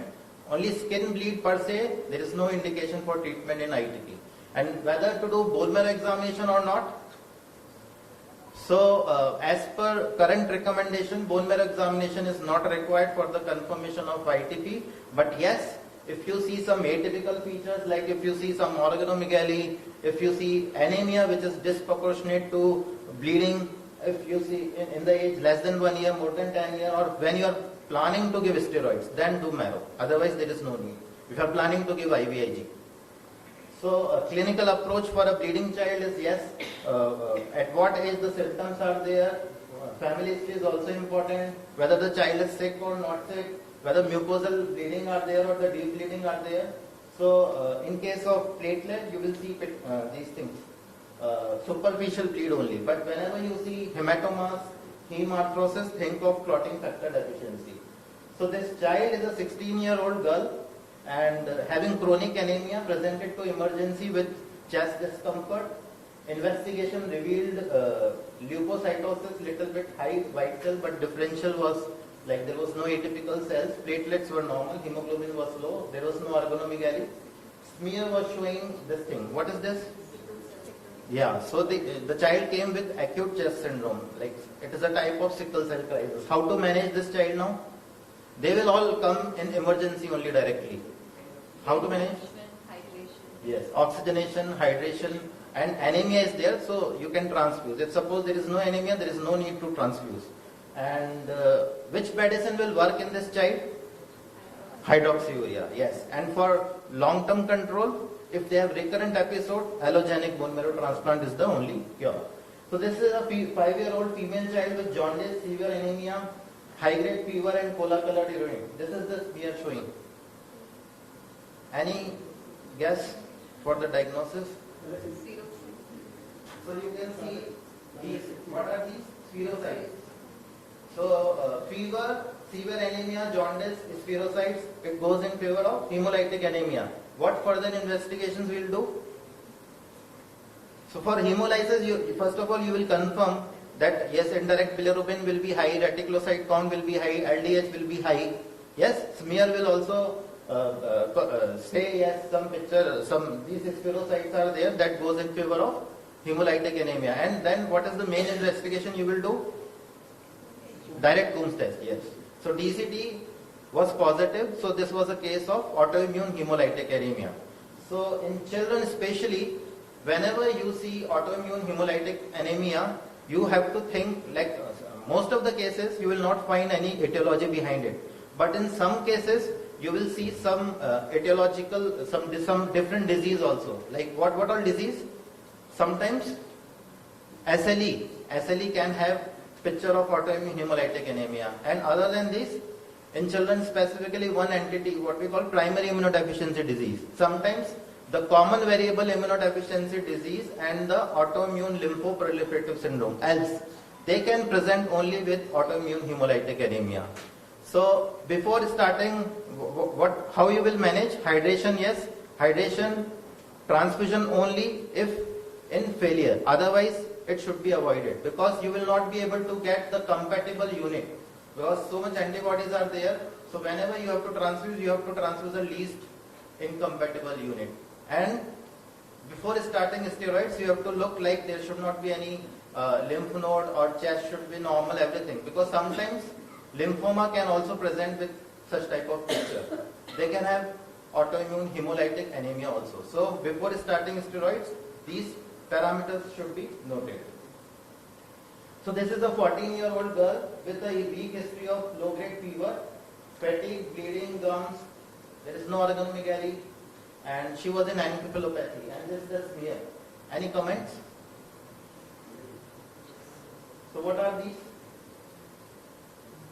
Spherocytes, microspherocytes, and these are fragmented red blood cells. This is a hypersegmented neutrophil. So this is also one hematological emergency. Anything from audience? So this was a case of thrombocytopenic purpura, TTP. TTP PANTAD is fever, renal manifestation, brain manifestation, and microangiopathic hemolytic anemia and thrombocytopenia. So you have to manage them aggressively by plasma exchange. So this child was managed with plasma exchange. You have to treat them immediately. Otherwise, you will lose them. So TTP is also one important hematological emergency. So this is a 9-year-old female child diagnosed with acute lymphoblastic leukemia and was started on steroids. She was well managed with hydration and everything, but she was stable. Then she was discharged, and then they came in emergency. So these are the parameters in a leukemia. What all you are seeing? Urea is high, uric acid is high, creatinine is also high. Other thing, potassium is also high. So what is this? Tumor lysis syndrome. Yes. So in tumor lysis syndrome, first of all we have to think like what all disease can have. Solid tumors usually do not have such type of picture, but yes, ALL, AML, and Burkitt's lymphoma, they are known to cause tumor lysis syndrome, which can be spontaneous without starting any treatment, or sometimes immediately after starting treatment they can have such type of picture. So how to manage? This is a fixed standard definition for given by Careo and Bishop. What all parameters needs to be seen in tumor lysis syndrome? These are for the laboratory TLS. This is for the clinical TLS. I will not go in detail about this thing, but the management is like you have to do proper hydration. You have to give allopurinol, and sometimes you have to give rasburicase also. And you should be more aggressive for dialysis if the hyperkalemia is not correcting, if anuria is there, hyperphosphatemia not correcting by the medicine or volume overdose. So now this is a 7-year-old child on day 15 of induction of ALL came to emergency with seizure. He received these all medicines. These are all chemo medicines, anomycin, vincristine, aspirin, steroids. So whenever a leukemia child on treatment is coming to emergency with seizure, there are so many differentials. Steroids, they can cause hypertension, yes, or sometimes any drug can also cause. Then because leukemia patient is there, thrombocytopenia can be there, so they can have intracranial bleed. They can have CVT, cerebral venous thrombosis, which secondary to asparaginase is the drug which is known to cause thrombosis. Rest, this is also one common thing which we see in our patients, especially post-transplant, those who are on cyclosporine, other calcineurin inhibitors, or even by steroids also, they can have posterior reversible encephalopathy syndrome. So they will have high BP, we have to control the BP and the things will reverse by itself. So this is a long list for a child with thrombosis. So there can be genetic factors, some acquired factors. So here just I want to tell you one thing, like whenever a child with thrombosis is coming to you, at that time don't go for like thrombophilia profile completely, because it will contain protein C as antithrombin T, and these three parameters will be falsely low at that time. So if you have to investigate them, then do the mutation analysis like prothrombin gene mutation studies, factor V Leiden mutation, homocysteine levels, peripheral smear, HPLC to rule out sickle cell. Sometimes they can also cause stroke. So this is one important point which should be kept in mind. So this I have already covered. This is also one common emergency which we see, and we are very grateful to our emergency people. Like whenever a child with febrile neutropenia is coming to them, they immediately start, after taking culture, they give antibiotics. So that is one important point in the management of febrile neutropenia. So this child is a case of ALL with high-grade fever, and I will not go in detail about the definition of the febrile neutropenia, but the main important point here just I want to remind is like if you are giving any child with febrile neutropenia, antibiotic within 1 hour, that only makes a difference. So that can save them. So immediately starting antibiotic is the only main important treatment for a child with febrile neutropenia.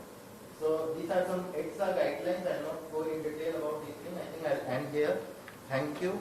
And any questions, like if you want, or you can discuss during the lunch session. I think everyone must be happy.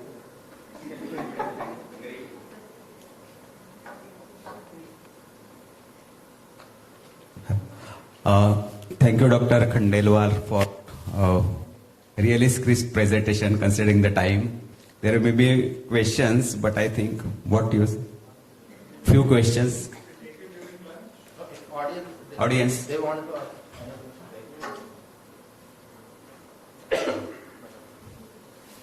The main thing, like whenever you see any deranged PT, APTT, if the bleeding history is not there, so significant, always repeat the sample, because sometimes the test will be normalized by itself. It is a lab error. And if you see that there is a significant history of bleeding, then do mixing study and then only proceed with the factor level. That is it. And every thrombocytopenia do not need platelet transfusion. Like TTP, ITP, these are the two conditions where platelet should not be given. So the indication for giving platelet transfusion in ITP is when you have severe bleed, like brain bleed, GI hemorrhage, or whenever you are planning for any operation. One comment. This HLH or macrophage activation syndrome, is it emergency? Because in our practice, everybody thinks it is a quite dilemma whether to treat or no. So you are right, sir. This is also an emergency. I am saying most in of the general. hematological disorders, they are emergency. And in rainy season, it will be very common. Dr. Abbas Sahib and a lot of dilemma whether to start the treatment or no. Another thing is dengue or malarial hepatitis. For each and every dengue or malarial hepatitis, we tend to give vitamin K. Means we are giving. That is the fact actually. So how scientific it is to give vitamin K for dengue or malaria? Because that was also common in rainy season. I am not the right person to answer this thing, sir. I think you can share your experience about it. Yeah, many people are giving. That is what I observed. So what is actually anything? Because there is a thrombocytopenia in malaria or dengue. Some sort of PTTK abnormalities are always there in this sort of syndrome. So we tend to give. Complicated patients only you will see, sir. Yeah. Okay. So like they will normalize once your primary disease is under control. So it's I think it's institutional practice rather than guidelines. Okay. Another thing regarding hemophilia. Hemophilia society is doing very good work, if you know, and the patient comes usually, known case, they come with the hemophilia, this medicine, and we have to give it. So that awareness is very well done by Hemophilia Society. Yes. But first case of hemophilia to diagnose is really challenge for everybody. Thank you, Dr. Khandelwal. And one thing also I just want to tell, there are some new things also in hemophilia. One is like the factor extracts are there, recombinant, but there is new medicine, amicizumab, Hemlibra. It's come under the brand of Hemlibra. So like it is a costly medicine, it's available in our country also. Like instead of in the primary prophylaxis and hemophilia, like we have to give 3-4 times in a week the factor extract. So this medicine can be given like once in a 3 weeks, subcutaneous injection only. So it is like nowadays the treatment for hemophilia is changing, and gene therapy will also come in future, maybe, we do not know. So these are some new things in hemophilia. So how often you get one Wilson disease? So von Willebrand disease. So usually in pediatric population we don't see so much, but yes, in adult, my adult colleague, yeah, it is the commonest hematological, what you can say, the bleeding disorder after ITP. So there is no post-circumcision bleeding. Surgery is all right, but there will be one Willebrand disease.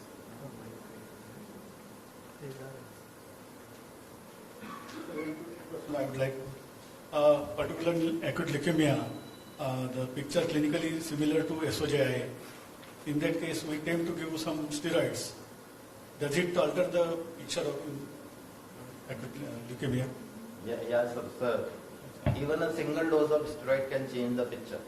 But like whenever you are starting steroid, it's always important, like we should be more cautious. We should have some diagnosis like why we are starting. So like just unnecessarily starting will not help them. Why? Because in acute leukemia, we have to, nowadays the treatment depends upon what is the risk group. So if you have not done the risk group, the one steroid can just take out all the blasts. So we have to do karyotyping also, the fish studies, everything needs to be done before giving steroid.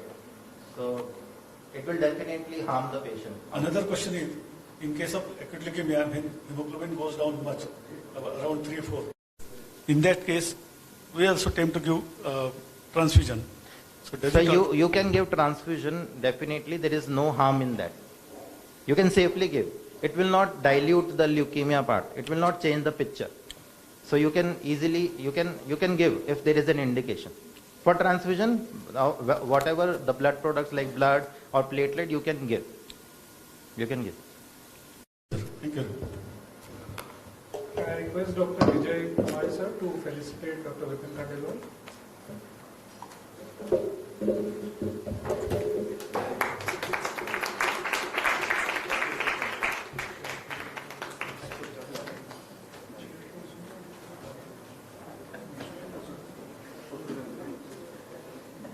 Can I request Dr. Mahesh Mohite sir to come up on stage to felicitate our chairperson?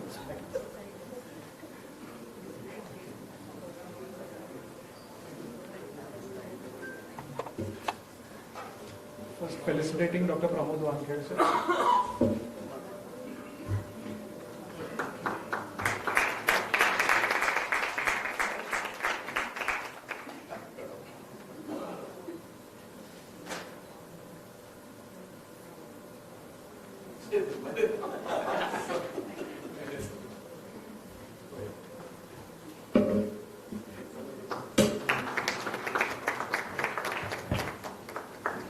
May I request all pediatricians, pediatric intensivists to come near the cake.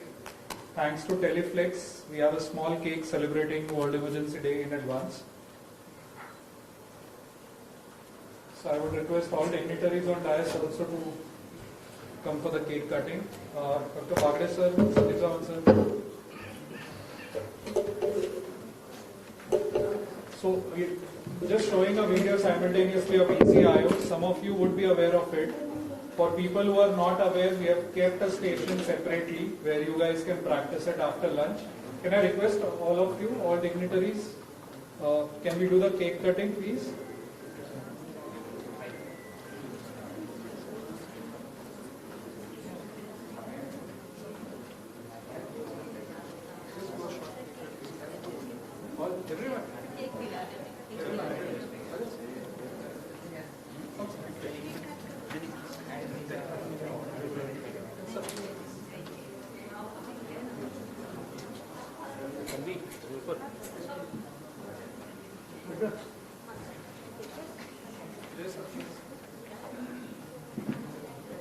थोड़ा पीछे आ जाना मुझे भी ले लेते हैं यहाँ से लो पीछे से कैमरा है ना सर इधर इस साइड पे यहाँ पर आ जाओ ना यहाँ से आएगा जूम होएगा ना आगे नहीं चले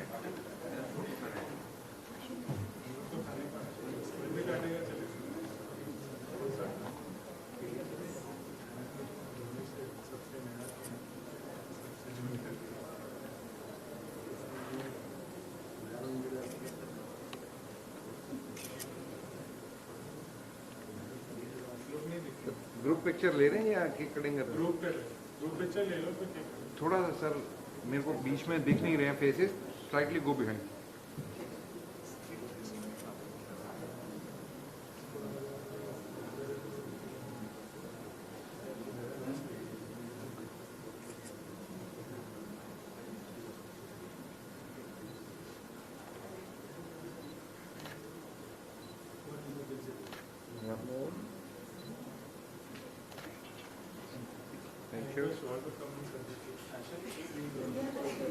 हाँ चलेगा आप आ जाओ रिमोट अश्विनी वो आएगी नहीं आ जाओ we go to the stage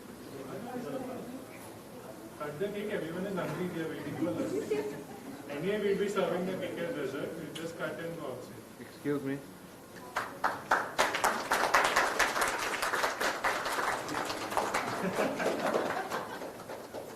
Guys, please proceed for lunch. Thank you. 30 minutes and we rehearsal for a very engaging debate.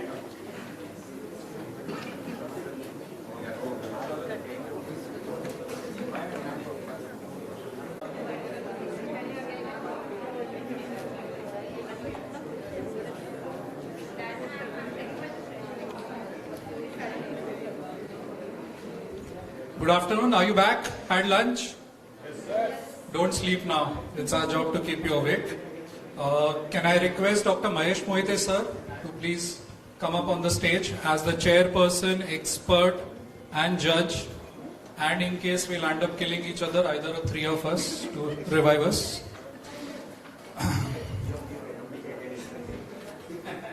So Mahesh Mohite sir is Medical Director of Sai Child Care Hospital at Panvel. He is a pediatric intensive care and neonatal intensive care expert.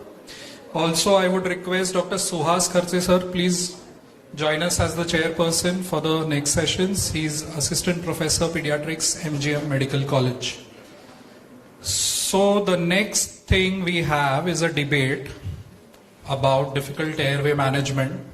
Pitfalls, which is the common traps. Folly, which is something if we don't do in a proper way, will end up in problem later on. And slippery slopes in managing pediatric airway. So it would be started by my enemies right now, standing left and right of me. Dr. Rahul Verma is a consultant pediatric care. See, the mic doesn't like you already. Sorry. And Dr. Narjan Meshram, he is consultant and specializes in pediatric and critical care. And myself, Dr. Akshay Devdar. I'm a consultant in emergency. So I would let the critical care experts have their stage. Opening statement from you. Dr. Rajot. So good afternoon everybody, welcome all. So we have a topic of debate, difficult.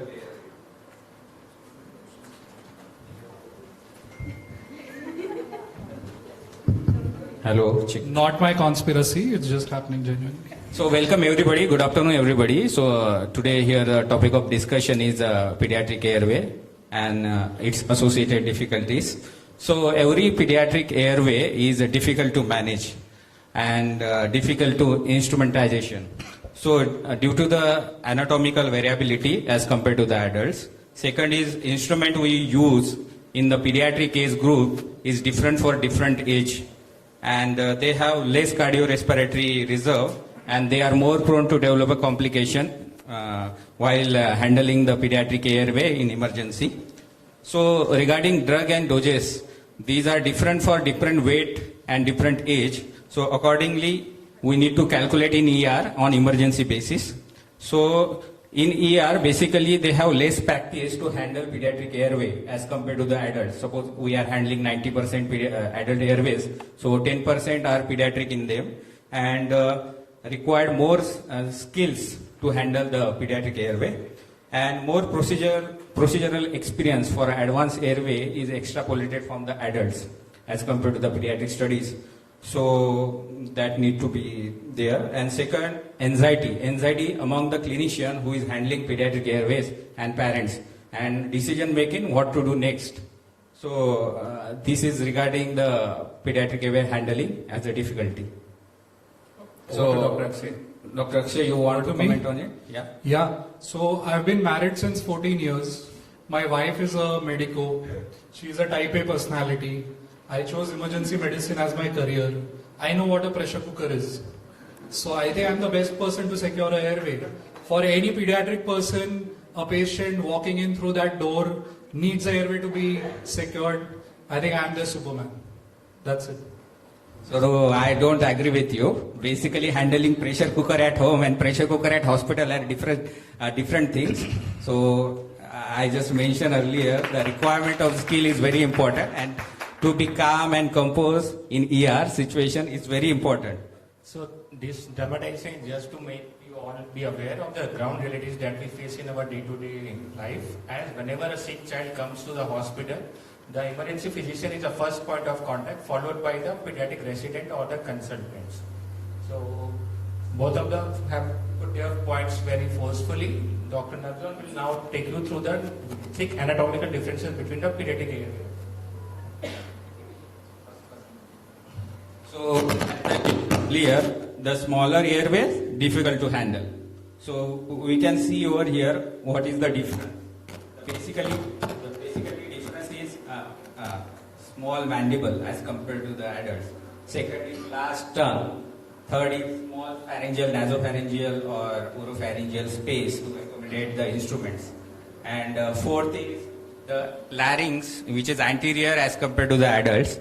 And fifth thing is the stenotic area, the small area which is in the cricoid cartilage, which is it is kind of the narrowest part of the airway. And fourth is large occiput. So in adults they don't have more occiput as compared to the children. So we need to position the kid while preparing for the airway. So here I told you prominent occiput, so tongue is large. And basically the larynx in position over C3 and C4, whereas in adults it is in position of C4 to C5. So it is more anterior and more upwards. And narrow portion is cricoid ring. So that is narrowest portion in which up to 8 years of age we can use a non-cup tube also. So that is the advantage over here in pediatric as compared to the adults. So Dr. Akshay, still you think you are the Superman?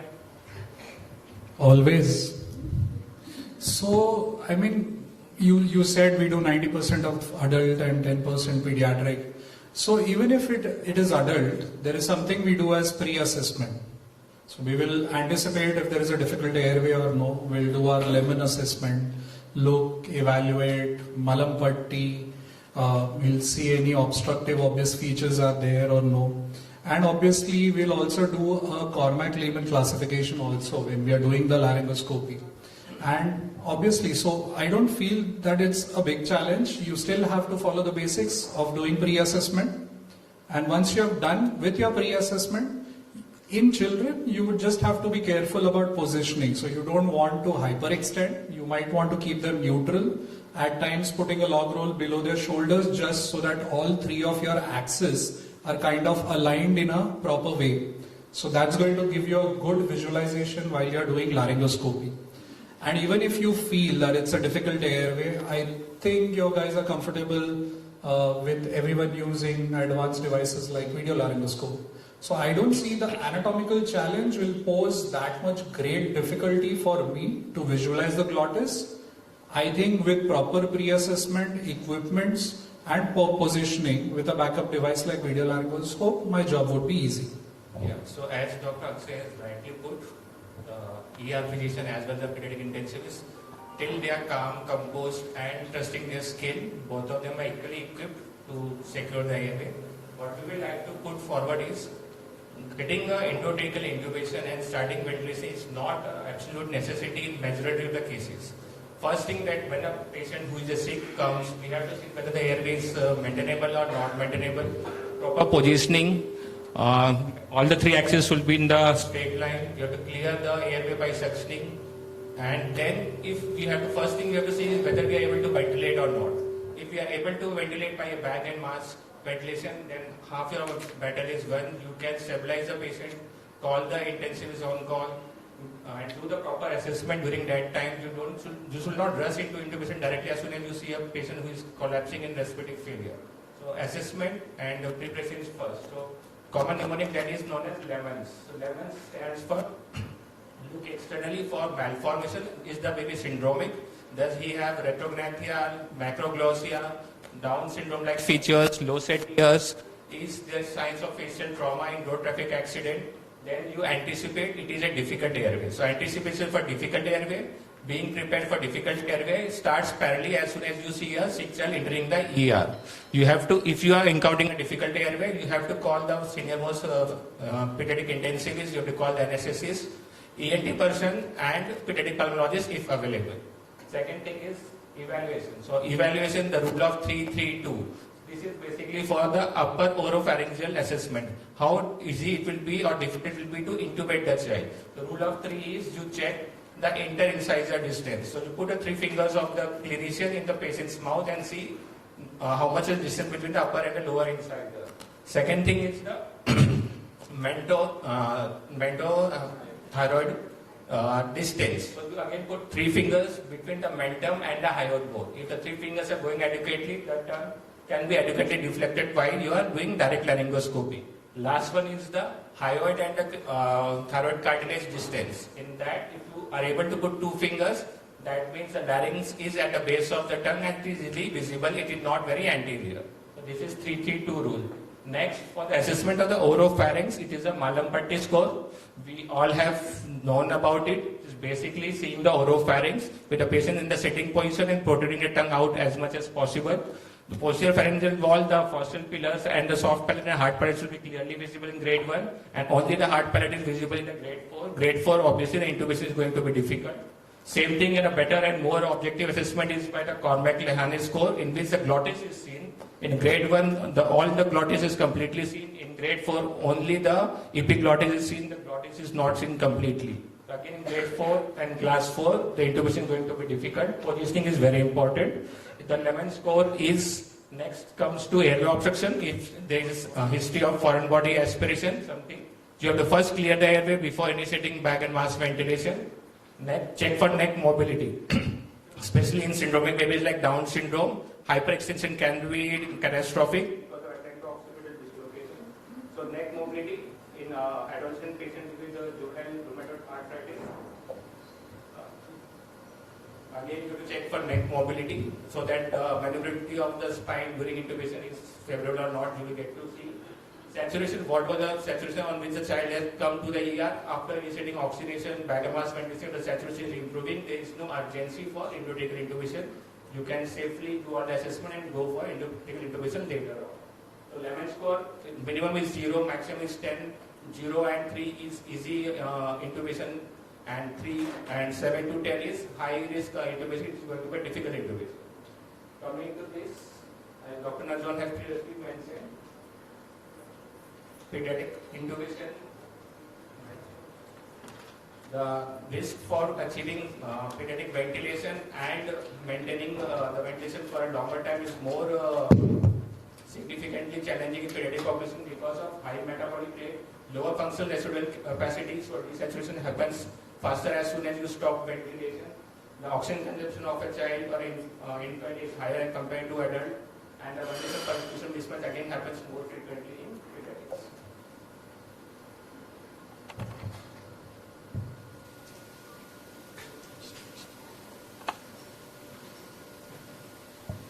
So here I would like to counter Dr. Akshay over here.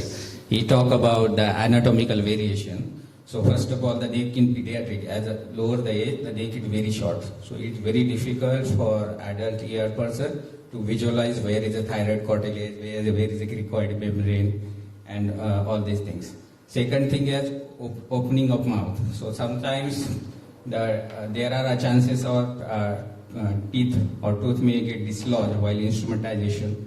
Second thing is that if you're giving some kind of medication while intubating, there are a lot of secretion. And most difficult scenario we can find to do maintaining the airways trauma, facial trauma, burns and everything. So it is really difficult, Dr. Akshay, as compared to the adults. I don't think so. I think we are always well prepared for emergencies. You would find us very calm. So I heard you say that there is rapid desaturation. So why wouldn't we do something called as pre-oxygenation? Yeah, so let's use a tight-fitting mask. Let's pre-oxygenate for him or her around 3 to 5 minutes. Let's do a rapid sequence intubation so that there is a minimum delay happening between patient going in apnea and you securing the airway. Why don't we do one thing more? We do something called as apneic oxygen. So we keep a nasal prongs continuously on when you have initiated giving inductions paralytic till the time you have secured the airway. We are just going through. We will. We will paralyze. He's a real superman. Unfortunately, we can't do without paralysis. Okay, again there is a risk. So we will touch base on that. So talking about rapid desaturation, I think this should take care of it. And I don't think anyone is going to do anything different than what I suggested. Okay? So I think that counters your claims of physiological challenges. Okay, so just as Dr. Akshay has properly told, the spectrum of the airway equipment, starting from bag and mask ventilation to endotracheal intubation, there are multiple devices available. Each device has varying sizes, color codes. This challenge I don't think is there. That's why we are more careful and telling you to wait till we arrive before going on. I'm waiting for you to complete. So, most commonly, adequate size, you have a breast flow chart in a pulse, everybody must have seen that. Based on that, the weight of the child or the age of the child, you know the appropriate equipments. Face mask, oral airways, and if you are able to ventilate the child, the first step I told you, please confirm whether you are able to ventilate the child by bag and mask ventilation. So even if you are not able to intubate, LMA, laryngeal mask airway, are a very good device which can be used even by a less skilled person for achieving oropharyngeal seal and ventilation by LMA achieves saturation in majority of the cases nicely. So these are the various sizes which you have to use. Again, as Dr. Nabzal has clearly told us, subglottic area is the narrowest parts of the airway in the pediatric population. So below 8 years, even if you use uncuffed tube, it is sufficing. There is less chances of ARD. Only in cases of ARDS, in which we need higher PEEP, you have to take a cuff tube. Coming to size selection, we already covered that.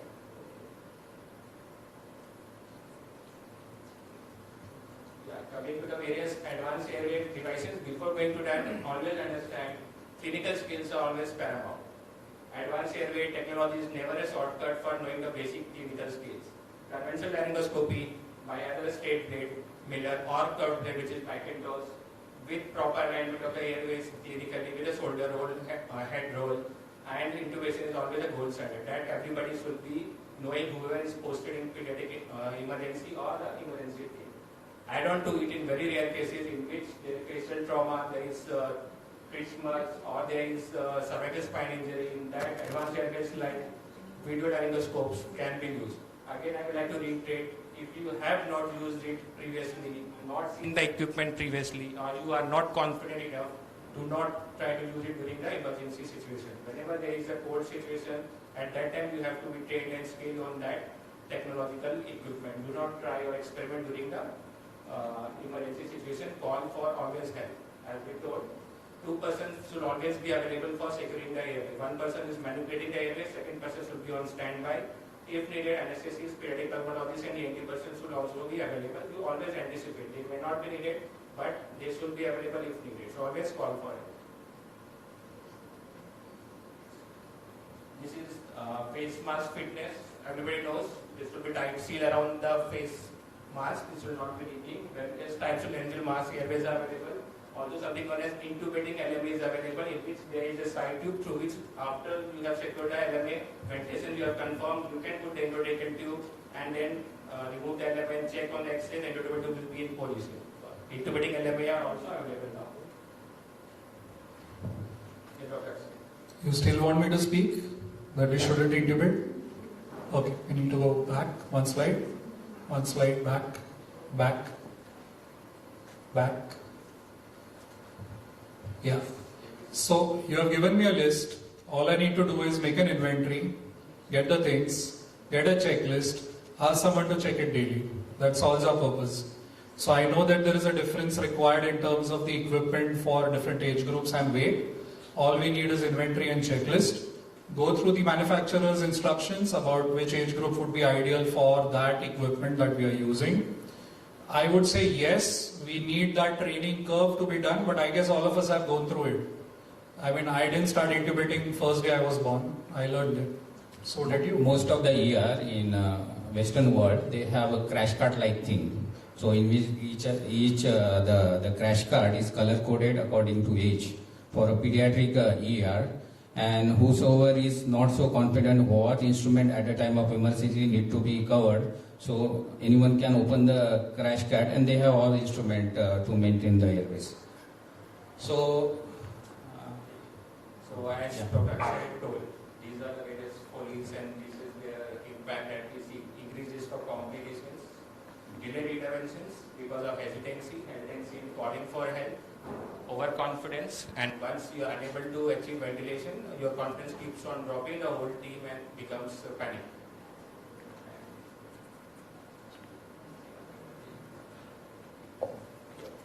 So, yeah, I'll take that. Thanks. So, I still don't see how come this is a problem.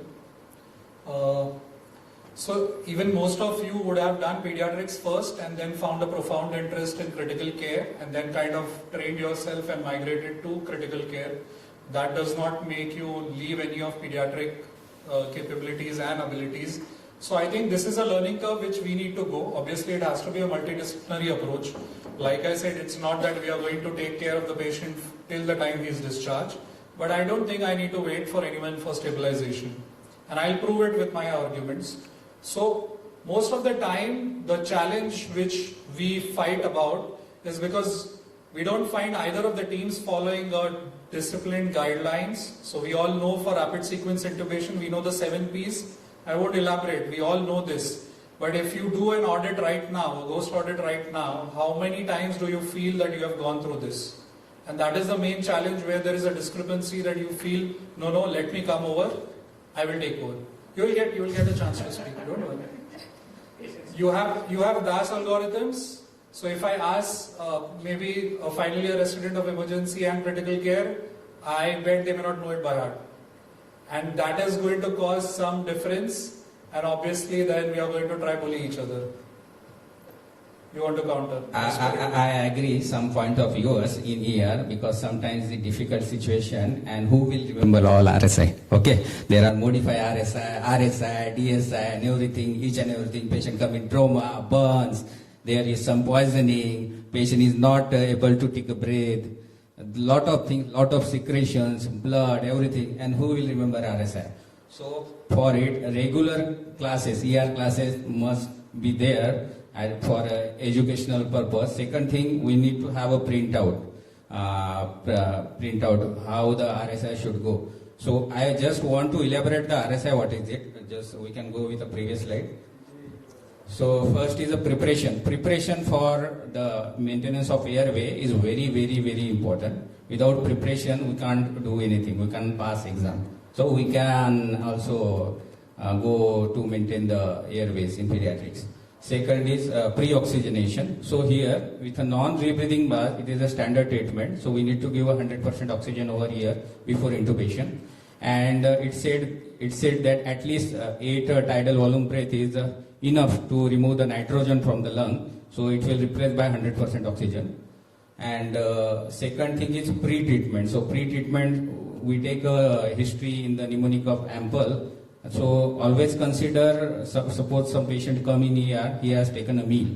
So the modified RSI need to be taken into consideration. So pre-treatment could be over here is the drug which need to be used for sedating the patient.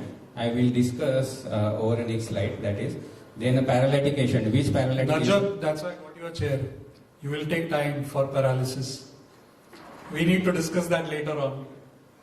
Okay, okay. Just go ahead. You want to intubate directly.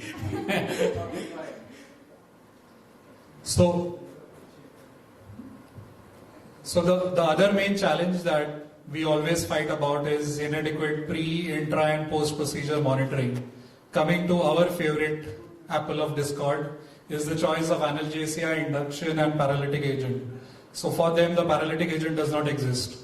And I'll be frank. No. It is wrong claim by ear. I have never seen you guys give paralytic before putting tube. The thing over here is important whether airway is maintainable or not maintainable after giving paralytic agent. So that is very important. It is not like idle will fall anatomical things over there. We will get a cut through cut membrane and put the tube inside. It is not so easy. Exactly my point. That's what you are doing. You are not giving paralysis. The patient is fighting. You are just sedating the patient and putting the tube in. Okay. I will just ask the audience in our judges, is paralysis before intubation always necessity? What are the absolute indications for paralysis before intubation? Basically, before difficult airway is either difficult to mask ventilate or difficult to tube.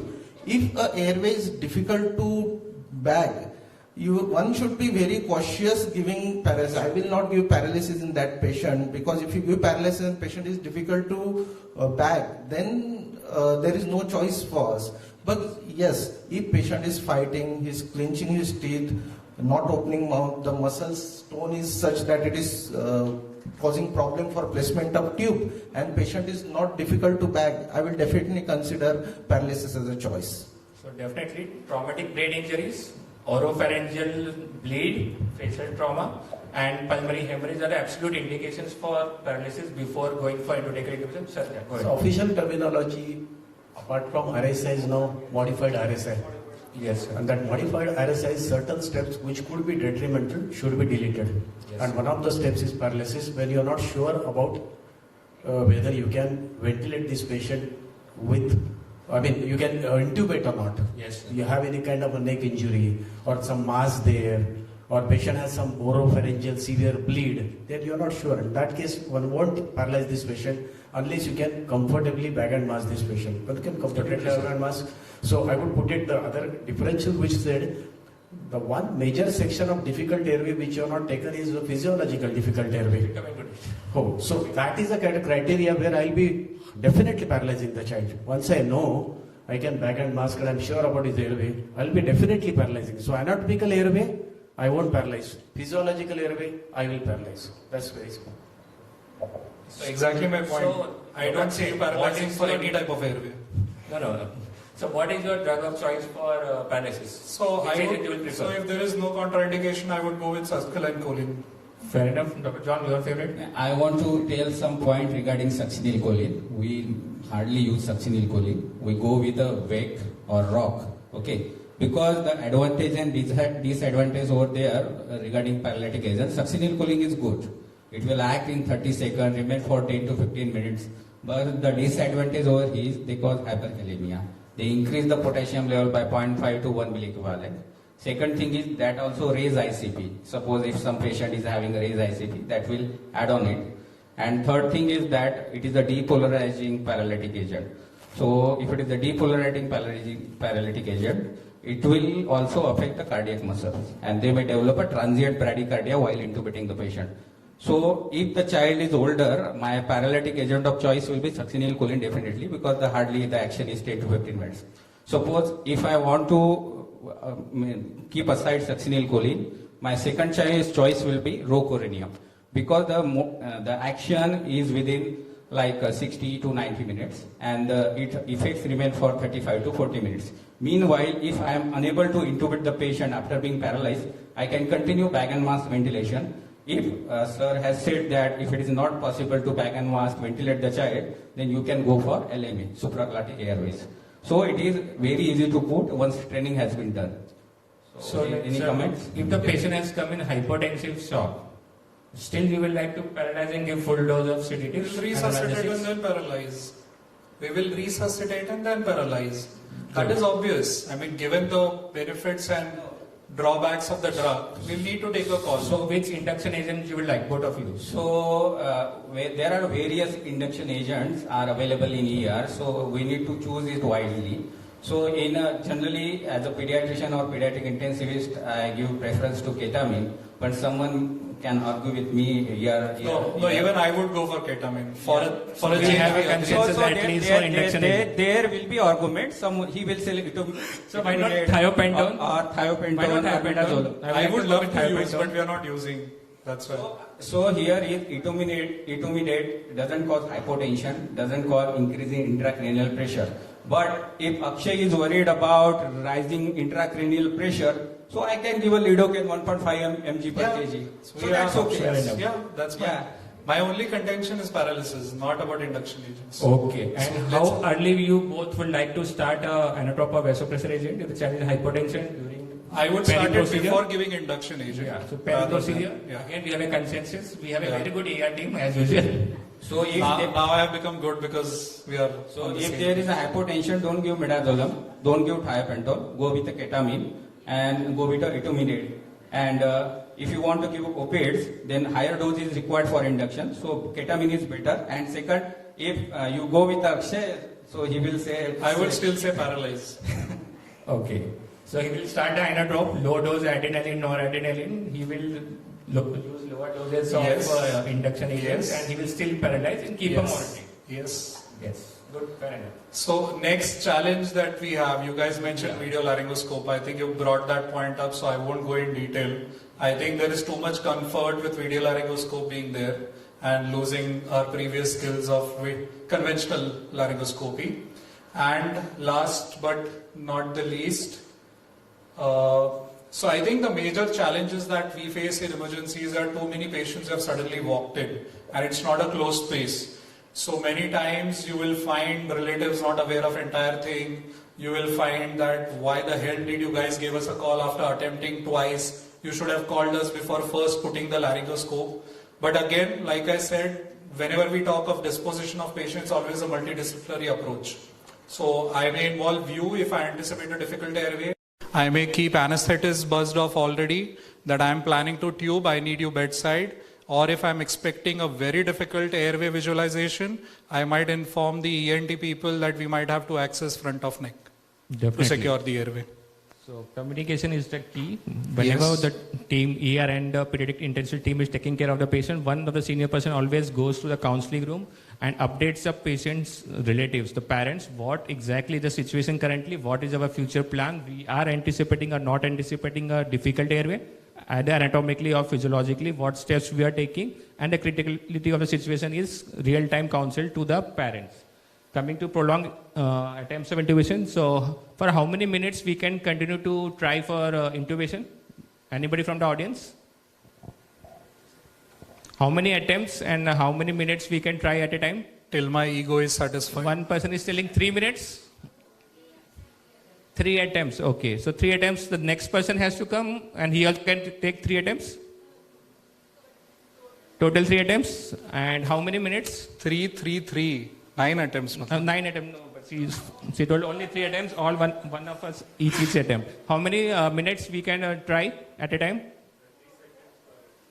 30 seconds? Absolutely right, 30 seconds per attempt. So one person can try 3 times if he is confident. If he doesn't able to go for advanced, means intubating the child, then other who is skillful person, so like pediatric intensivist can come in between.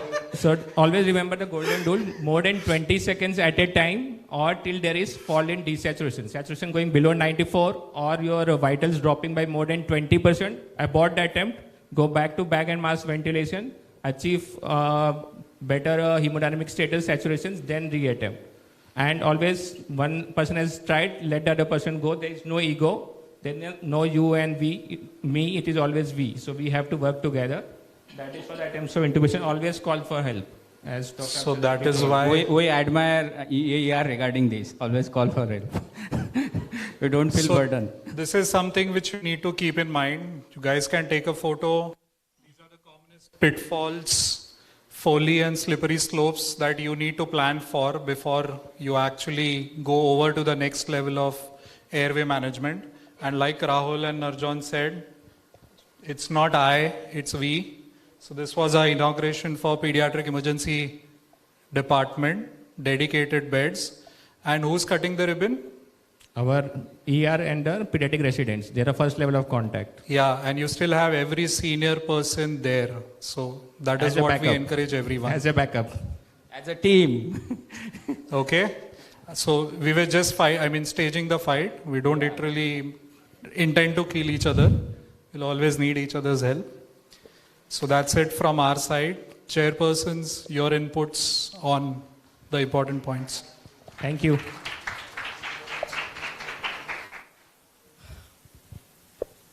So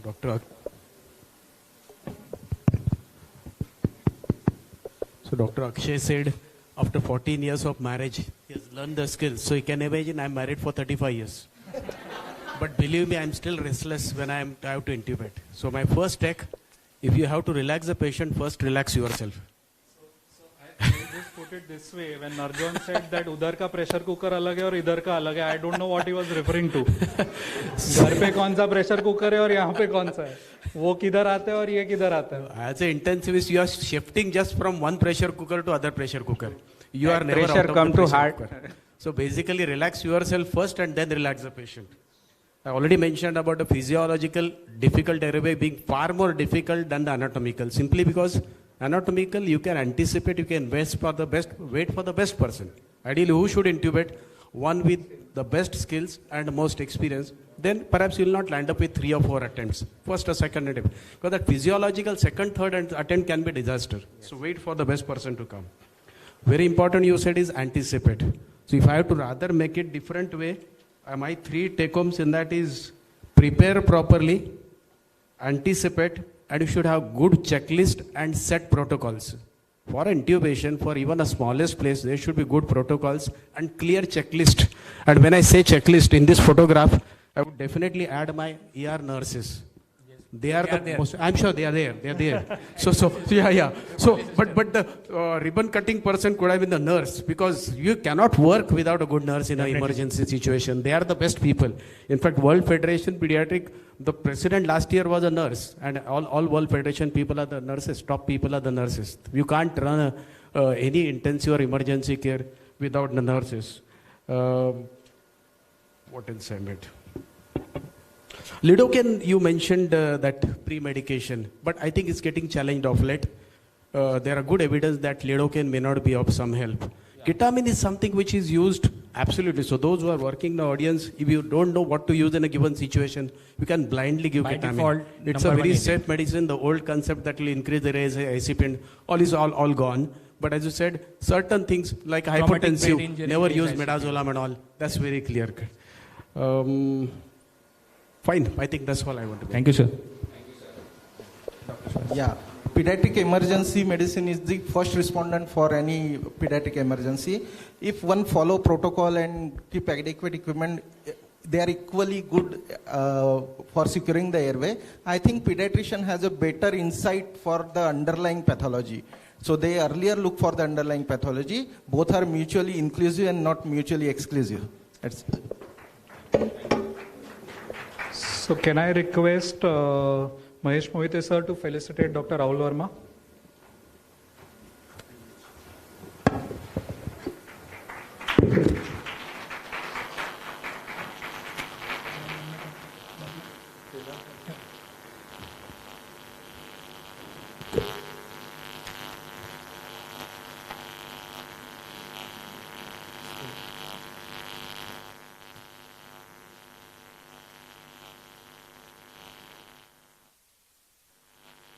Can I request Suhas sir to felicitate Dr. Narjon?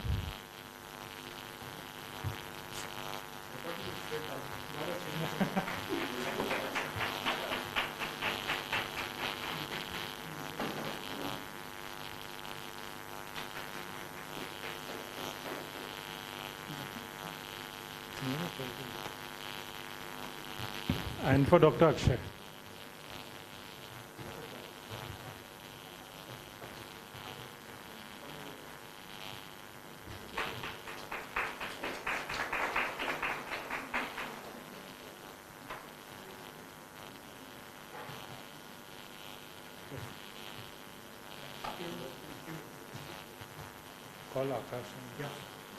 So next we have is a case-based discussion about pediatric poisonings.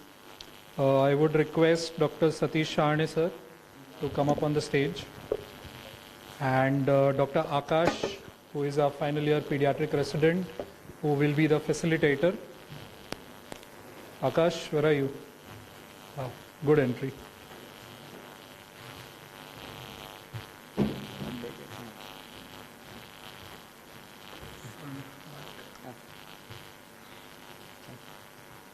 Hello. Good afternoon all. Myself, Dr. Akash Yadav. I'm pediatric resident, resident 3 in Department of Pediatrics, Apollo Hospital.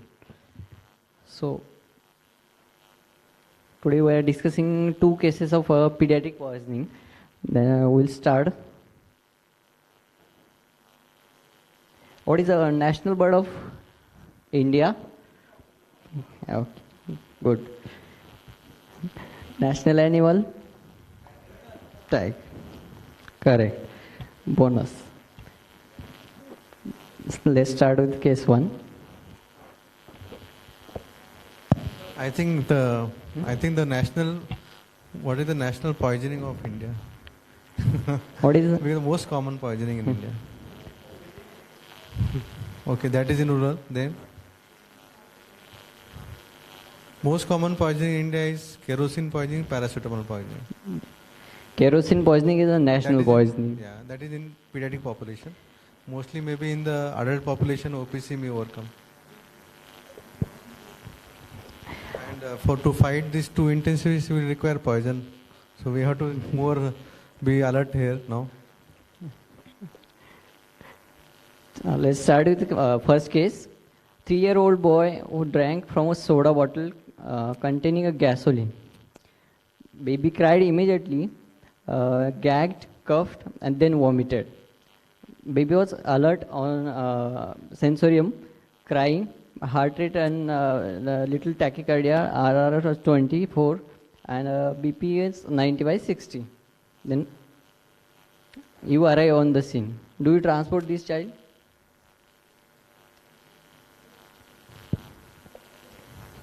So most of the cases what we seen in poisoning in children, they are most of them are unwitnessed, because we get in pediatric population more of unwitnessed poisoning than the witnessed poisoning. So in this case we got a witness because we know the child had drank something which is maybe a gasoline like container or what you call as hydrocarbons. So we have that plan accordingly, but sometimes we may not able to understand what the child has taken or consumed, or there may be some cases where they just come with the unconscious child or child with some unwitnessed, I would say kind of the child is found a little bit unconscious, or maybe he has consumed something which is not known. So also we need to should think in the mind about the cases where there is a witness poisoning, unwitnessed poisoning. So in this case, we say witness poisoning, we just have to see for the vitals of the child, and also the what we should know is the amount of the poison taken by the child and the duration of the poison, because the duration and the amount will have the impact on the management of the child. Admission, this child was required admission or not? Mostly if the child is stable, we just observe, but most of the time the problem with the hydrocarbons or kerosene or petrol poisoning is more of a, the problem starts after 4 to 6 hours, because most of these are called as our inhalation poison, inhalation toxins. So when they have inhalation effect on the body in cases of like pneumonitis, or child is getting hypoxic, or the child is having some more intake, so they can have impact. But some cases who are taken the larger amount can present within 1 hour with the respiratory distress, as well as you can make out the child with the child is having so much of I would say odor which is full of kerosene. So we need to actually see how much the quantity he has taken. Most of the time lethal dose is around 30 to 40 ml. Most of children will not able to take that because it's not a pleasant thing to take. So even what we see mostly 5 to 10 ml they take and they just throw it out. But if they taken the larger quantity, we should know whether there is a after effect of that. So in these cases we will require the admission or observation. Yes, as said by the sir rightly, we have to admit the child, symptomatic or asymptomatic. In this patient there is a history of gagging, coughing and then vomitus. So when Yes. this history is present, the chances of aspiration is very high. Yes. I will definitely like to observe this child at least for 6 hours. Yes, sir, correct. Yes, there will this baby will require transport and admission also. Okay. This is national poison, kerosene. Okay. Hydrocarbons are mainly in the present in degreaser, solvents, fuels, pesticides, and additives in household cleaners and polishes. These additives having low surface tension, which allows the rapid movement through the pulmonary system. These are having the toxic effects on pulmonary system, cardiovascular or systemic features. Hydrocarbon injections are having fatal dose of 10 to 15 ml. Clinical presentations as said by the sir. And these hydrocarbons can involve the respiratory system, CNS abnormality and GI abnormality. Hydrocarbon dissolve in the lipid layer in the lung. It can cause Surfactant inactivation and can progress to the ARDS also. Management. Admit all the symptomatic patients and obtain IBG, ECG and chest X-ray. Absence of symptoms for 4 to 6 hours after ingestion makes chemical pneumonia unlikely. Whether to give IPACAT? Basically, hydrocarbon poisoning, where what we generally see in a child with coming with respiratory distress. If you have also unwitnessed poisoning, mostly the respiratory complaints are seen in this kind of poison, like in inhalation toxins or the hydrocarbon like. So in these cases, if you observe for 6 hours, usually we don't give any gastric lavage in these cases because there is an increased chance of aspiration as well as inhalation injury. So in this, if you observe, don't make the child uncomfortable or any measures to induce the gagging or vomiting. So these things will not require for any vomiting purpose. Definitely there is no role of steroids or prophylactic because most of them, if you do the CBC also, because of the stress response or there is inflammatory response, there can be increase in the neutrophil or counts, but they are actually reactionary, so they don't require any antibiotics. Just one statement related to EPIC. I think the emetic part of poisoning management is totally out from all the international guidelines. Yes. In this case, it's contraindicated. Yes. You don't want this patient to vomit at all because Yeah. he will aspirate and he will become Because more. of aspiration. But in general, all the poisonings, there is no poisoning induced where vomiting. emetics are involved. It's out. Yes. Okay, so we'll not discuss that. Yes. Steroids. Any role of steroids in this case? No. And prophylactic antibiotic as discussed by you. Basically, if the child is having the secondary spikes after maybe 48 to 72 hours, after the admission, he has clear-cut pneumonitis, then in these cases we may think of, but on admission, with just reflection of WBC or any CBC, we should not give. Yes. When to do chest X-ray in this condition? So basically, depending upon the condition of child, mostly if the child is stable, otherwise having no, I would say, kind of complaints as such, we should observe for 4 to 6 hours, take the X-ray. If the child is normal, X-ray is normal, then you can also sure about yourself and medically also. So we can discharge or plan the follow-up. But the child is coming with the distress with sudden intake, we can take at the 1 hour also, not a problem. Symptoms of aspiration, choking, gagging, coughing may progress to the tachypnea, wheezing, and severe respiratory distress.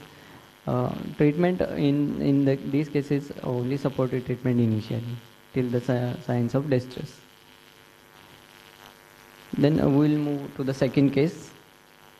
Any experts comments? Mohit sir, about hydrocarbons and all that. Basically, kerosene leads to chemical pneumonia if at all. So there is hardly any role. Now, one question about the gastric lavage. There is some controversy. Classically, we should never do it.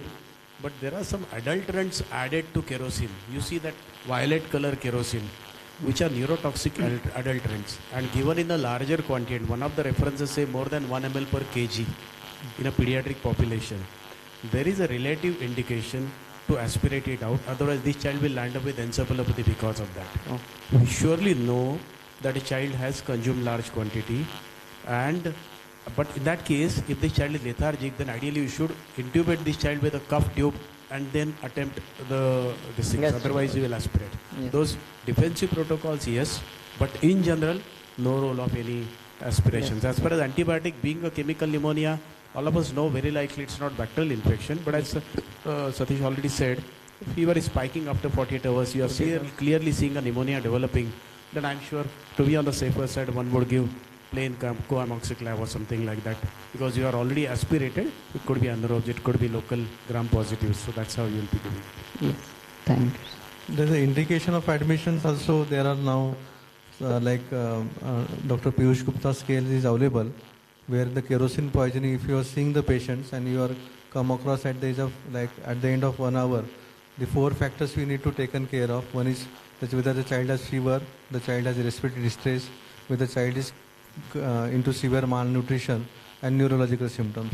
either of two of the symptoms are present or the score is more than 4, then we can actually admit the child and keep under observation, because they are likely to go into complication. If the score is less than 4, we may not admit the child. That is available on the Indian Academy of Pediatrics. Let's start with second case. 5 years, old girl was at school when she developed nausea, vomiting and bloody diarrhea.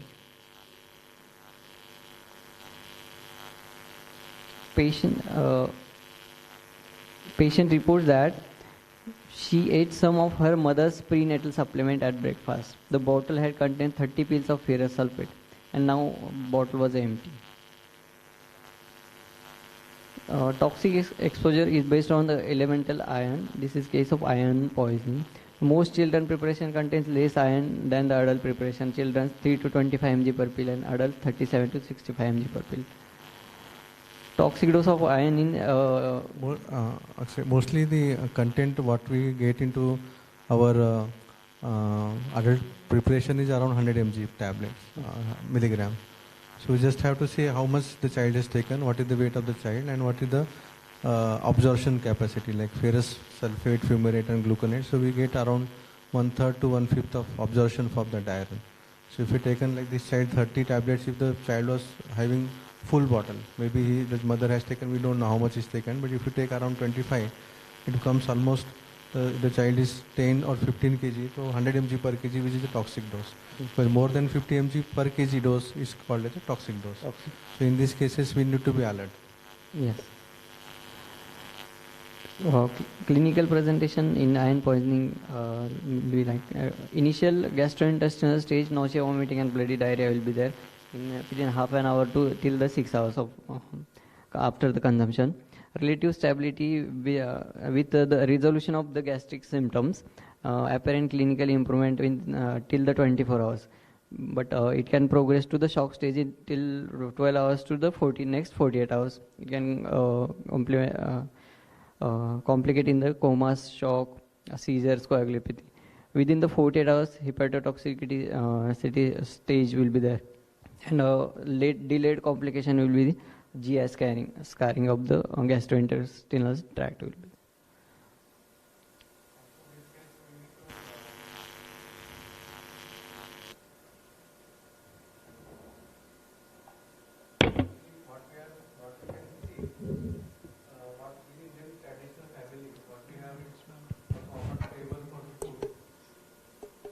What is called a dining table, and most of the medicines we keep on that, because what I have observed from these cases, or even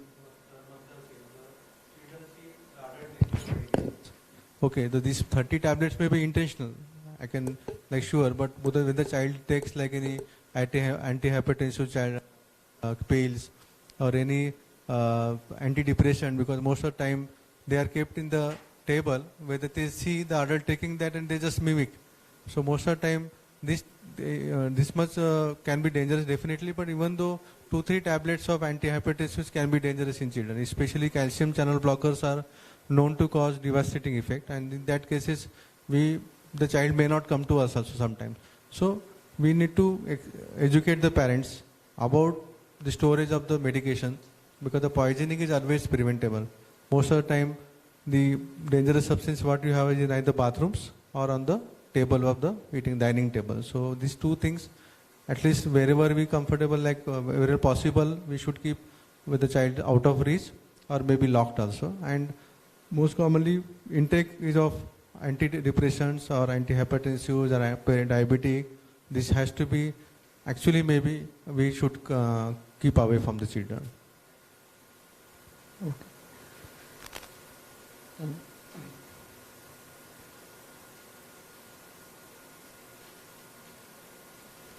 X-ray suggestive of radiopaque substance, that's are the iron pills, which is comes on abdominal X-ray. Serum iron levels is the only important in asymptomatic patients. All the symptomatic patients should be treated within 2 to 6 hours after injection less than 35 micrograms. Then in the management, whole bowel irrigation, 500 cc per hours in children, and in adults 1 to 2 liters till the effluent and influent comes equally. There is an antidote available for iron toxicity, that is the deferoxam. There are certain indications for deferoxam administration, that are the serum ferritin levels more than 500 microgram per liter, significant clinical toxicity and persistent X-ray finding despite of the GI decontamination. The serum, this is a question for audience and all. Serum iron levels usually peak 2 to 6 hours after injection. Which of the following statement regarding the treatment of iron poisoning is correct? First option is administration of activated charcoal within 1 hour of injection. With toxic injection, iron pills may be visible on X-ray. Patients remaining asymptomatic for 6 hours after injection may be discharged with appropriate follow-up for psychiatric evaluation, and treat the hypertension caused by hemorrhagic gastroenteritis with crystallized fluid and blood transfusions. The audience can raise the hand and answer. Anyone?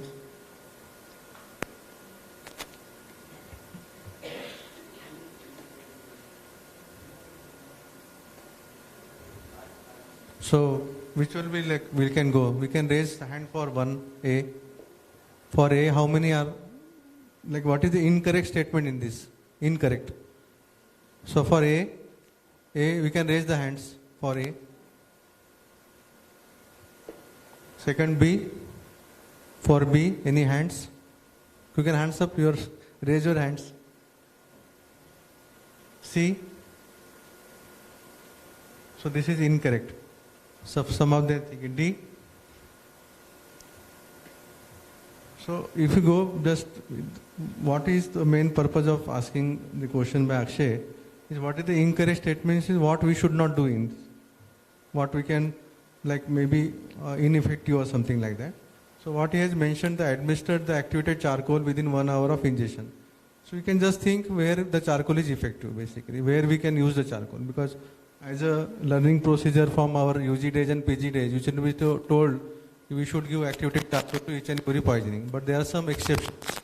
So what are they? We should know. So first and foremost, what we have seen in the first case also, hydrocarbons we cannot use or we should not use. There is no role of any activated charcoal in the hydrocarbon. Like this, iron is one of the case scenario where your charcoal may not act, and another is lithium. So iron, lithium, hydrocarbons, or maybe when you are knowing, you don't know the diagnosis, frankly speaking, where the child is having unwitness, unconsciousness. So in these cases we don't use, or gastric levels also. So that cases, that's why the first answer is correct, where administered activated charcoal is not useful in iron poisoning, so we should not use.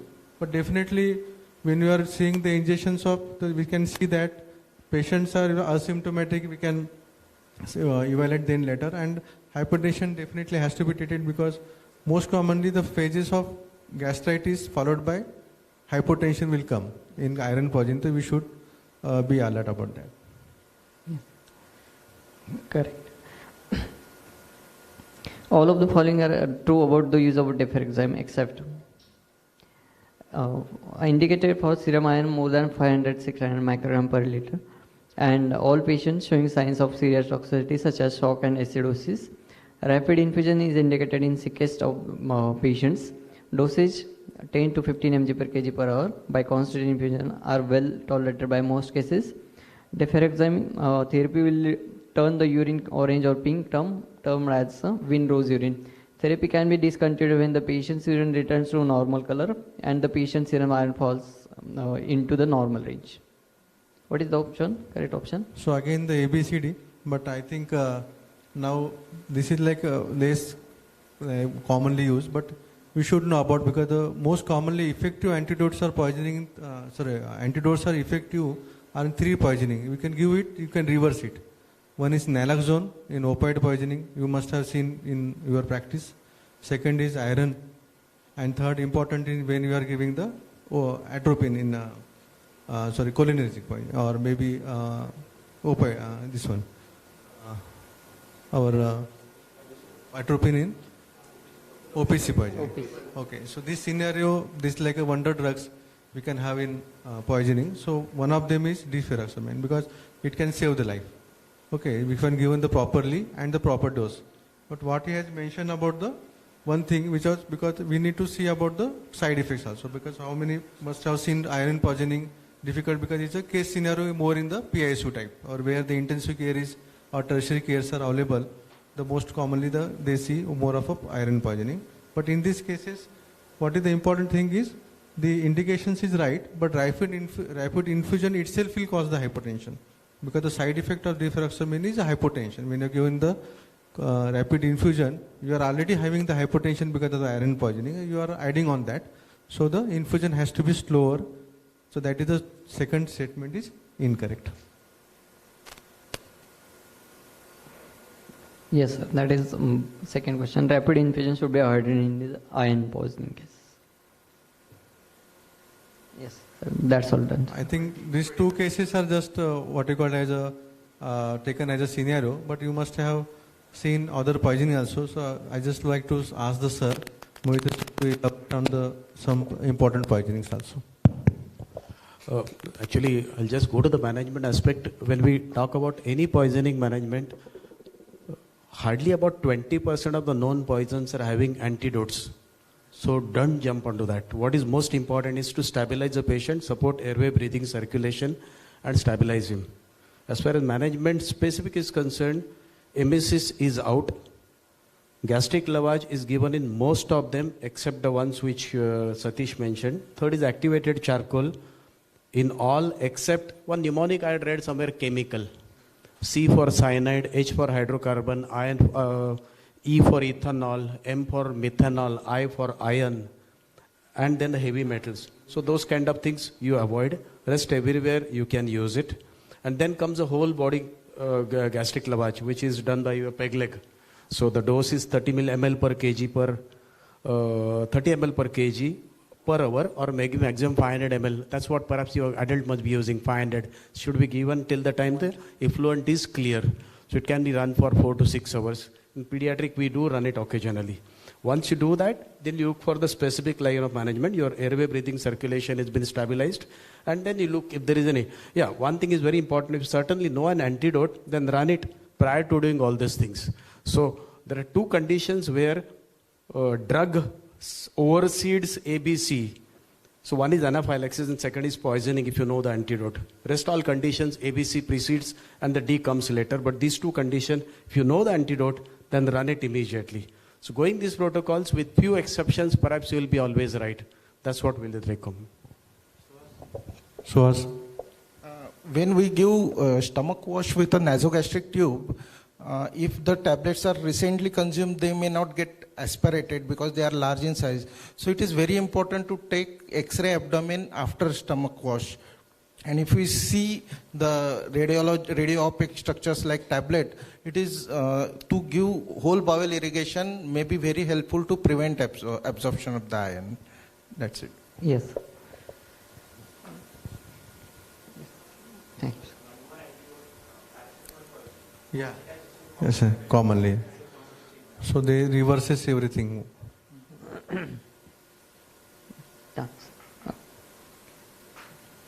Thank you, Satish sir and Dr. Akash. I would request Dr. Suhas sir to felicitate Dr. Satish Rane sir.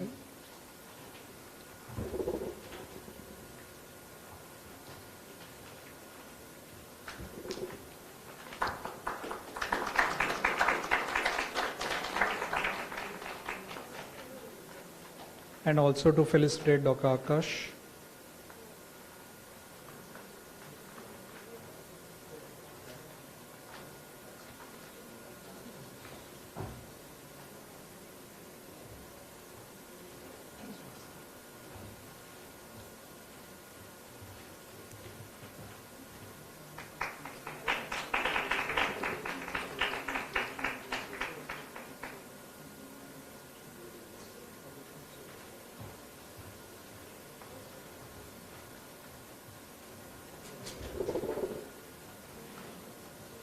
Thank you, Satish sir. Thank you, Dr. Akash. So, After the poisoning, let's invite Dr. Sandeep Sawant, Senior Consultant, Pediatrics, to speak on wheezing child.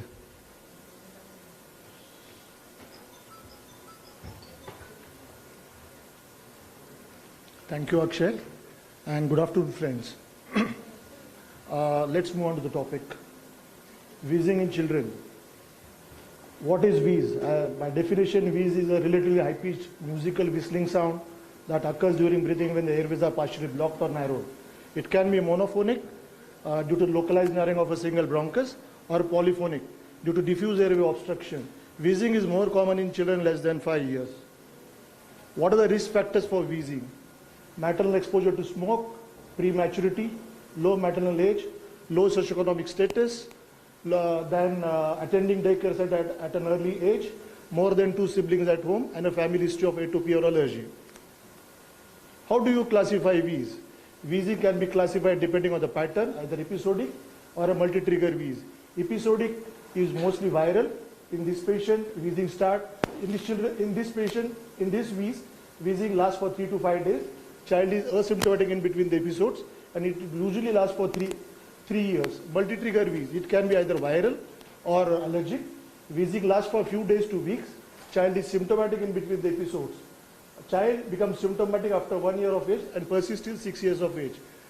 Depending on the duration, it is classified as either never or infrequent, then your transient early wheezes, and then your intermittent wheezes, late onset wheezes, and persistent wheezes.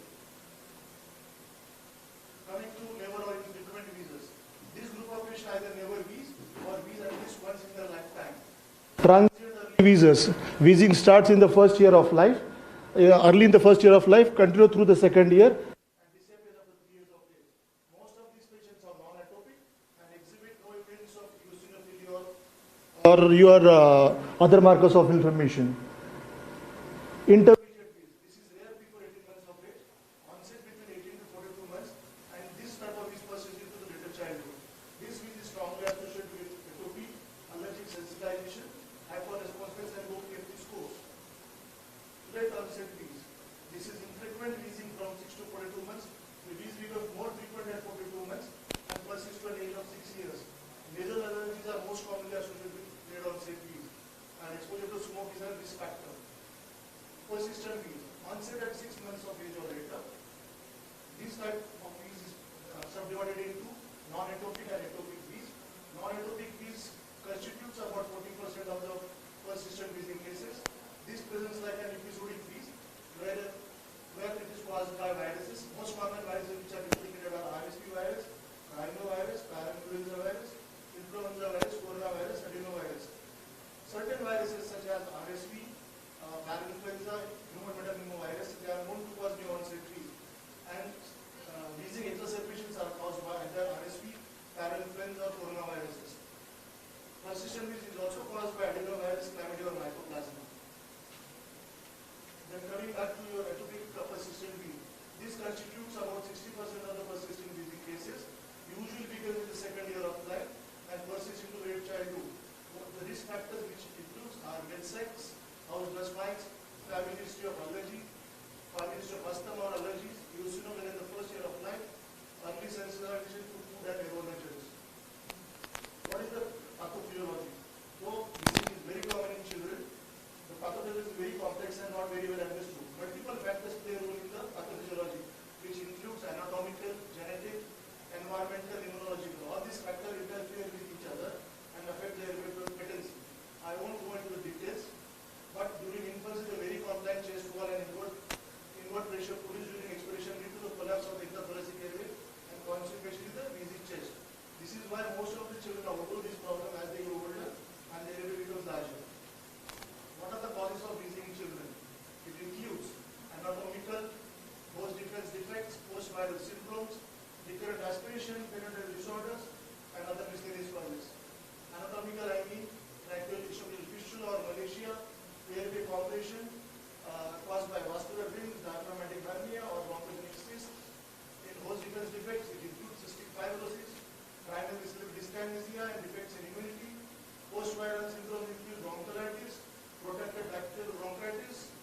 Current aspiration includes reflux, gastroesophageal reflux disease with or without solid problem, parental disorders such as chronic lung disease or bronchoalveolar dysphagia, and in miscellaneous causes either foreign body or seminars. What is asthma predictive index? This index is helpful in identifying children who are at risk of developing asthma in future. It includes either 4 exacerbations, 4 or more exacerbations of wheezing per year, plus 1 physician confirmed episode, plus 1 major or 2 minor criteria. What are the major criteria? Physician diagnosed parental asthma, physician diagnosed atopic dermatitis in child, and allergic sensitization to allergen. These are the major criteria. What are the major minor criteria? Wheezing not related to cold, physician diagnosed allergic rhinitis, and blood eosinophobia. What are the clinical cues indicating other diagnoses? Sometimes patients are presenting with persistent noise cough. So what differential diagnosis comes to your mind? It may be either cystic fibrosis, aspirations, immune disorders, ciliary dyskinesia, or protracted bacterial bronchitis. Patient who present with paroxysmal, one should think about paroxysmal, one should think about pertussis or malacia. Cough while feeding, think about GRD with or without solid problems. Coronal nasal discharge, sinusitis. Whenever there is a clear nasal discharge, one should think about allergic rhinitis. Abnormal voice of cry, anatomical cause. Focal cyclical chest, one should think about, whenever you have focal cyclical chest, one should think about the foreign body aspiration. Episodic and seasonal cough, think about asthma. When you have finger clubbing, think about cystic fibrosis, ciliary dyskinesia, immune disorders. Failure to thrive. Again, cystic fibrosis is one of the cause for failure to thrive and immune disorder. Prematurity and low birth weight, think about CLD and bronchoalveolar dysphagia. So what investigations will do in wheezing? Wheezing is mostly a clinical diagnosis, so no further investigations are required. Chest X-ray, mostly it is normal or shows hyperinflation, but in certain situations it is helpful in diagnosing structural anomalies or a foreign body aspiration. CT chest, it is done only in patients who have persistent abnormality on chest X-ray, or if the patient has persistent symptoms despite the therapy. CTC could be helpful in diagnosing eosinophilia. Radio-solvent test, skin test, and total IG. These are helpful in identifying children who are at risk of developing allergies. Barium meal test. It is done in those patients who have structural gastrointestinal problems such as hyposkiliacs or malrotation. pH test. It is helpful in patients who have symptoms of gastroesophageal reflux disease. Bronchoscopy in patients with foreign body, tracheal fistula, malacia. Pulmonary function test. It will help. These are helpful in diagnosing reduced lung function in becoming wheezing child. Exhaled nitric oxide is a new test which is helpful in diagnosing and managing asthma. This test the amount of nitric oxide is measured in the breath. If the exhaled nitric oxide is high, it indicates asthma. Standard spirometry. It is done in older children and it is helpful in assessing the response to the bronchodilator therapy.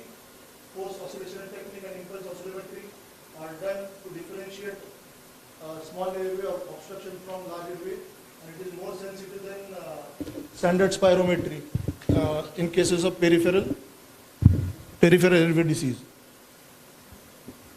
How do you manage a wheezy child? Bronchodilators.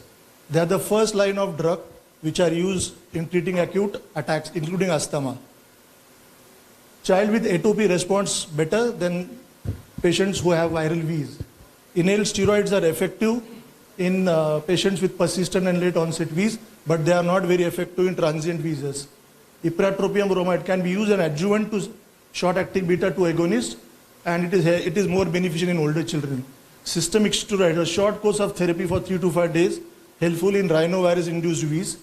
Antileukotrienes, they are useful in patients who have post-viral wheeze with modest benefit. What is the role of antibiotics? Since wheezing is mostly a viral infection, there is no role of antibiotics. But in patients who are preschool children who are having severe wheeze, azithromycin is justified. As we know, protected bacterial bronchitis is a commonest cause of wet and chronic cough. So giving an antibiotic in those patients for a prolonged period of time is helpful. Otherwise, one should not give antibiotics. Giving antibiotics during infancy increases the likelihood of childhood asthma by changing the flora. Role of palivizumab in prevention of RSV. It is indicated only in high-risk patients such as prematurity, chronic lung disease, patients with congenital heart diseases. Antihistaminic. The role of antihistaminic is only helpful in reducing and stopping the bronchodilators. Parental counseling and understanding is very important. Those parents who do not understand the child's problem land up into problem and receive inadequate treatment. This is a stepwise approach to treat wheezy child with atopic background and non-atopic background. A child with atopic background, when comes with a first attack, one should give short-acting beta agonist with oral steroids. When a child with atopic background gets a second attack, with SABA and oral steroids, start with a low-dose ICS. With third attack, the child is still not responding to the previous treatment, you can add moderate dose ICS to SABA and oral steroid. In non-atopic background, in first attack, only short-acting beta 2 agonist is sufficient. In second attack, you can add SABA plus oral steroids. If the child is not responding to that, then you can add a low-dose ICS in the third attack. How do you treat a wheezing exacerbation? Most of the time, you are sitting in an OPD, a parent or mother or father calls you up telling that my child is breathless and breathing heavily. And we know that the particular child is a wheezy child or a known case of reactive airway disease.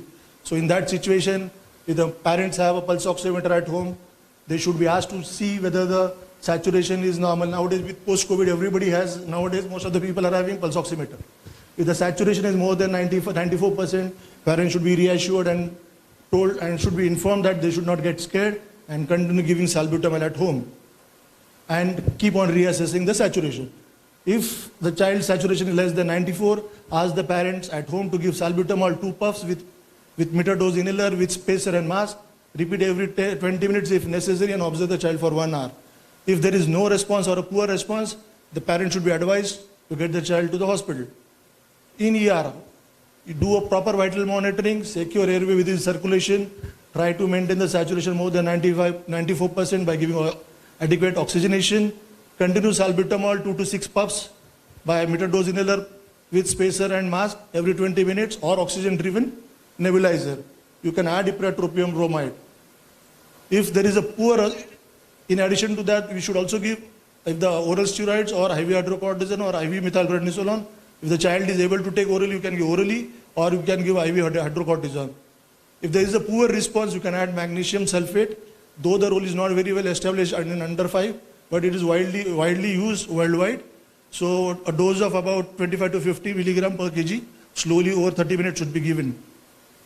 See the response, try to maintain saturation beyond 94. If still there is an inadequate response, in addition to the above treatment, you can continue giving oxygen-driven nebulization with salbutamol and ipratropium, steroids. If still the response is poor, you can give aminophylline or terbutaline, which needs to be used very cautiously on a case-to-case basis. And consider giving high-frequency nasal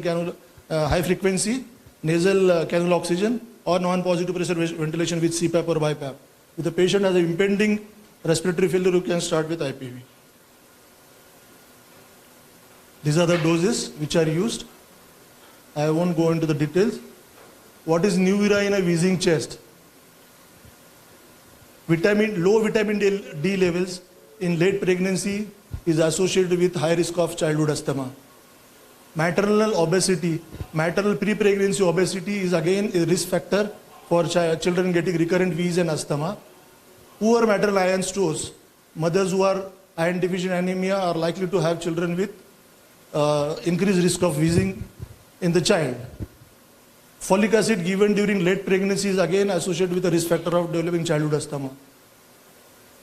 Prenatal administration of acetaminophen, taking too many paracetamols in the late pregnancy is again a risk factor for childhood asthma. So the take-home message is physicians should be aware of wheezing phenotypes. Exposure to environmental trigger is a poor prognostic factor. Determining the appropriate level of investigation and treatment remains a challenge to the physician. The modified asthma aptitude index could be beneficial for for predicting which group should be treated as asthmatic patient. Thank you.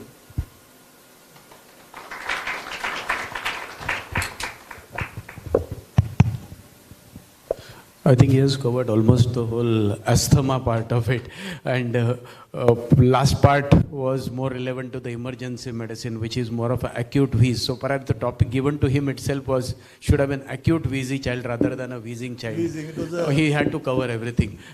But then coming to the summary of the whole, when a child comes with acute wheeze, at that time it's irrelevant whether what is the underlying pathology, atopic, non-atopic or something. You have to just rule out any anatomical, like first part is important, monophasic versus polyphasic. So when it's polyphasic, it's asthma, monophasic is some upper airway obstruction. We can determine that because upper airway will come with either biphasic or it could be more of a stridulous kind of presentation. Once you rule out it is not the anatomical defect, then the whole treatment of acute asthma, like he said, the mother called that he is having acute wheeze, then you can, on the way, you can tell her to give those Saba puffs, the salbutamol puffs, which is, I mean, JINA guidelines are clearly updated now. Latest one is, as he said, almost 6 puffs in for every 20 seconds. So in a minute, about 18 puffs you give. That's a recommendation. About 4 to 6 puffs every 20 seconds. So in a first minute you give about, rather hour, 1 hour you give about 18 puffs, right? So 6 puffs in 20 minutes and 18 puffs in an hour. That's a present guideline on the way when it's coming to the hospital. And meanwhile, along with that, they can give 1 single dose of prednisolone also, which is about 1 to 2 milligram per kilogram. In spite of that, and suppose this patient happens to be in the clinic or something and the child is very breathless, one can use nebulizer. Though now nebulizer is getting out of way and your MDI is as effective as nebulizer, clearly proven by evidence. So this primary 20 puffs or 18 puffs are not working, then obviously goes to the ER or goes to the ICU. And there the next line of treatment is magnesium sulfate. The subsequent part definitely comes to ICU. So as an emergency medicine, you must know that it's an inhaled beta-2 agonist and steroid and SOS magnesium sulfate. Obviously, this in acute scenario, nebulizer to be driven with oxygen. Don't forget that. It has to be driven with oxygen. It should not be on room air, because a patient, this hypoxic patient or more than hypoxic patient, if you give beta-2 agonist nebulizer, he can crash at times because of the intense pulmonary vasodilatation. So all those things need to be taken into consideration. Not to forget, this patient, if he is sort of breathless and has not taken feed for some time, may be hypovolemic. That also will aggravate the problem further. So associated, you may have to look at his volume status, give extra fluids, maybe IV fluids. And once it goes beyond maybe first two, that is beta-2, steroid and magnesium sulfate, subsequent management preferably should be in the ICU rather than managing and even the ER. That's how you will be getting into it, right? Yeah, as far as acute episode is concerned, if there is an impending respiratory failure, better to manage these patients with the help of HFNC or BiPAP and keep a high threshold for intubation, because ventilating a wheezy child is a nightmare. So as far as possible, try to manage with the non-invasive ventilation and max self-infusion. Yeah. Just one point I want to make from pediatric perspective. If this is an altogether new patient coming with first time wheeze in 2 to 3 years, don't forget mimics of asthma. It may not be a wheeze, it may be just a foreign body which swallowed, and keep on doing all kind of interventions. He may crash in front of you and he will not respond to anything.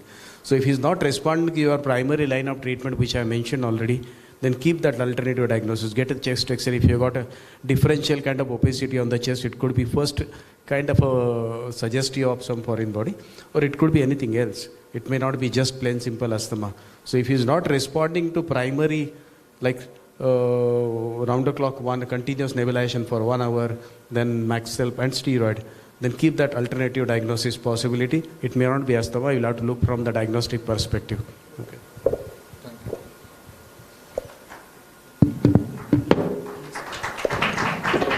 Can I request Dr. Mahesh Mohitte sir to felicitate Sandeep Sawan sir?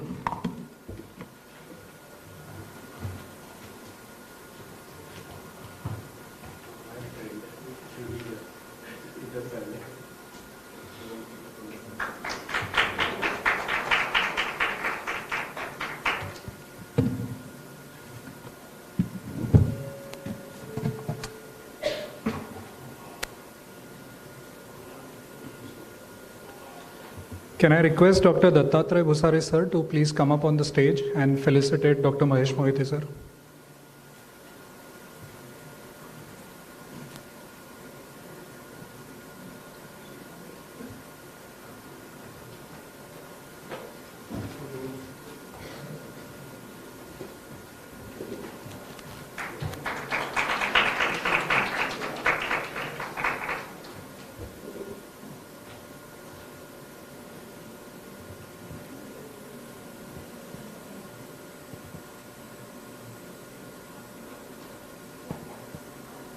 and also to felicitate Dr. Suhas Kharche sir.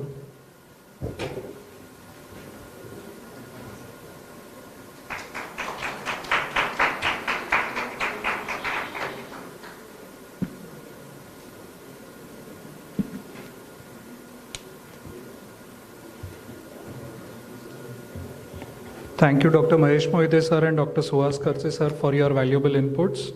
I request Dr. Dattatreya sir to please be on the stage as the chairperson for the next different talks. And so we move on to, since AI is taking over most of our work, how many of you are using ChatGPT? Don't lie, I know most of you are.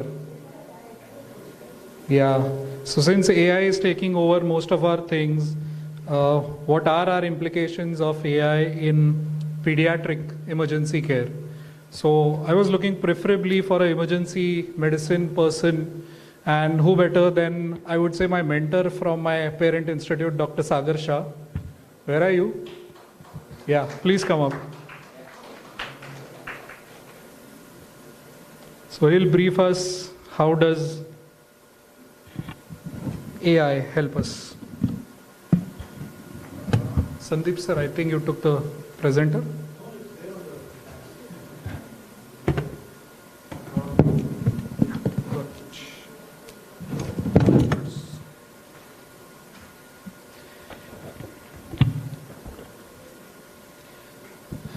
Good afternoon. Hi, I'm Dr. Sagar. I work at Kokilaben Dhirubhai Ambani Hospital in the emergency department as a consultant.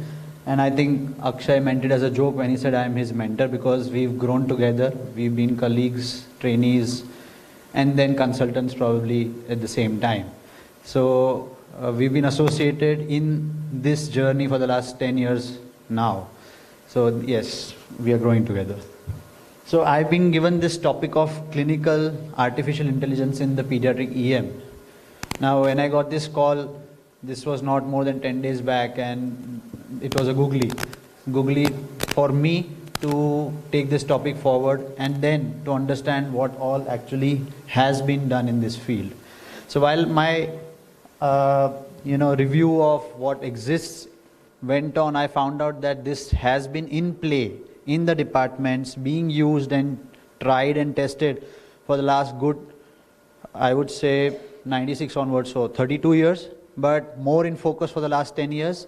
And the last 5 years have been phenomenal in AI use in pediatric EM, more in the Western world.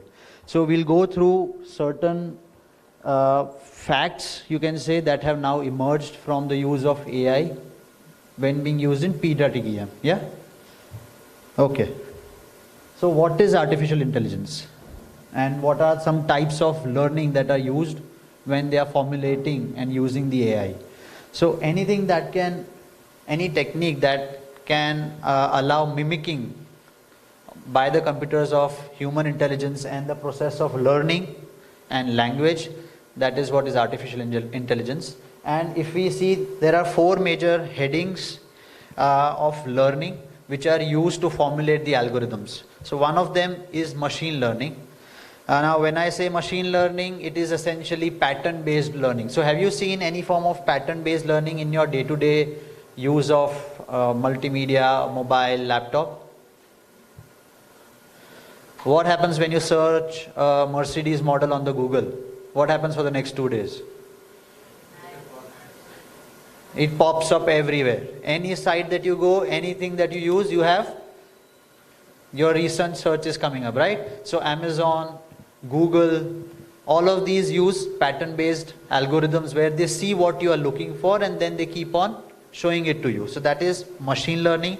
That is quite basic form of AI learning. Next you have a more complex deep learning. This is also called as a neural network learning. So like when we process an information, we process it at many layers. We don't see a patient say, oh, there is tachycardia of 140, this is sepsis. No, we know it can be SIRS. SIRS can be because of trauma, anxiety, sepsis, any of that, right? So then we go to the next part. Okay, is it SIRS? And then we find a focus of infection, then we say this is sepsis, and then we start categorizing it further into shock and then resistant shock, correct? So we go through layers of assessment of one vital sign rather than tagging it as the final definitive diagnosis. So that's where deep learning or neural learning comes into play. And this is a progressive learning, and you have feedbacks, feed forwards and reinforcements that get you to your final differential or short probable answer. Then the third type is reinforcement learning. So this reinforcement learning is what we had recently at Apollo. What did we have recently before this at Apollo? Mahasim was? Right, so reinforcement learning is goal-based learning through interactive cycles. So essentially sim-based learning or simulation exercises.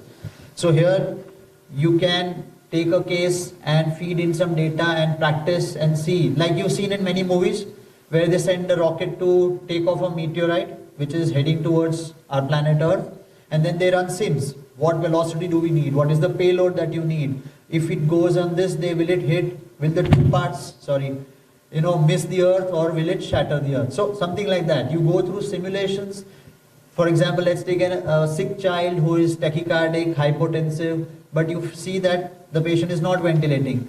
Do you go ahead and tube? Do you not tube? What do you do? And when you are in a simulation lab, you can intubate and they'll give you the answer. The patient crashed or survived, right? So these are reinforcement learnings which are mainly simulation based. The next you have generative AI. That's where we talk about one of the commonest, or rather last 1.5 year beauty is ChatGPT. Now trust me when I say I used ChatGPT just 2 days back. That's the first time I used it.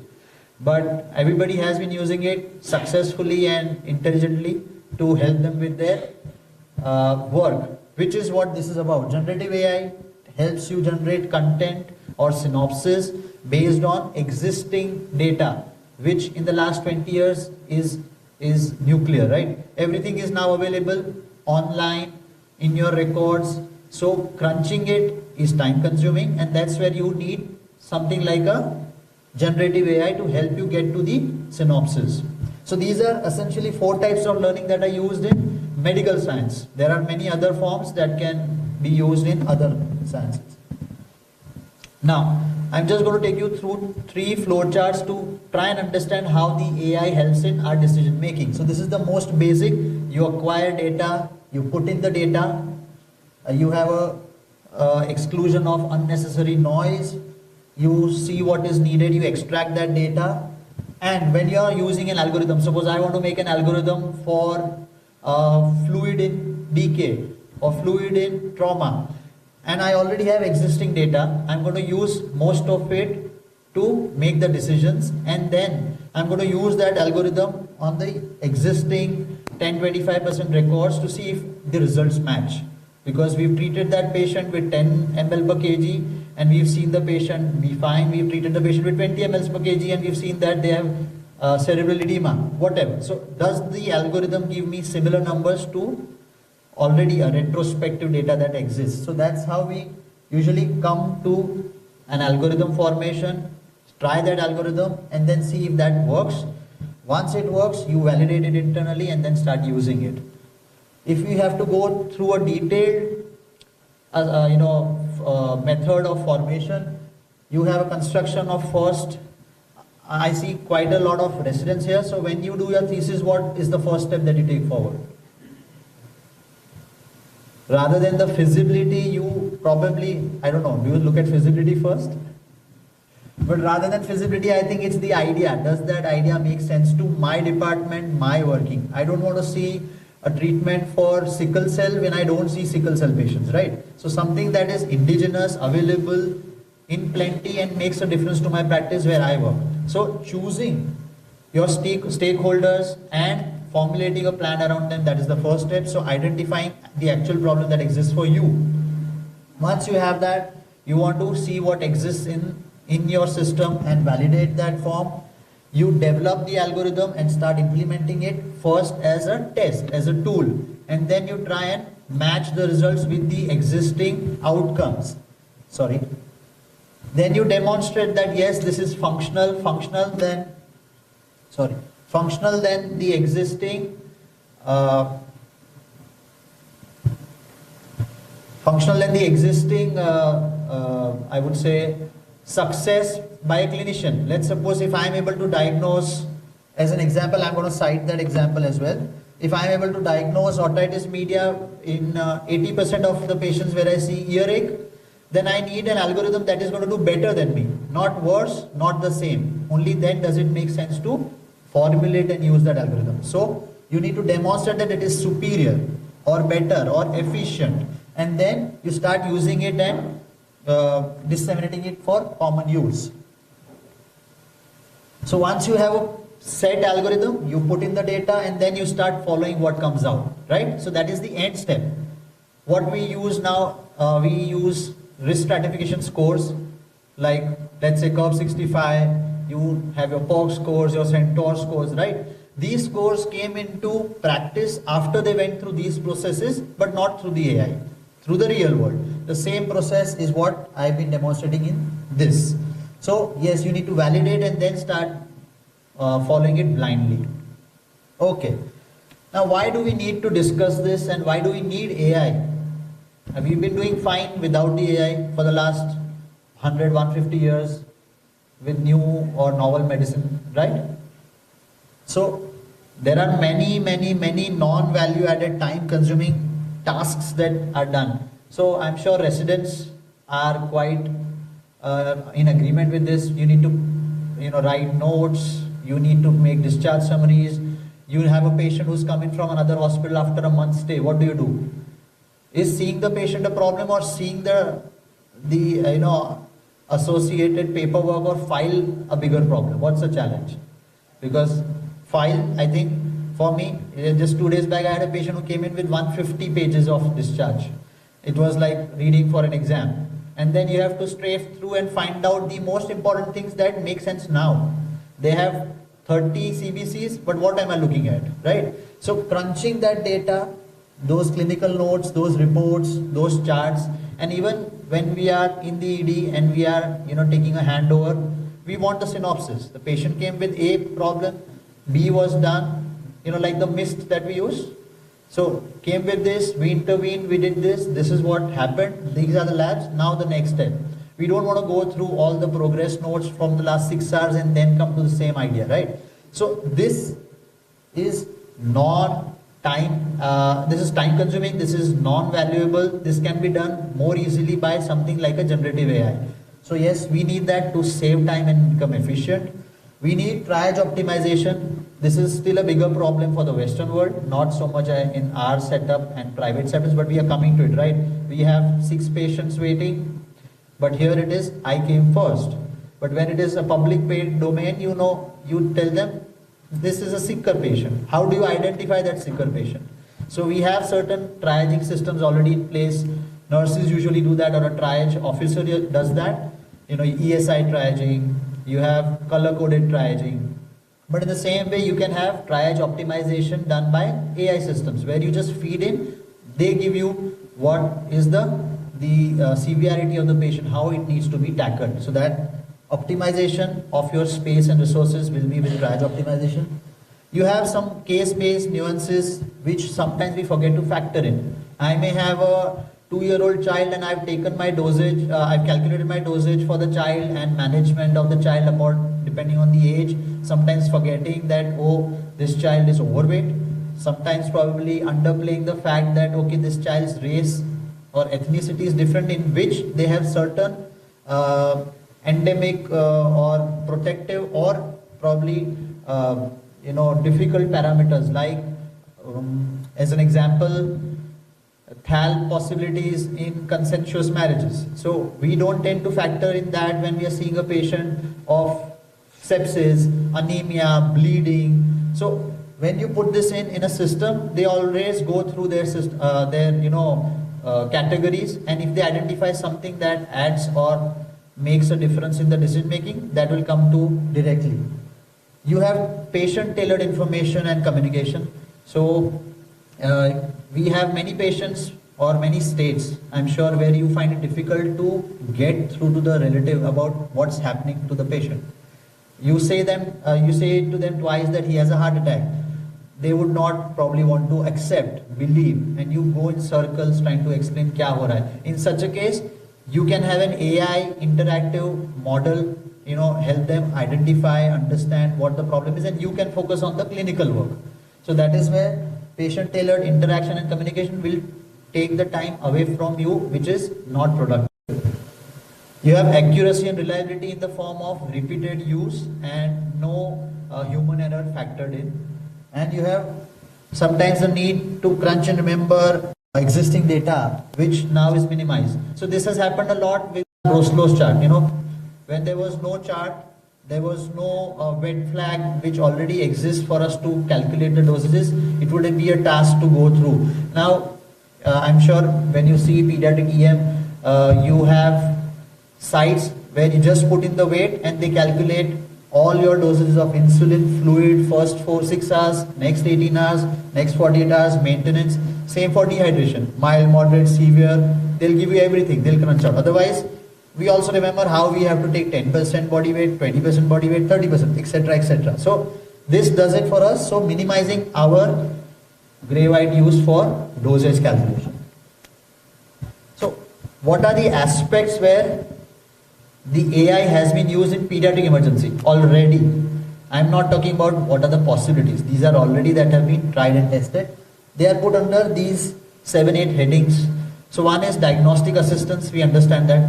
So what it does is it helps in diagnosing. So commonly used platform would be radiology, seeing an abdominal X-ray. Is it a small bowel obstruction or not? Are there significant air fluid levels? I think this is an air fluid level. I don't think this is an air fluid level, right? That's a common question. Okay, pneumonia. Is this a rotated X-ray? Is this a soft tissue shadow or this is a CP angle blunting? We have questions. In a CT or an MRI, we have questions. Is this an infarct? Is it an artifact? So when you have a machine-based assessment and interpretation, it can help you with diagnostic assistance. One other place where I would love for this would be dermatological lesions, right? Identifying, characterizing a skin eruption and then calling it X, Y or Z. Is it chickenpox or not? Is it just viral exanthem? What is it exactly? So in such a case, we do this, right? We go to the Google and see, does this match? Is it the same? If something can already do that, that would be more helpful, which is validated. So diagnostic assistance in dermatology. Then you have ECG, another nightmare for many. Is this ECG sinus? Is this a juvenile pattern of T inversion or is it ischemia? Is this a female pattern of T inversion or is it pathological? Is this Q physiological or pathological? So all of these are so many questions that come up when you take any ECG. If this can be interpreted by an AI, again, you would have some aid, right? So these are diagnostic assistance that can be provided and that are provided by many algorithms. Next is predictive analysis. So what do we want to predict in the ED? Many times. So when you see a patient who is not very sick, what are we trying to predict? Does the patient stay? Does the patient go? Right? What's the turnaround time for the patient? Do I send them off right now? Do I wait for an expert to come in and say the same? Or do I actually convince them to stay back? Correct? So we are trying to predict the course of a disease. Sometimes we are trying to predict whether the patient is going to worsen in the next 24 to 48 hours. What else do we predict? We can use these systems to predict exacerbations of asthma. So they've been using it in places where winters are worse. Bombay doesn't have winters at all. So where winters are worse, the air quality index changes, let's say Delhi. And then they start telling us or alarming that you're going to have a big load of exacerbation of asthma patients. Does that make sense, right? When the air quality goes down, where the winter comes in, you know what you're expecting is flu and respiratory illnesses. So this prediction is also a predictive analysis. This can also be used further to assess for metabolic syndromes when you have overweight kids or child. So there are many usages, but in the ED, what to expect, what is the likely course of the disease, and whether they are responding to the treatment, these things can be picked up by AI. The next is clinical decision support systems. Now these are the most helpful for us in decision making. But then there is an old school and a new school thought. Do I want AI to take over my decision making? And do I want to rely on the AI when it says, okay, this child can go home? It's like antibiotics. We were just discussing viral causes of wheezing, right? And when we read, we have patients who have earaches, and the child doesn't require antibiotics 90% of the time. The patient has URI. The child doesn't require antibiotics 90% of the time. But how many of us refrain from giving that antibiotic, or are we always trying to play safe and azithro, plain amoxicillin chal jayega? You know, that's where here we have the same challenge. When the machine tells us that the child is good to go, we'll say 2 more hours of observation, right? But that's the hurdle we need to cross. Once we know it is accurate, effective, and it has been validated.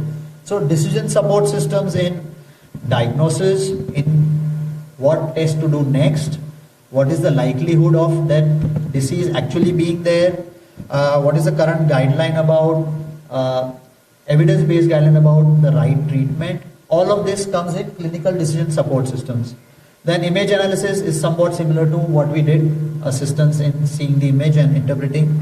You have natural language processing, which is essentially what we did with ChatGPT. Like when you have a 10-day admission and then somebody needs to make a discharge, they need to go through all the 10 days of paper to crunch it down to a discharge summary that is not more than 2 pages long, right? That can be easily taken up by such AIs, right? ChatGPT. You give them everything, they'll give out what is necessary, but they need to be trained. They need to have the right algorithm. Quality improvement and research, again, is if they start tagging that, okay, there are certain common factors in the last 20 admissions of fever. They are all from the same area, let's say. So where I work, whenever a patient comes with fever, we tend to ask them, where do you live? Because when they say Warsaw, we think about malaria and dengue first. You know, it's full of mosquitoes. So such a corollary exists in every working ED, right? If they are from a certain area, if they are from a certain age group, there are certain things that are common. So that is where you can have more inputs from the AI that will crunch these numbers. Patient education and engagement is like, similarly, you have interactive tools for their doubts, for their questions, and also to keep them busy. When you are treating a child, what do you need? What I do many times is, I tell the mother to give them their phone. Because 80 to 90% of the kids are easily distracted by what nowadays? पहले वो torch लेके light घुमा देते, पता है? ये रही light, वो रही light, वो रही light, and distract them. Now that doesn't work. So now what do? Start the YouTube or start some kid video and give it to them, and then they are glued. And then you can even put an IO and they will not flinch. So you distract them. So you can use this for engagement so that it makes your management easy. And then you have departmental resource optimization, which is where the turnaround time matters. For me, lodging or indecisiveness takes up certain times in the triage. I want quick decision making, right? I want that patient to be moved in or out, not wait for blood tests which will take 2 hours and then decide. So this can be facilitated by AI, right? So this is one recent pediatric JAMA article where they developed an algorithm to look at tympanic membranes for patients or kids with earache, and it outperformed 3 pediatric assessment or assessors. One was an ENT, one was a family physician or a pediatric FP, and the other was an EM physician. The algorithm outperformed in identifying acute otitis media by 20% when they did this study, and this was a good powered study, 600 plus cases that were included. So what they did was a camera onto the otoscope and then taking the image and then comparing the image with normal and abnormal. So the AI was able to outperform clinicians. So this is an example. Why have I put it there is because this is quite recent, and the last month's JAMA discussion was on this and about machine learning. So you have examples where algorithms are superior, are outperforming us in things that are fine to be given to them. How many of you like to look into the ear and then make an assessment? You are more than happy, yeah, tug, theek hai, ye lo, ibugesic plus, go home, right? But if this can be done without your inputs, it is time saving and you are not missing out on the actual 10%. So, next, I am touching base on certain areas where AI is being used, has been used and has been successfully performed. So these are certain examples. So in triaging, you have programs like Kate triage, which are being used in the Western world that help with triaging. You have stress management for patients, which is distracting them, giving them interactive module where they are engaged. So they found that kids have a lot of PTSD related to coming to the ED. I didn't know that. I just thought they plain and simple don't like the white coat. But it is also associated with everything. Waiting, mother being taken away many times, the poking, the pinching, the pressing and the cold and not getting the multimedia. So they have a lot of trauma, associated to your ED visits. So if you can engage them and give them something that they like, they tend to come back for their follow-ups. So compliance to follow-ups increase. That is one way of using AI, interactive AI for stress management of kids. Traumatic brain assessment. How many of you actually make a conscious decision before scanning a child when they have a traumatic or a fall? I see one hand. Okay, so have you ever gotten into a fight with a pediatric intensivist or a neurosurgeon about the need or not need of, So I've had many such fights. I've been called for scanning or not scanning. I've had my reasons. I put them into scores and I've had my clinical impression. But again, AI tools to help you with scanning needs for traumatic brain injuries. You can, and they've been compared with PCAN. PCAN score. Thanks. The last slide after this. So they've been compared with the PCAN sensitivity, specificity or the predictive values and they've outperformed them. So again, it's matchable, it's non-inferior, it may be superior. So we can use them for decision making. Yeah. You have pediatric sepsis prediction. So again, an outperformer in this.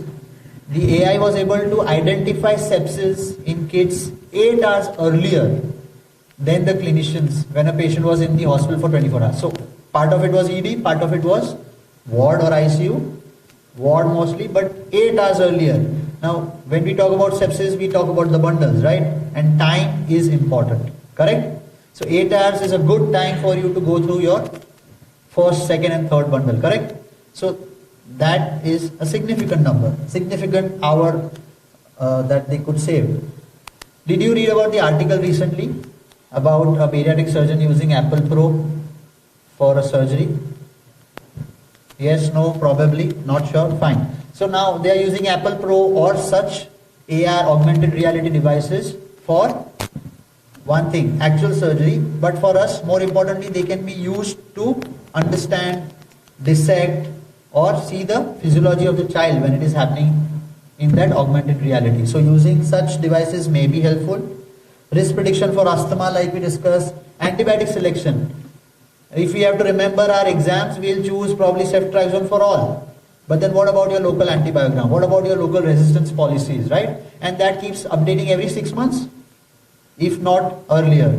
So if that is incorporated, it will give you the antibiotic of choice for that case in your setup. So that can be one use. Prediction of imaging in abdominal injuries, syndromic assessment, and further on is depressive episodes or autism traits.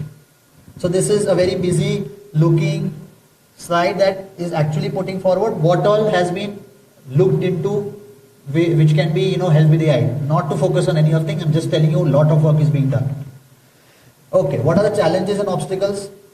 The most important thing is garbage in equals garbage out. So if you're not able to put in the right inputs, don't expect correct outputs. So you need accurate inputs. You need skilled staff to program that the AI algorithm along with clinicians being on the board so that you know what you are asking for.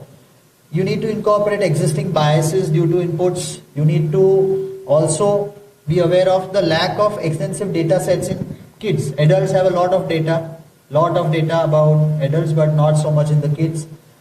What do you compare it with? So there was a good discussion that, okay, one AI said these are the important parts in the patient's chart in the last 24 hours. Temperature spiking up, blood pressure falling down, urine output going down. But what if it missed that the sugars were dropping? What if it missed that the patient had bradycardia, which was still in the normal limit, but it was probably relatively bradycardic, right? So currently there is no gold standard to compare, but the only gold standard would be how much we are able to interpret it. So compared to us, if they are performing better, that would be acceptable, I think. Ethical question of liability. So what happens to a resident when they tag a patient as stable and send them home, and tomorrow they come back sicker? What happens to the resident? They usually say, "Sir, ne bhi dekha tha." So the liability goes to the one taking the decision. Now in this, you also can question who takes the liability, right? The machine said the patient is stable to go. You send the patient home. The patient comes back sicker. Who takes the onus? Who takes the responsibility? Who takes the liability? So that is a question that we don't know the answer to. You have patient privacy issues and the cost of integrating this into the current practice.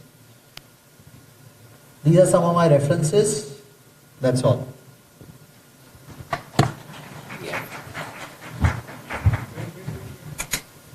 Any questions? Any questions?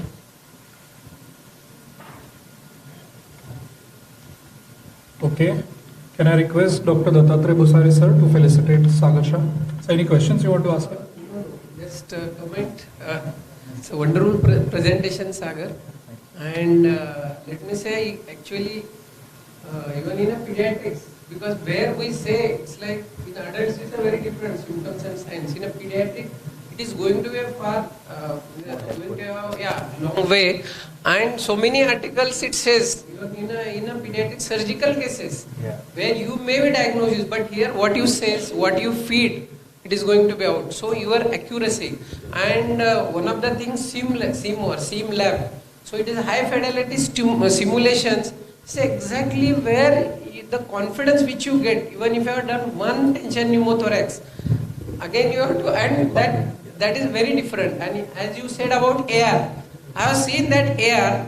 Say exactly they will say, even if you are doing a whatever procedure, you feel that you are in the heart. They said so wonderfully, because they once we had gone and training for 3 days in simulation workshop. So it is really wonderful, and as it is rightly said, change is the rule of nature. So you have to say AI has got it definitely, but we cannot forget where we are. So astute clinician, and then you have to take the support of AI. And even during COVID, AI they used to say the X-rays, AI will pick up earlier than the even CT scores, where you can say on the basis of severity. So that's the way ahead. Yeah, thank you. Thank you, sir.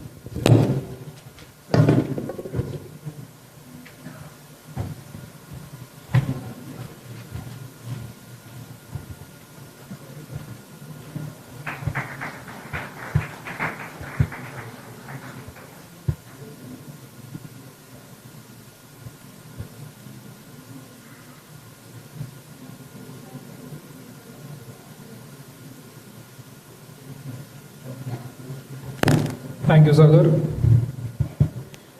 Next, I invite Dr. Ashwini Khanolkar, Consultant Pediatric Surgery, Apollo Hospitals, and Dr. Nitisha Wagolde.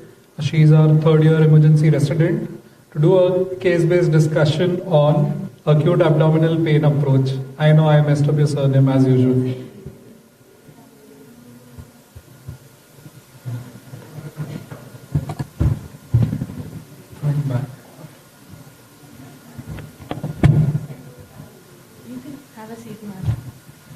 Yeah.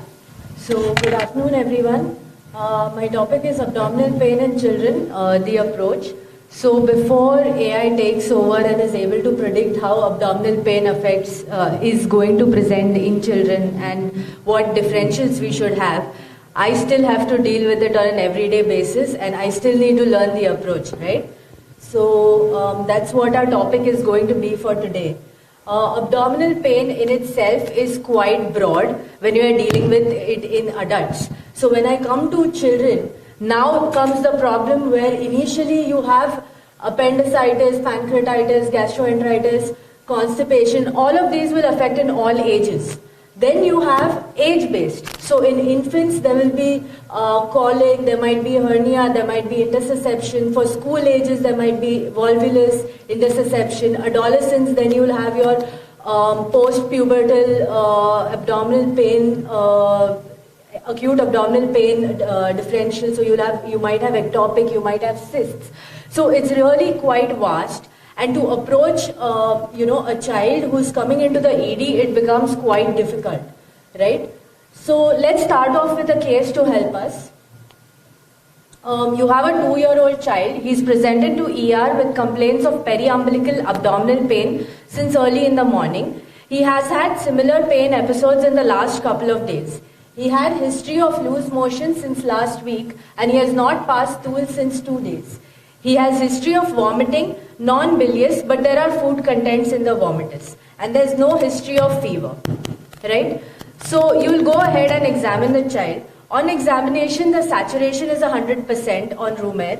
Respiratory rate is 28. BP is 100/60 and heart rate is 145 per minute, and the child is crying. The child is alert and irritable, and the pain score is 5/10. You go ahead and you do your physical examination. The abdomen is soft, there's no distension, there's generalized abdominal guarding, but there's no rigidity, there's no palpable mass. You auscultate and bowel sounds are present. So I would like to ask the audience, what would be your differentials in this case? Anyone? Any differentials? Okay, one of those. Anything else? One more, come on. Okay, coming to ma'am. Ma'am, since this is there's no specific complaints like, okay, she said intussusception, so that would present very typically intermittent pain. This does not have very typical symptoms. So someone who's coming to you with these atypical, general symptoms, what would be your differentials for this age group, say, and they're not presenting, with a proper history? So what would be your generalized differentials in this sort of case? So in this patient, like you can see those typical symptoms, similar episodes of pain in the past, or you can see that there is history of loose motions in the last week. So there are two main differentials that would come to my mind. One would be enterocolitis, which is still persisting and he's having intermittent pain. The other most common diagnosis or most common thing that they find on USG is mesenteric lymphadenitis, which is quite common. Patients come with pain in abdomen, they have all this guarding, they have like a severe episode, but it is in children. Saying some pain episode being severe, you cannot actually measure it like in adults. So the other most common differential for this patient especially, I would say age, 2-year-old with a periumbilical pain, with similar episodes in the past, pain going on and off on its own without analgesics, loose motions ka history, vomiting history. This goes more in the favor of intussusception. Right. So when you approach children, we usually look whether they are sick or well, whether there is abdominal distension, tenderness, guarding, rigidity, if there are hernial orifices, jaundice, abdominal lumps. You ask the parents about the onset, duration, progress, type of pain, if there are any aggravating or relieving factors, if there's any vomiting, if there's any change in the bowel pattern, or if there's any fever. So, but besides these, when I'm going towards a patient, are there any particular signs and symptoms that I need to watch out for, that I need to be aware of when I'm approaching a child who's unable to give a history? So typical signs in children would be, first thing first, the parents, the first thing they will say is, child is refusing to take feeds. He is not eating anything. Right. Okay. The second thing would be irritability. He is continuously crying. He is not listening. He is not eating. Okay. The other typical symptoms would be vomiting, especially bilious vomiting. We have to be very, very on our toes if any patient is telling us that the child is having green vomiting. Okay. Then the second one would be abdominal distension. Those are typical signs of a surgical abdomen. Abdominal distension, especially with visible bowel loops, with dilated veins on the surface of the abdomen, and also with a typical shiny abdomen. Skin mottling is another thing that is in children, which suggests that there is something vicious happening. Then signs of dehydration need to be looked after, because those are the first things that we need to take care of. Dehydration and shock. No patient should be, this dehydration and shock should be overlooked, because surgically we cannot do anything if the patient is in dehydration or patient is in shock. That needs to be resuscitated first. Okay. So we had a look earlier about the various differentials that you could have as per the age group.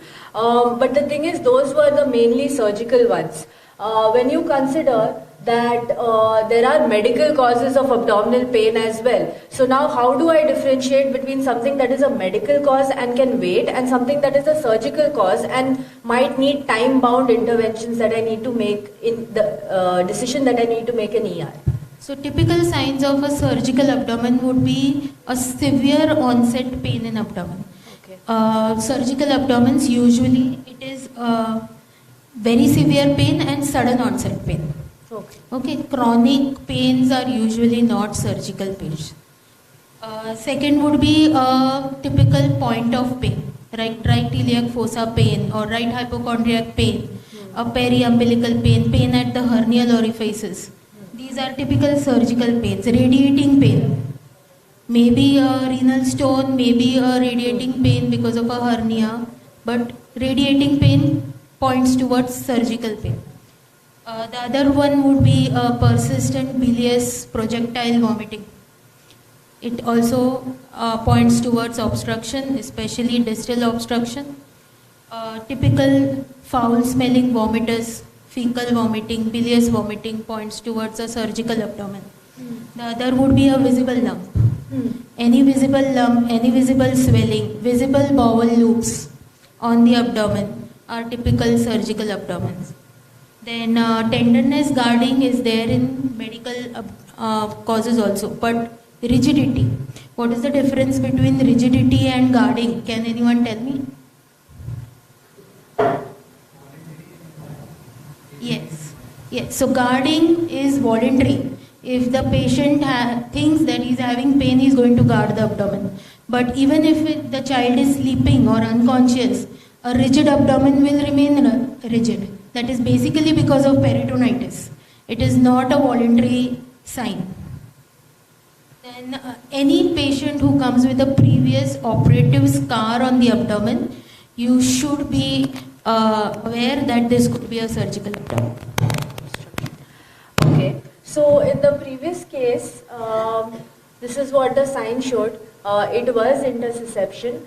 We had pain management, we gave pain management, resuscitation was done, investigations were sent, and I think ma'am, you only had taken to the OT and USG guided hydrostatic reduction was done, right? So my question is now, how do we approach to management? Like we are of course going, sorry.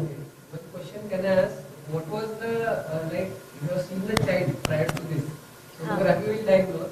So what was the one classical feature of pain in this child? It's intermittent. Yeah. So definitely, say if you have seen the colic, see why? Because see, this is a 2 year. You can get back previous slide, then this slide. Because when you are considering the 2-year-old child with a periumbilical, first thing will come in mind. See, periumbilical pain has got so many. We have already discussed.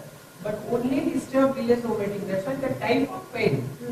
In between the patient, the child will be quite silent. Right. Okay, so the mother will tell you the history. So that will go in favor of. And considering always in pediatric surgery, it is very important the age. Right. What is the age of presentation? Whether it is between weaning period, maybe like 4.5 months to 1 year, or it could be 2 to 3 years. So these are the standard age where you may get it. And as directly. If you are seeing something, always you have to suspect. Okay, that's the classic. And here, only pain was the symptom. I think there were no No red cuddle jelly stool. MCQ question. If you have, what I was thinking prior to the ultrasonography, it was the appendicitis.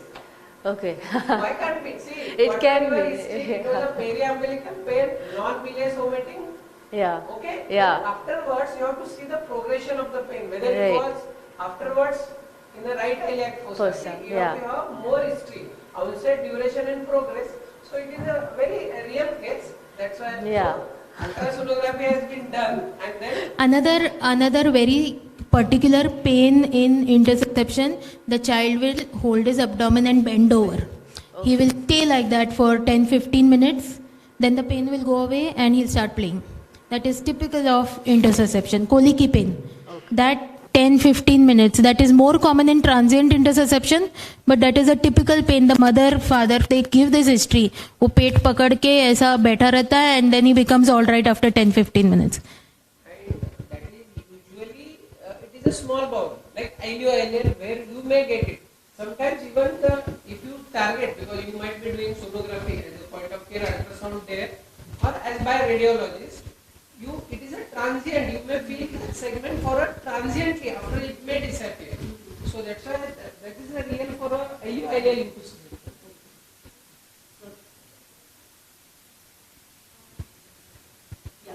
So coming back, obviously we are going to resuscitate to our ABCDs, but are there any particular approaches to the management of a surgical abdomen that you would like us to do? Is my question. So obviously first step would be resuscitation.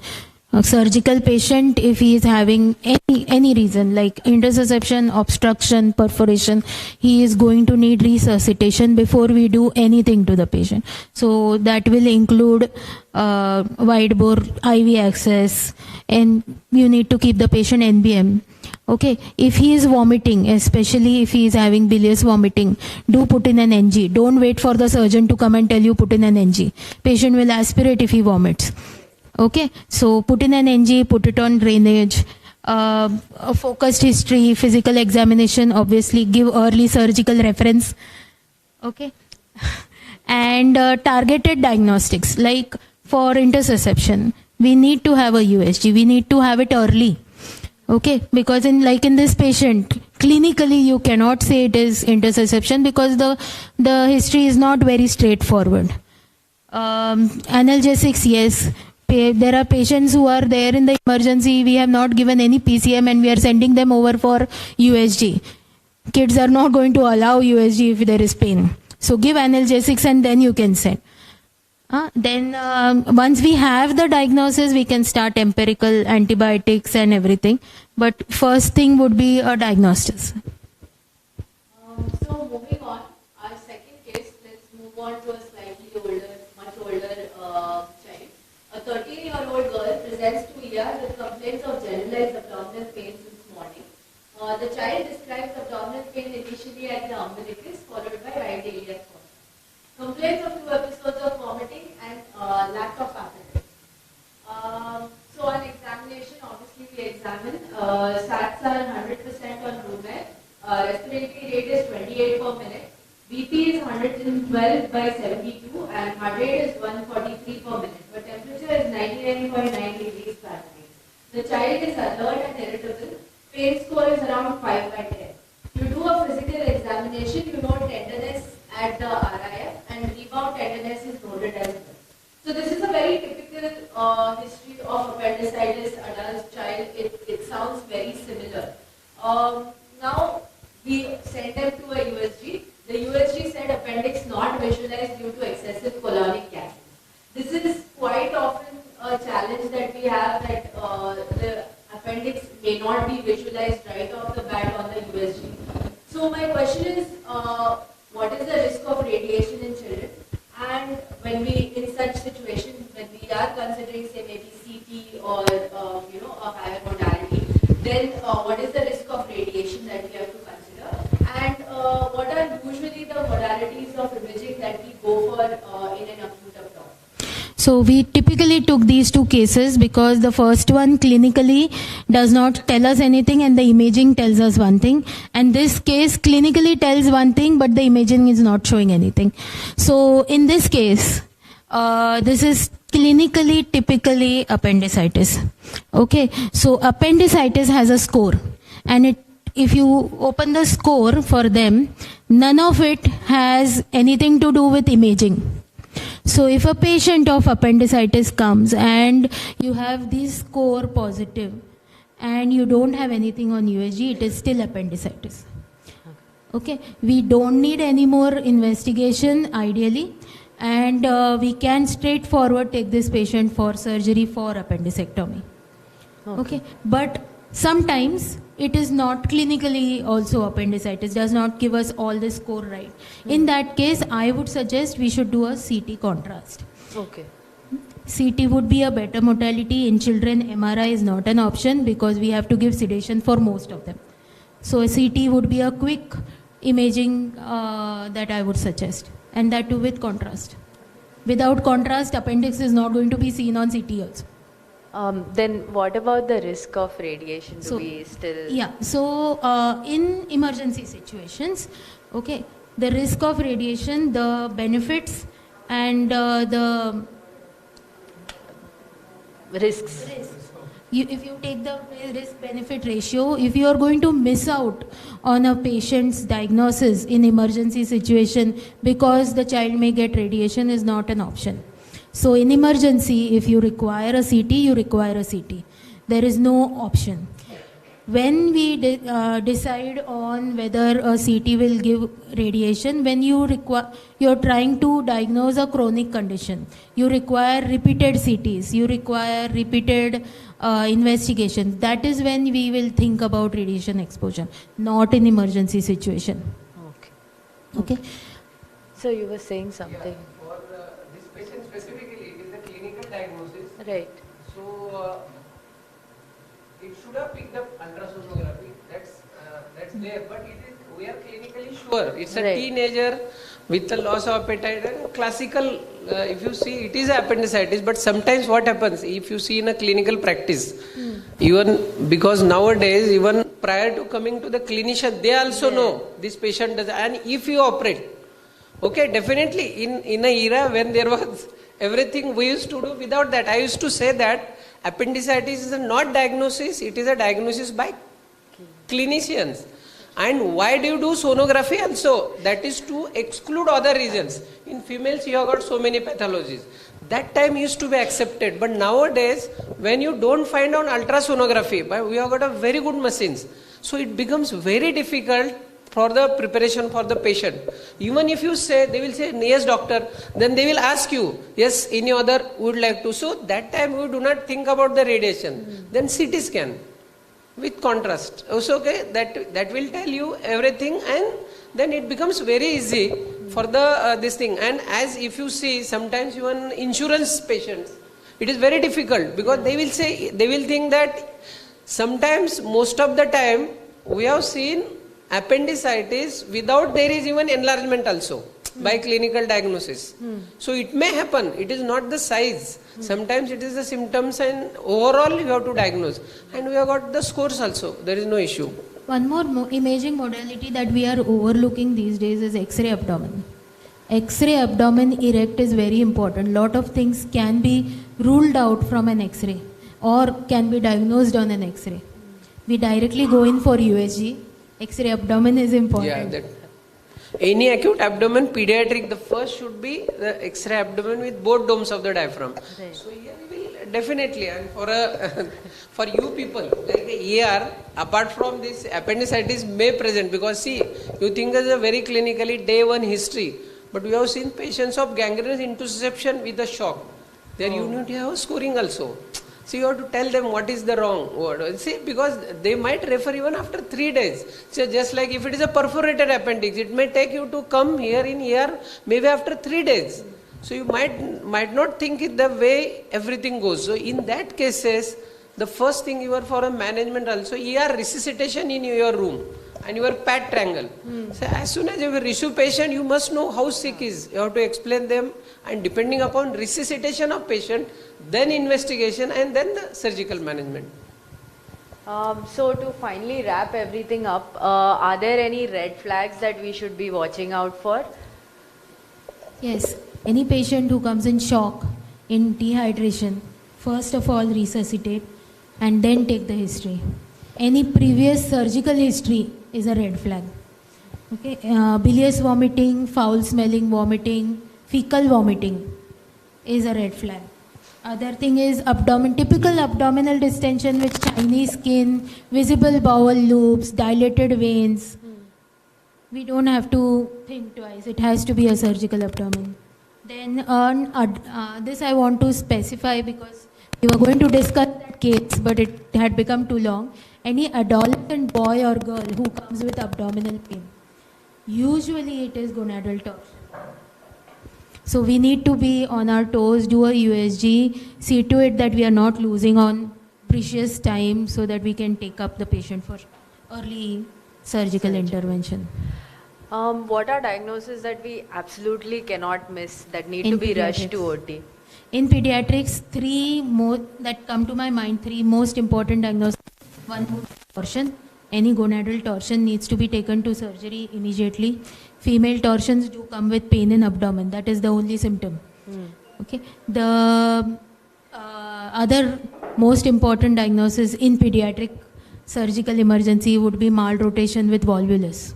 If we delay, the child is going to lose most of its intestine and will lead, fall into short bowel syndromes. That is another. Trauma. Another reason, trauma who is having deteriorating vitals, we need to go in early. Okay. Thank you. Thank you, Dr. Ashwini. Thank you, sir.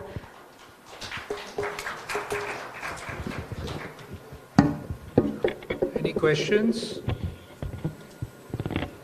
Okay. Can I request Dattatreya sir to felicitate Dr. Ashwini Khanolkar?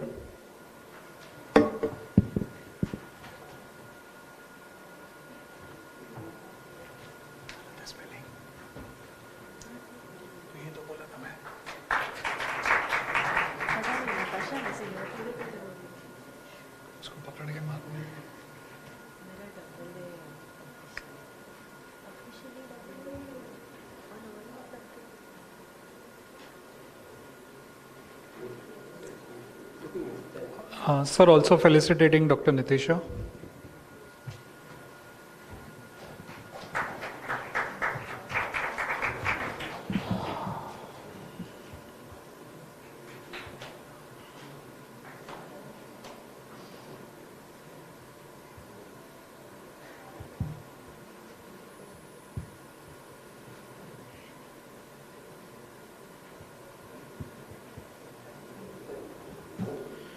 Okay, coming to the last session of the day, but definitely not the least, encouraging residents to critique and present papers, and I think being strict with them.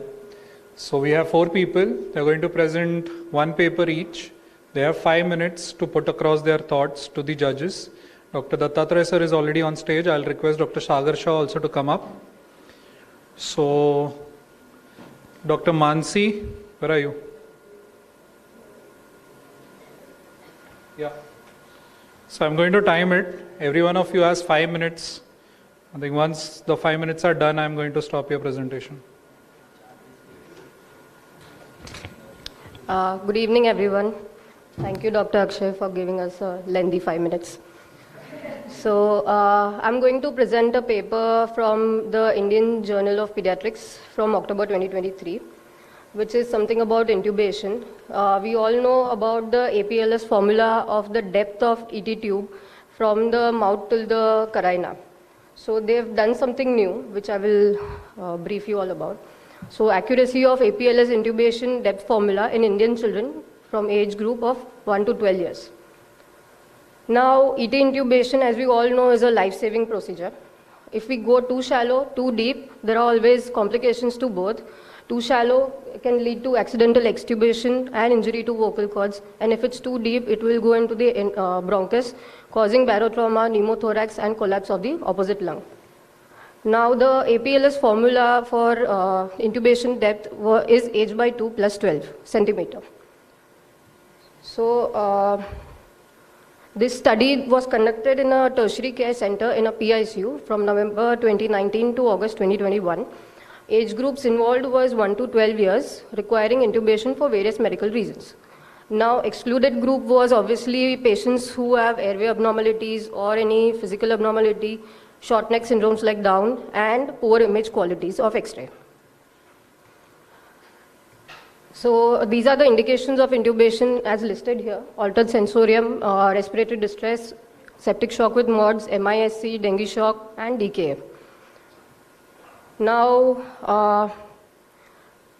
they have taken two things into consideration. One is the vertebral level.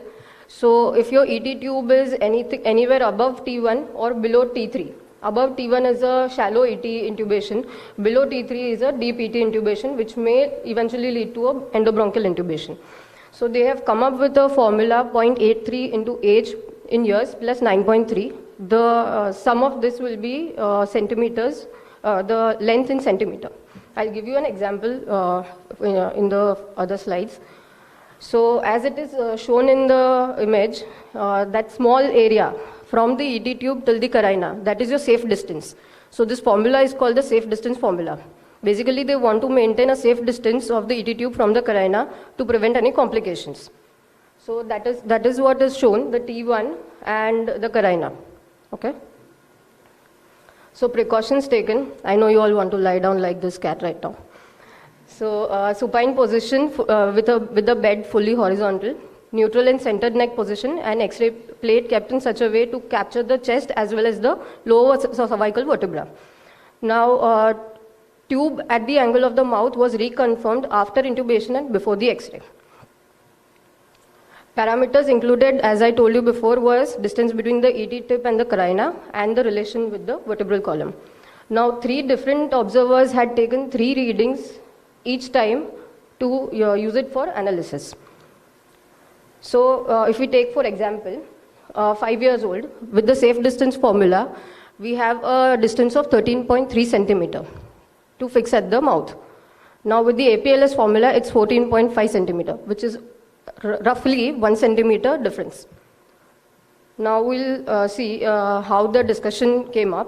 They had taken a total of 104 patients, out of which 16 were excluded because of poor X-ray image quality. So they were only left with 86 patients.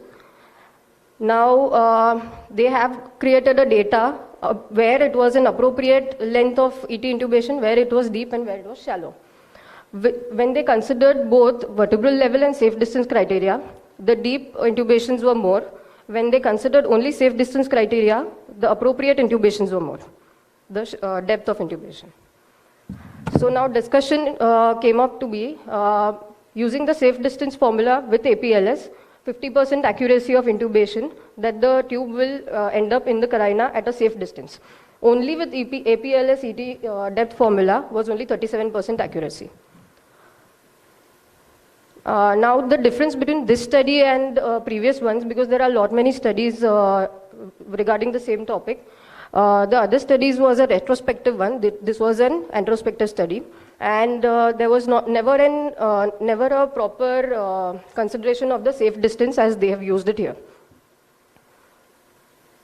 Obviously, limitations is a small center, single center, small sample size. And there is also something that is the distance from the upper end of the ET tube to the vocal cords, which was not assessed in this study, which is also vital for assessing potential vocal cord injury. So subsequent studies with larger sample size is required. So in conclusion, APLS does prevent against bronchial intubation, but it overestimates in about 50% of the patients. That is why safe distance formula is to be considered according to this study. And X-rays in the early post-intubation phase is important, and necessary adjustments should be made to avoid either displacing the tube further ahead or out of the position. And obviously subsequent larger sample size is needed. That's it.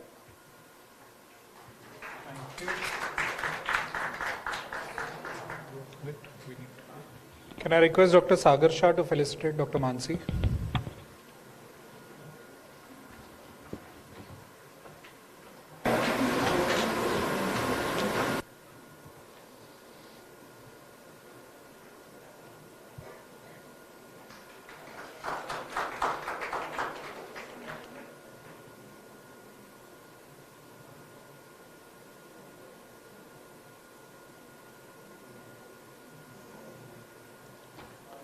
So I request Dr. Akash. Once they go through all the 4 papers, we'll have a winner. Dr. Akash.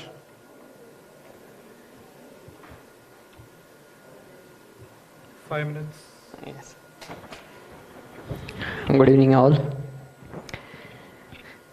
We'll discuss one case report, what is published in Journal Pediatric Emergency Medicine Journal in January 2024.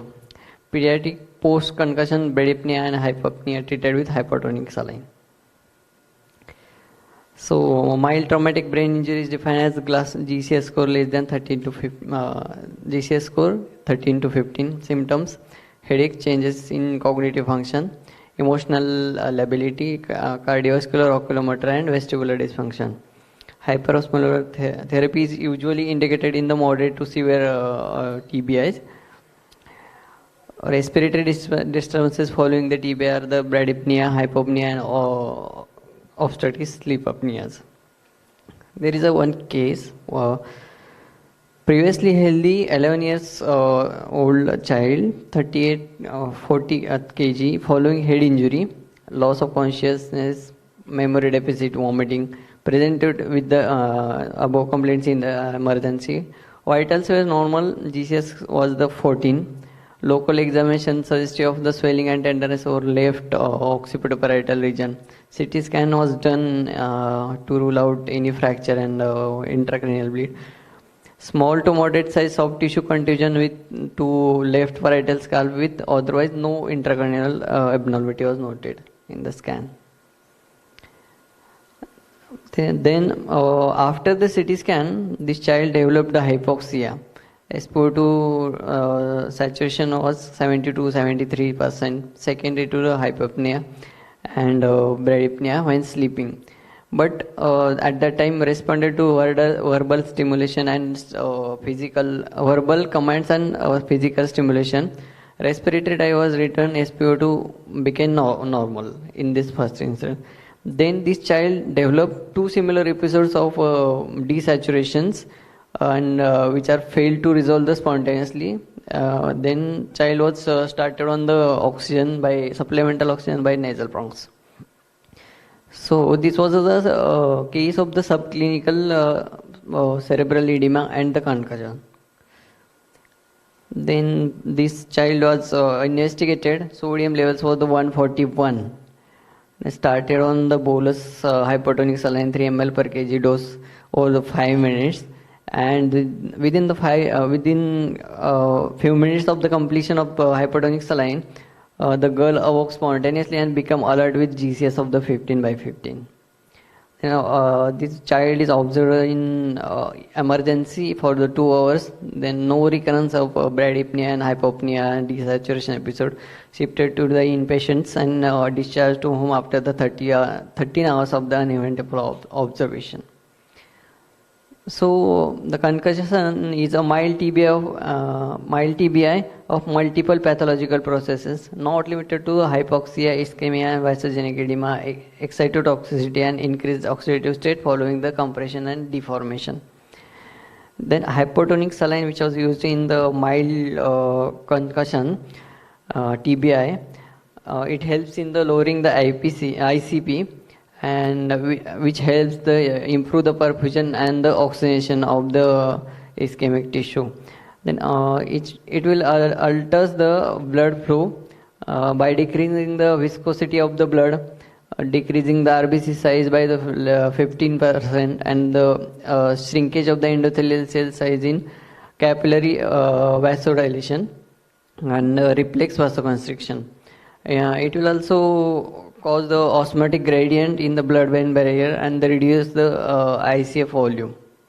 Then there is one hypothetical mechanism is said that the rise in extracellular sodium concentrations raises the resting membrane potential and reducing depolarization and preventing the cell death. And there are some risk for the infusion of the hypertonic saline administration. It is having a high osmolarity. It will cause high osmolarity. Warrant reliable IV access to prevent the tissue injury in the event of IV infiltration. Confirm the patient's serum sodium concentration within normal limits prior to the administration. Because if child is having the hyponatremia, chronic hyponatremia, and we have corrected hyponatremia very fastly and vigorously, it will cause an osmotic demyelination.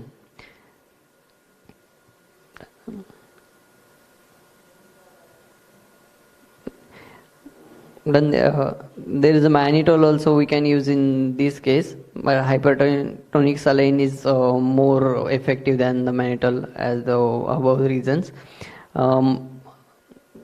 Hypertonic saline more effective in decreasing the ICP than the mannitol.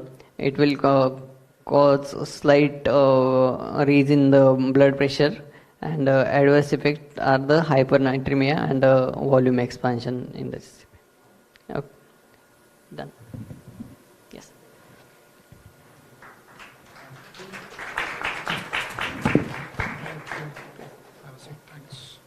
Thank you, Akash. Next, I would invite Dr. Mona Lisa.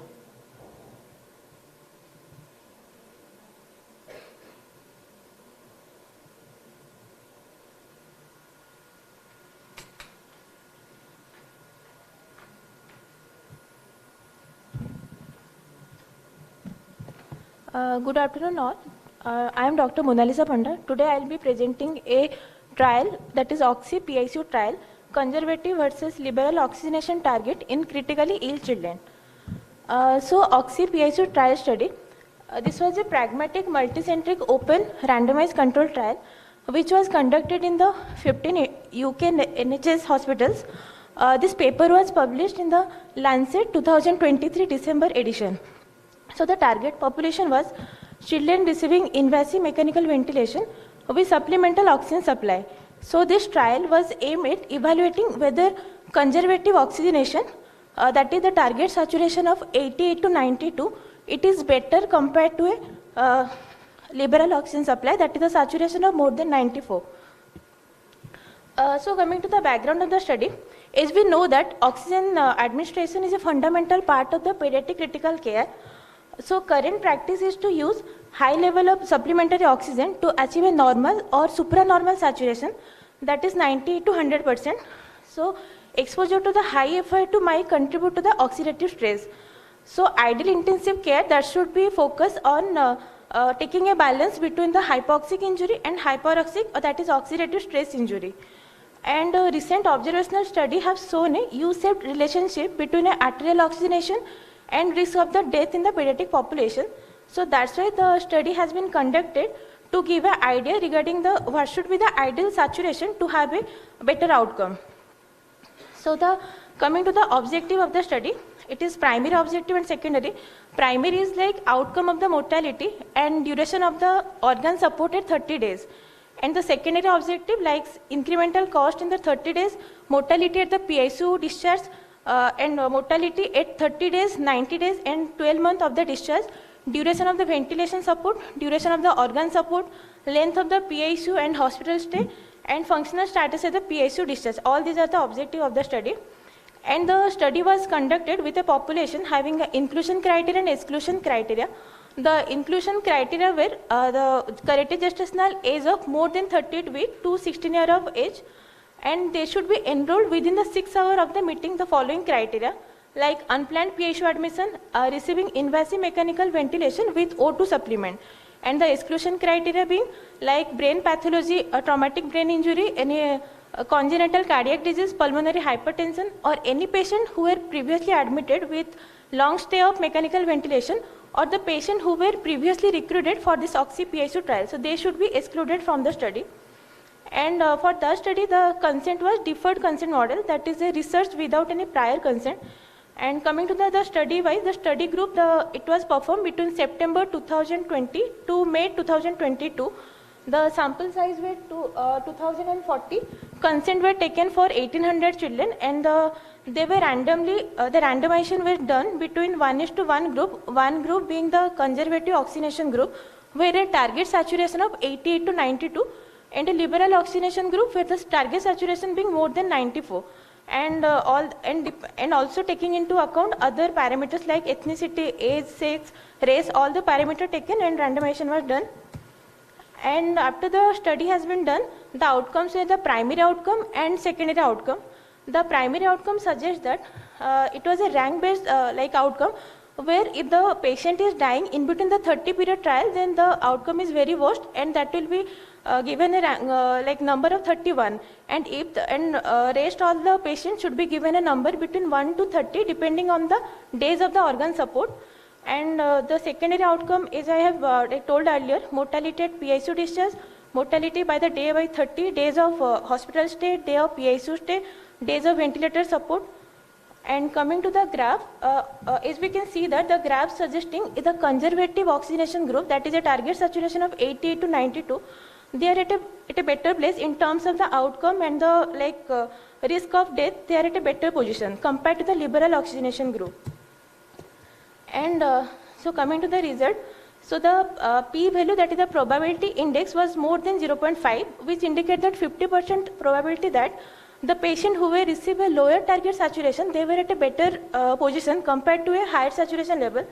Even the pre-specified adverse event, for example, if the patient is staying for a long period, so the adverse effect like acute kidney injury, severe lactic acidosis, or seizure, all these parameters, that will be also lower in the conservative oxygenation group compared to the liberal oxygenation group. So coming to the interpretation, as we have discussed, and the study suggests that all the patients admitted to the PICU, if we keep a target saturation in a lower side, then the outcome is comparatively better compared to the higher saturation level. So if we in routine practice, if we adopt the conservative oxygenation over a liberal oxygenation, then that will be a better for the in view of the patient outcome and also the PICU discharge. So this is the reference I have put here. So the trial was published in the Lancet 2023 December edition. Thank you.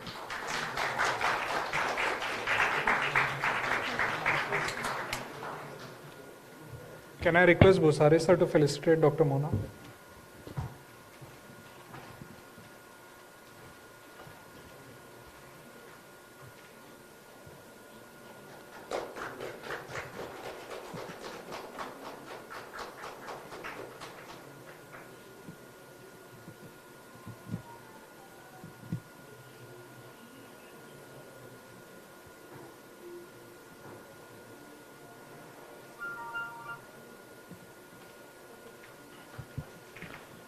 Last talk of the day.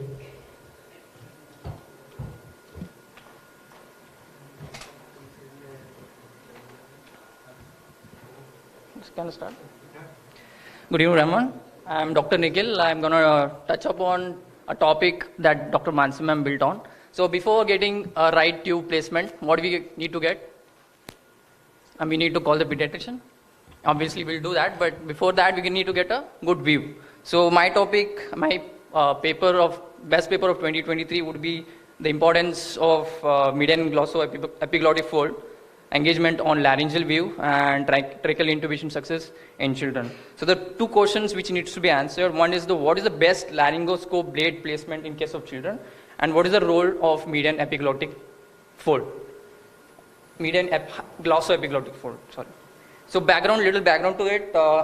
We know in traditional teaching that in emergency tracheal intubation, especially in infants and young children, visualization and procedural success are better using a straight blade, laryngoscope blade, to directly lift and better control the epiglottis. But there is no proper evidence to this point. Secondly, once the blade tip is placed in the vallicula, engagement of the median glossoepiglottic fold, which overlies the deeper hypoepiglottic ligament, has been shown to improve glottic visualization in adults.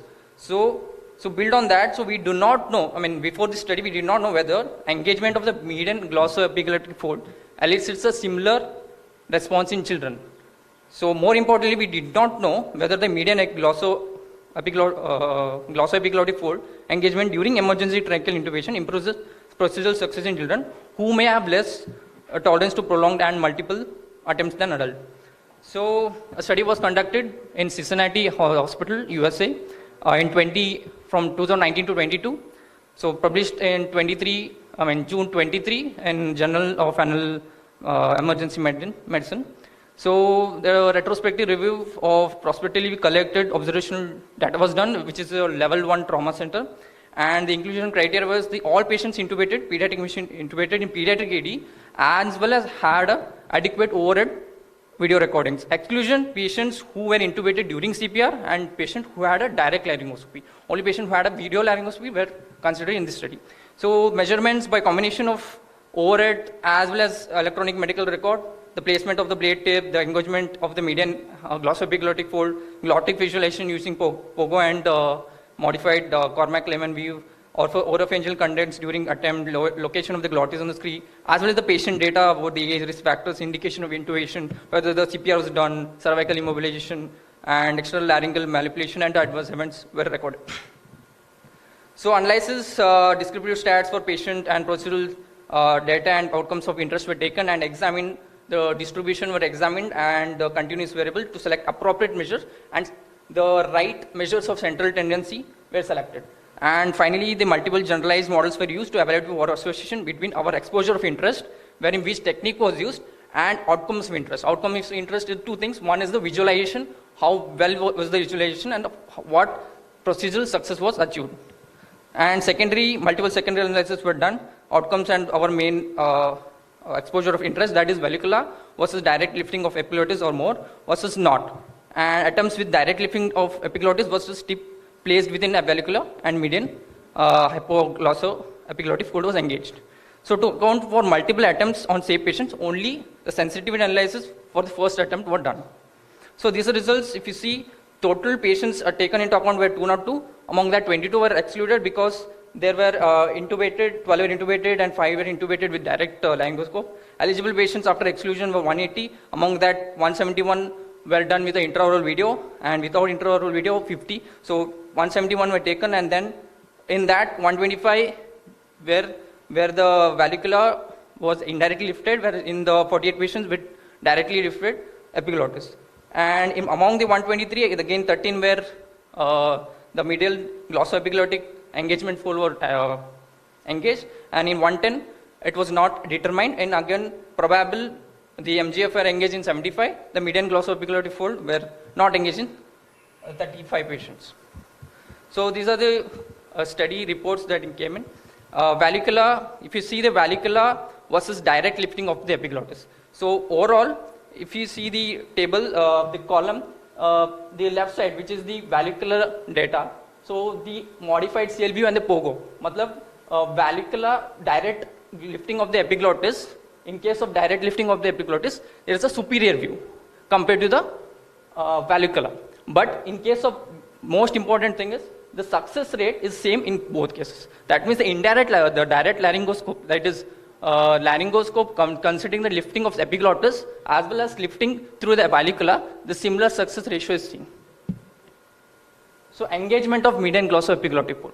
So here if you see that overall, the median glossoepiglottic fold, if it is engaged, it has a very significant increase in the success rate. You can see the success rate, that is N%. Engaged, it is 89.3%. Compared to the non-engaged, it is only 57.1%. Whereas if the view per se, even in view, you can see the modified CL view, it is 38.7%. In case of engaged versus not engaged, it's only 17.1%. So engagement of median glossoepiglottic fold was found very important.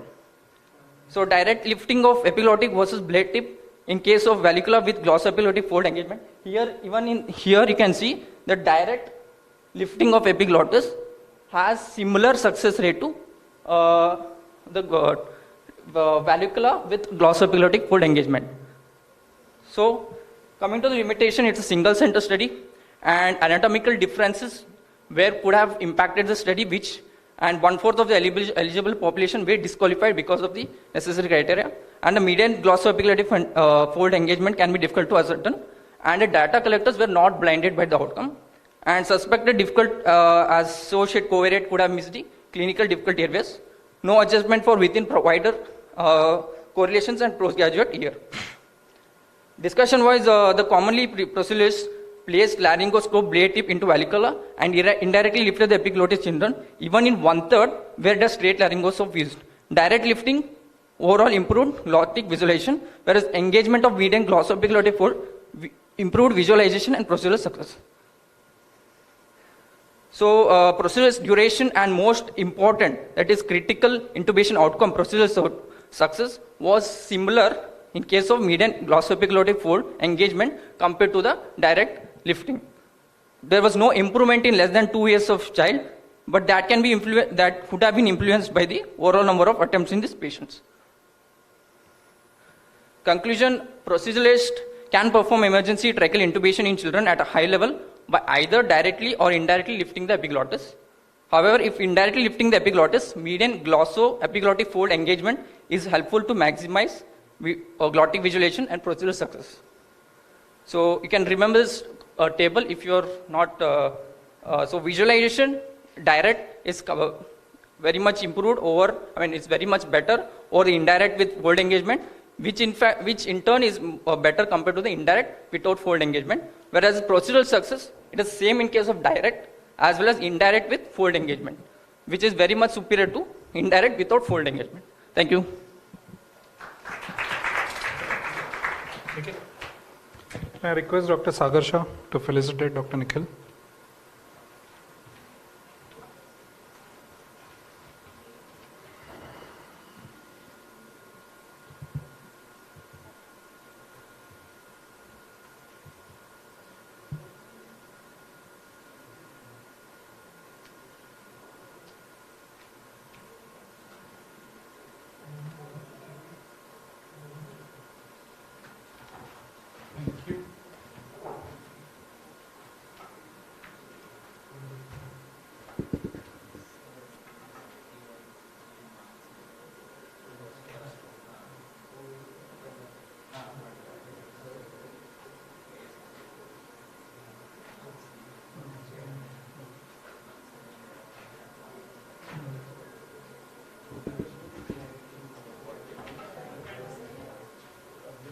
So whom do you feel they felt presented best? What is your?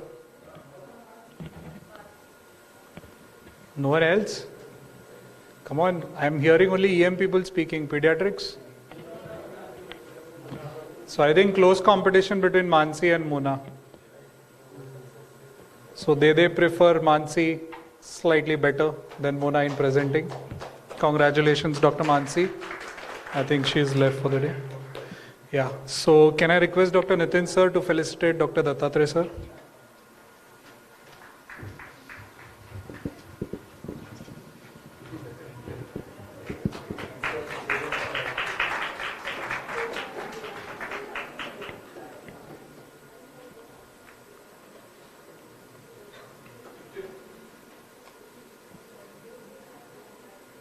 And can I request Dr. Sagar Shah to felicitate Dr. Nitin sir? You can't escape.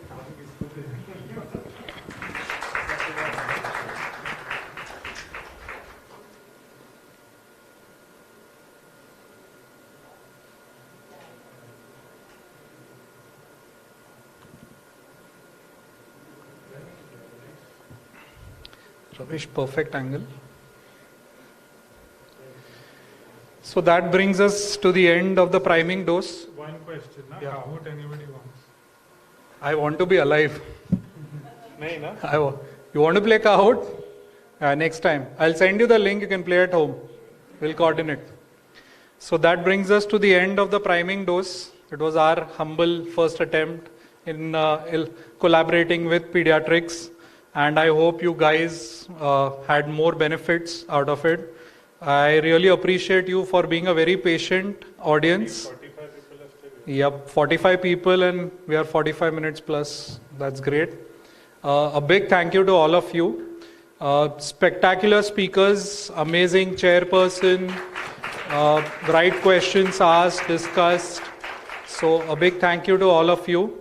And hopefully next time we bring more burning topics so that you can discuss. We are done with the debate. What do you want to speak at? Now we are on the same side, friendly only. On behalf of the pediatric department, I would like to sincerely say heartfelt grateful. We are very, very grateful to the pediatric ER team. Dr. Akshay, he was the main brain behind this event. He organized everything. So we'd like to congratulate him. No more fighting, back to being friends. So Dr. Nitin sir, Dr. Akshay, the whole ER team, all of you have done a wonderful job. Thank you. Take care. And a big thank you to the IAP Riger team. We had fantastic chairpersons coming from there. It was amazing. Okay. So thanks a lot. I hope you enjoyed it. Yeah, let's all take a photo at least. Yes? All of you. Come first.